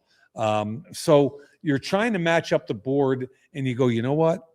I got to go up and get one of these guys because we have to have take a pick. Caleb Tiernan is the next tackle on my board, and then there's another drop-off. Okay, so if you have one of the first 5 or 6 picks in the second round, teams are already calling you right now. And you've got an opportunity to move down just a few picks and pick up a lot of bonus picks. And we did it my first year. We moved down twice early in the second round. I think we moved from like 35 to 37 to 39. And it gave us some extra 4th and 5th round picks. And we used to trade down again in the 4th round. Remember, people go home after the 3rd round, and they called me about picks 106 and 108 that we had in the 4th round. And the way we looked at it was 106 had Max Crosby written on it. That was going to be him. But we would move off 108, which we did twice. Again, so we picked up some picks enough that we're able to trade back up in the 5th and get Hunter Renfrow. So there's just a lot of maneuvering that I think is cool when teams go home after a night and they look at their boards and say, we got to have somebody. When you start taking those calls, Yeah. how long will you take those calls prior to actually agreeing to a deal? Because you want to leave some time for more people to call you and work the deal up. Yeah, and you'll tell another GM that, I like the deal. I'm still going to stay open for business for a while. Feel free to talk to other teams, obviously, but if I don't get something better tomorrow, we'll talk closer to the draft. And you talk all morning to teams. And John Schneider still kids me about thinking that he and I had a deal on a 4th round pick. John Schneider's pretty funny. Do you guys know John? Do not. The year after I got fired, he sent me apparently he was going to a pub in downtown Seattle with his wife. And there was a blackboard out in front of the pub said, appearing tonight, singer-guitarist Mike Mayock. Or it was Mike, and it was Mayok. And he took a picture of it and sent it to me and said congrats on the new job, which I thought was fantastic. And he just has a quirky, fun sense of humor. He's a great dude. So the calls are happening now. And it's an opportunity for teams if they have an ability. Like if you can move down 4 picks and know that you got 2 guards and a defensive end you like, so you don't have to worry. You know you're going to get one of them, right? You move down and you pick up these. So there's tonight's and tomorrow morning are opportunity times for teams that are sitting with the first 6 to 8 picks. And the first picks tomorrow are Niners, Cardinals, Bills, Raiders, Giants, Texans. So the Niners didn't pick, the Bills didn't pick. And they both could be open for business to move down further, depending on who they like out there. Yeah, I think the only position right now, just looking where I think there's a massive drop off if you don't really look, is I think of this potentially the safety position. McNeil Warren, AJ Halsey. I think it's those 2 guys, and then question mark. And I think to a certain degree, you look at the interior offensive line. There's more people there, but Basantis, Pregnon, then we're talking about middle 3rd round guys to a certain degree. So I think unless Dunker's a conversion, that's a good point. And so in my head at this point, it's and even then that's 3 players. So it's like, right, what teams view those 2 positions extremely importantly? 49ers come to mind. Obviously, again, we talked about the outside zone fit, Pregnon, with regards to the Seahawks. I think that would be an interesting pick for them. And then the safeties in particular. What team's going to get hot and heavy? What team wants to stop the run with 4 and thinks they got to get a big body to come bang, like a McNeil Warren, right, he's a big body. I don't know. Emery last year was really more of a coverage player, ends up becoming a big body inside to bang. And then Halsey, kind of a guy who flies around all the time. What about the tight ends? Like Stowers is sitting out there. Yeah. Great athlete. We all know that, but it's a really good year for middle round tight ends. Yeah. And this is where it's kind of cool because you can go, I need a traditional Y. I need a bigger guy. I can probably get him in the 4th. I'm looking at I'm looking at Roush from Stanford or Klein from Michigan as more traditional Ys. Or I could say, I don't even have to be in on Stowers. I can wait a little bit and I can go get Delp, or I can get from Georgia, who's an intriguing guy, or I can maybe get Max Clare from Ohio State, who can do a little bit of both. I think there's a pretty deep class there. Yeah, and you didn't even mention Raritan, Trigg, and Andres from Texas. Yeah, and so I Jolly, think, Jolly from North Carolina State. Yeah, and so I think there's it's weird now. We talked about tight ends and Stowers versus, but like, does it make sense in the face of all this other stuff going on, the safety position, interior line position? If does it make sense to just wait until the hundreds and go get one of those 4 guys who you may like? I, for one, love Stowers when it comes to the analytical profile. I'd be considering him against some of these wide receivers who I don't really necessarily love. Jeremy Bernard, Zach Branch, especially given in the 70s, I can get in Ted Hurst, Elijah Surratt, Bryce Lance, Skylar Bell, who's like Malachi Fields guy, Stribling. Yeah, and so I think if I'm looking for a pass catcher, I'm identifying Stowers as the guy if it's my play set. But that's the cool thing, because Yeah. basically what most GMs are trying to do is you're identifying 2, 3, 4 targets in each round that you'd love to have. And if that's not going to happen, those are the teams moving out. So basically I had a target every round of a couple of guys that were acceptable, and you were trying to move out if you couldn't get to them. Yeah. And so wait, just to clarify, because this is an interesting process point, and you know I love writing this stuff down. And you're a process guy. So we're going into the second round. You almost have a red dot on 3 to 4 guys, and if you don't think you can get them, then let's get out and get some more draft capital. And if you think you can get them, then we're going to attack. Is that kind of what you're saying? For the most part, Interesting. And we talk it through with the coaches, and the offense coordinators and defense coordinators get very strenuous because they're trying to protect their turf, which I understand. But at the end of the day, you might be going, Stowers is a guy, to use your example, we love Stowers. But is it worth it for us to dig our feet in on him, or can we go get Delp around later? But as we look at the second, just to pick some examples. So let's say we want Stowers. We're going to go get Stowers as one of our guys. Okay. This exercise is awesome. I love Stowers. I love Pregnon. And remember, you got to kind of go through the whole round. It can't be just everybody at the top end of it, right? So you've got Stowers. Hey, this Pregnon dude, I love him. The wideout thing, what are we in the market for in 2? A big body guy or a slot? Are we okay with like late in the round with a Stribling or a Fields? So let's put it this way. So I'm thinking about going all the way to, 64? Yeah.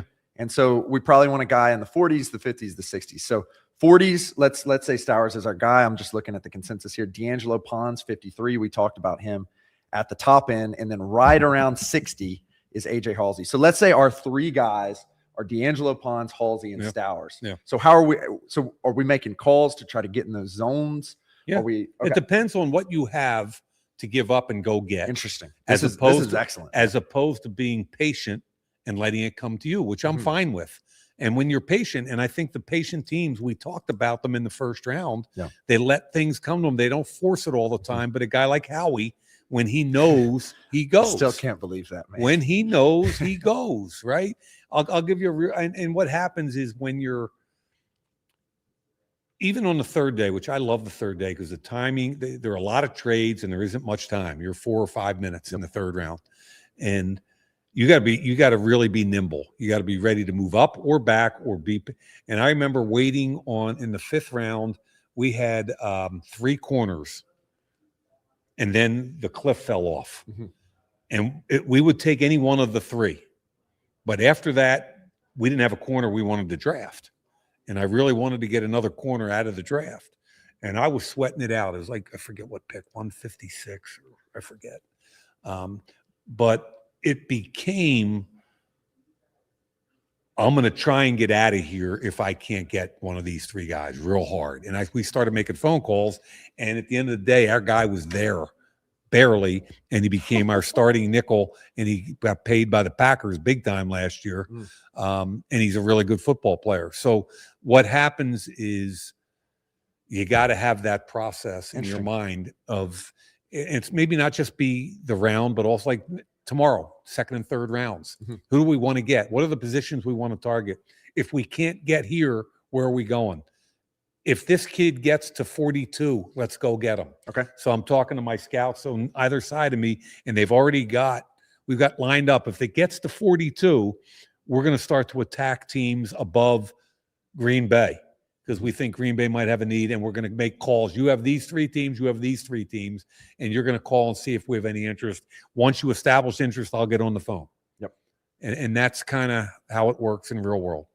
We have a question from the StreamYard chat for you from Frank Fowler, who wants to know what you think that the Raiders maybe should do with pick 36. Now they brought in Mendoza. Yeah. That was the only pick. There was a minute there in the last couple of months when we thought that they were going to pick 14 with that trade with Baltimore. And I think, many people, myself included, had kind of spent that pick in our brains. Right. Now you have to reconvene. Luckily, you still have Max Crosby, and so that's awesome. but there are needs. What do you think that? What are the red dots? Here's what I would be. You're talking about 36, so you've got the fourth pick in the second round, right? And to me, it's all about supporting the quarterback. 1,000,000% about supporting the quarterback. They already did a wonderful job. They overpaid to get Linderbaum in the building, and they needed to do that. Give them huge credit for that. Whatever it took, pay the man. And they did. And that's going to help his transition whenever he takes over from Kirk Cousins. Week 1, week 7, year 2. I don't care when. Linderbaum in the building is going to help that offense, okay? They've got a left tackle, Colton Miller, in his 9th year. DJ Glaze, the right tackle, had a heavy quarterback pressure rate, wasn't great. But the tackle board is tough right now. Are you really going to take Tiernan that high? Probably not. How are you going to help them? Wideouts, right? You definitely need some wideout help. You got Naylor, Trey Tucker, and Jack Besh, right? Those are your wideouts. However, you could also dip into that interior offensive line pool again. And if you're talking quality, Basantis or Pregnon might be outstanding picks at that point. Denzel Boston is available, as is some of those next level wideouts. So again, we want to take this Mendoza character and give him every chance when he takes over to compete. And that where I look at it, the sweet spot is interior O-line and wideout.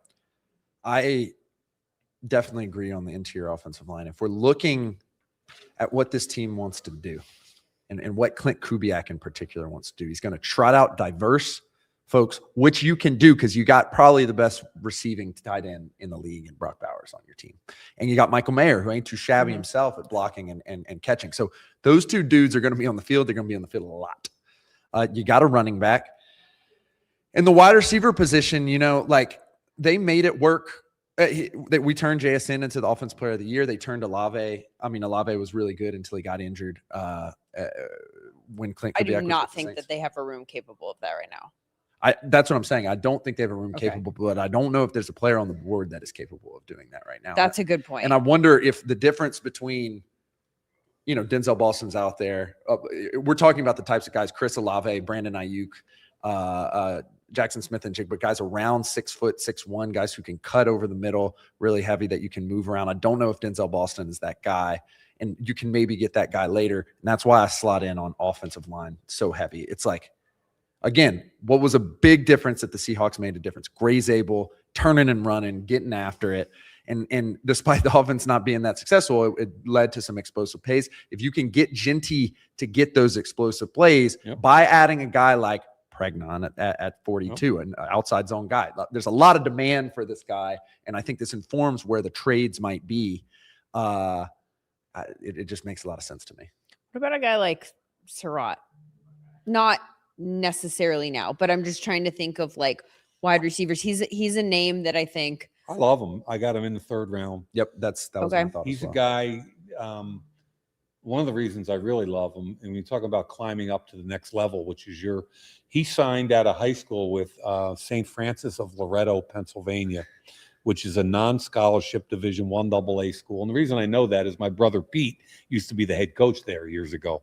St. Francis is as low as it gets at that, right? And then he transfers to JMU, where he meets a certain head coach, who then takes the job at Indiana and takes 11 or 13 kids with him, one of whom is Surratt. And Surratt turns himself into one of the best wideouts in the Big Ten Conference and the country, and he does it with an inside game, an outside game, and also a power, toughness, hands. He can separate outside with his body and his strength. He wins inside with physicality and hands. He's going to play, and he's got a special teams mentality also, which will safeguard his opportunity to make a team and buy time to learn how to become one of the top 3 wideouts. I think that kind of speaks to the whole transfer up thing. And I don't know, there's pros and cons to the whole sounds like I need to do from an evaluation this summer on standpoint. transfer up, guys. Yeah. But at the very least, you're getting a lot of data, right? Yep. Like it makes the most sense. And I always go to a guy like Matt Leinart coming out of USC and a program that was so successful, and he's in one program and he's surrounded by so much talent. And just from a pure evaluation standpoint, you're like, how much is him and how much is the environment around him? And you never get to see him in a different situation to get those answers. That feels like the perfect example of like the ways that the transfer portal can be good for evaluation. Yeah. And I know Bruce Feldman from The Athletic wrote a really interesting article today that I haven't had a chance to make it all the way through, talking to sources about the ways in which it's bad for evaluation and development. But I think from a data standpoint, Elijah Strout might be an example. There are lots more, obviously. The biggest difficulty in player evaluation for analytics is that, number one, we don't have a lot of reps, and that ain't going to change. But number two, we don't get to see these guys in different scenarios. Offensive linemen, for example, if you're Quentin Nelson's going to be on the field no matter what, if he can be on the field. So we don't get to see him in a lot of different scenarios. What the transfer portal allows us to do is add in the ability to get a good estimation of league translation effects, which I've mentioned several times. It's going to be a huge factor as transfers continue to move on. And then the second thing it allows you to do is decouple a guy like Elijah Surratt from his, St. Francis, Pennsylvania guys, if he's dominating at that level. It allows us to decouple, Trinidad Chambliss's domination of Ferris State to Ole Miss. And so you start moving on from there, and that's the way it goes. I'm sorry. I just got so distracted because Mayock, the look on his face. I can tell that you would like to go home and go to sleep, which I will respect and will get out the door. But you just gave Stofsky, our producer, this look as he walked by you. That just made me laugh. I disagree with that whole summation. Oh, the whole summation. I disagree with it. I was listening intently to my counterpart here, the data scientist. I will say this, Sam. I love that he respects you enough to disagree with you publicly. I love it. But I think that there is something that is respectful about that, because I think one of the things as a female in this space that I have noticed over the years is a lot of times people, I can tell when they feel uncomfortable correcting me or disagreeing with me because they don't want to make me look bad. And I have always felt more respected in the conversation when people feel comfortable saying, actually, I just disagree with that, just like that. Because it means that you respect me enough to not think that I would be embarrassed or that someone would think I was a moron because you disagreed with me. So anyway, as an aside. Well, and in the building, if you're not generating conflict, you're not digging into the thoughts of enough, right? And so I want to know that Mayock thinks that Jeremiah Love is a certified elite player, going to be an all-pro, et cetera, et cetera, et cetera. But to a certain degree, we also want to test that theory and say, well, distributionally, it's X, Y, Z. I feel like when you say distributionally, there's all this other stuff. Well, yeah, but it's two different languages, but the goal is the same. It's analytics can't pick everything up. I'll be the first person to do that, to tell you that, because I've played the linebacker position in my life, and it is hard, and it sucks. And the run game, it's not efficient, but it sucks when you get a guard that's 360 pounds in your lap over and over every single play. It sucks when you're playing Josh Heupel and they're throwing the ball sideline to sideline. You're having to run around and blah, blah, blah, blah, blah. Like, there's stuff that we just can't quantify. And so Correct. We need both sides. But I agree with all that. And Lindsay makes a good point. And at the end of the day, like, I'm 67 years old. If I was still a GM, I'd be listening very intently to the analytics side of the business, because I've gained more and more respect for what it is. And really, and I don't want you to take this the wrong way.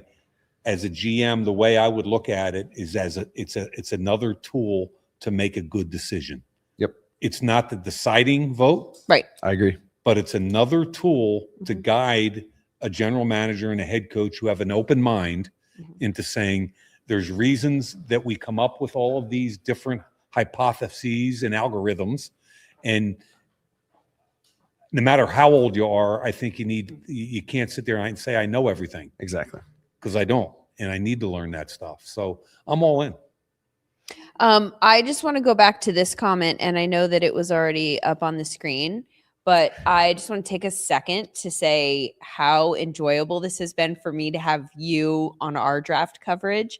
And to highlight this point, I think one of the things that happens when you go and you are a general manager and you're in the building and people outside this situation have no idea how complicated the whole process is and what belongs to you and what belongs to a team and what belongs, without getting into any of that stuff, it's been so enjoyable for me to just listen to you in your element, which is the draft. I appreciate and that. To have the experience that you have now as a general manager as an additional tool in your arsenal to all of the draft analysis that you had for so long on NFL Network, which was money.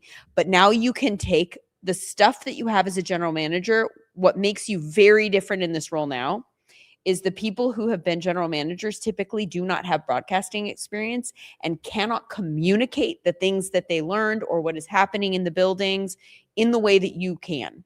And so there is so much value to sitting here and listening to you all night long.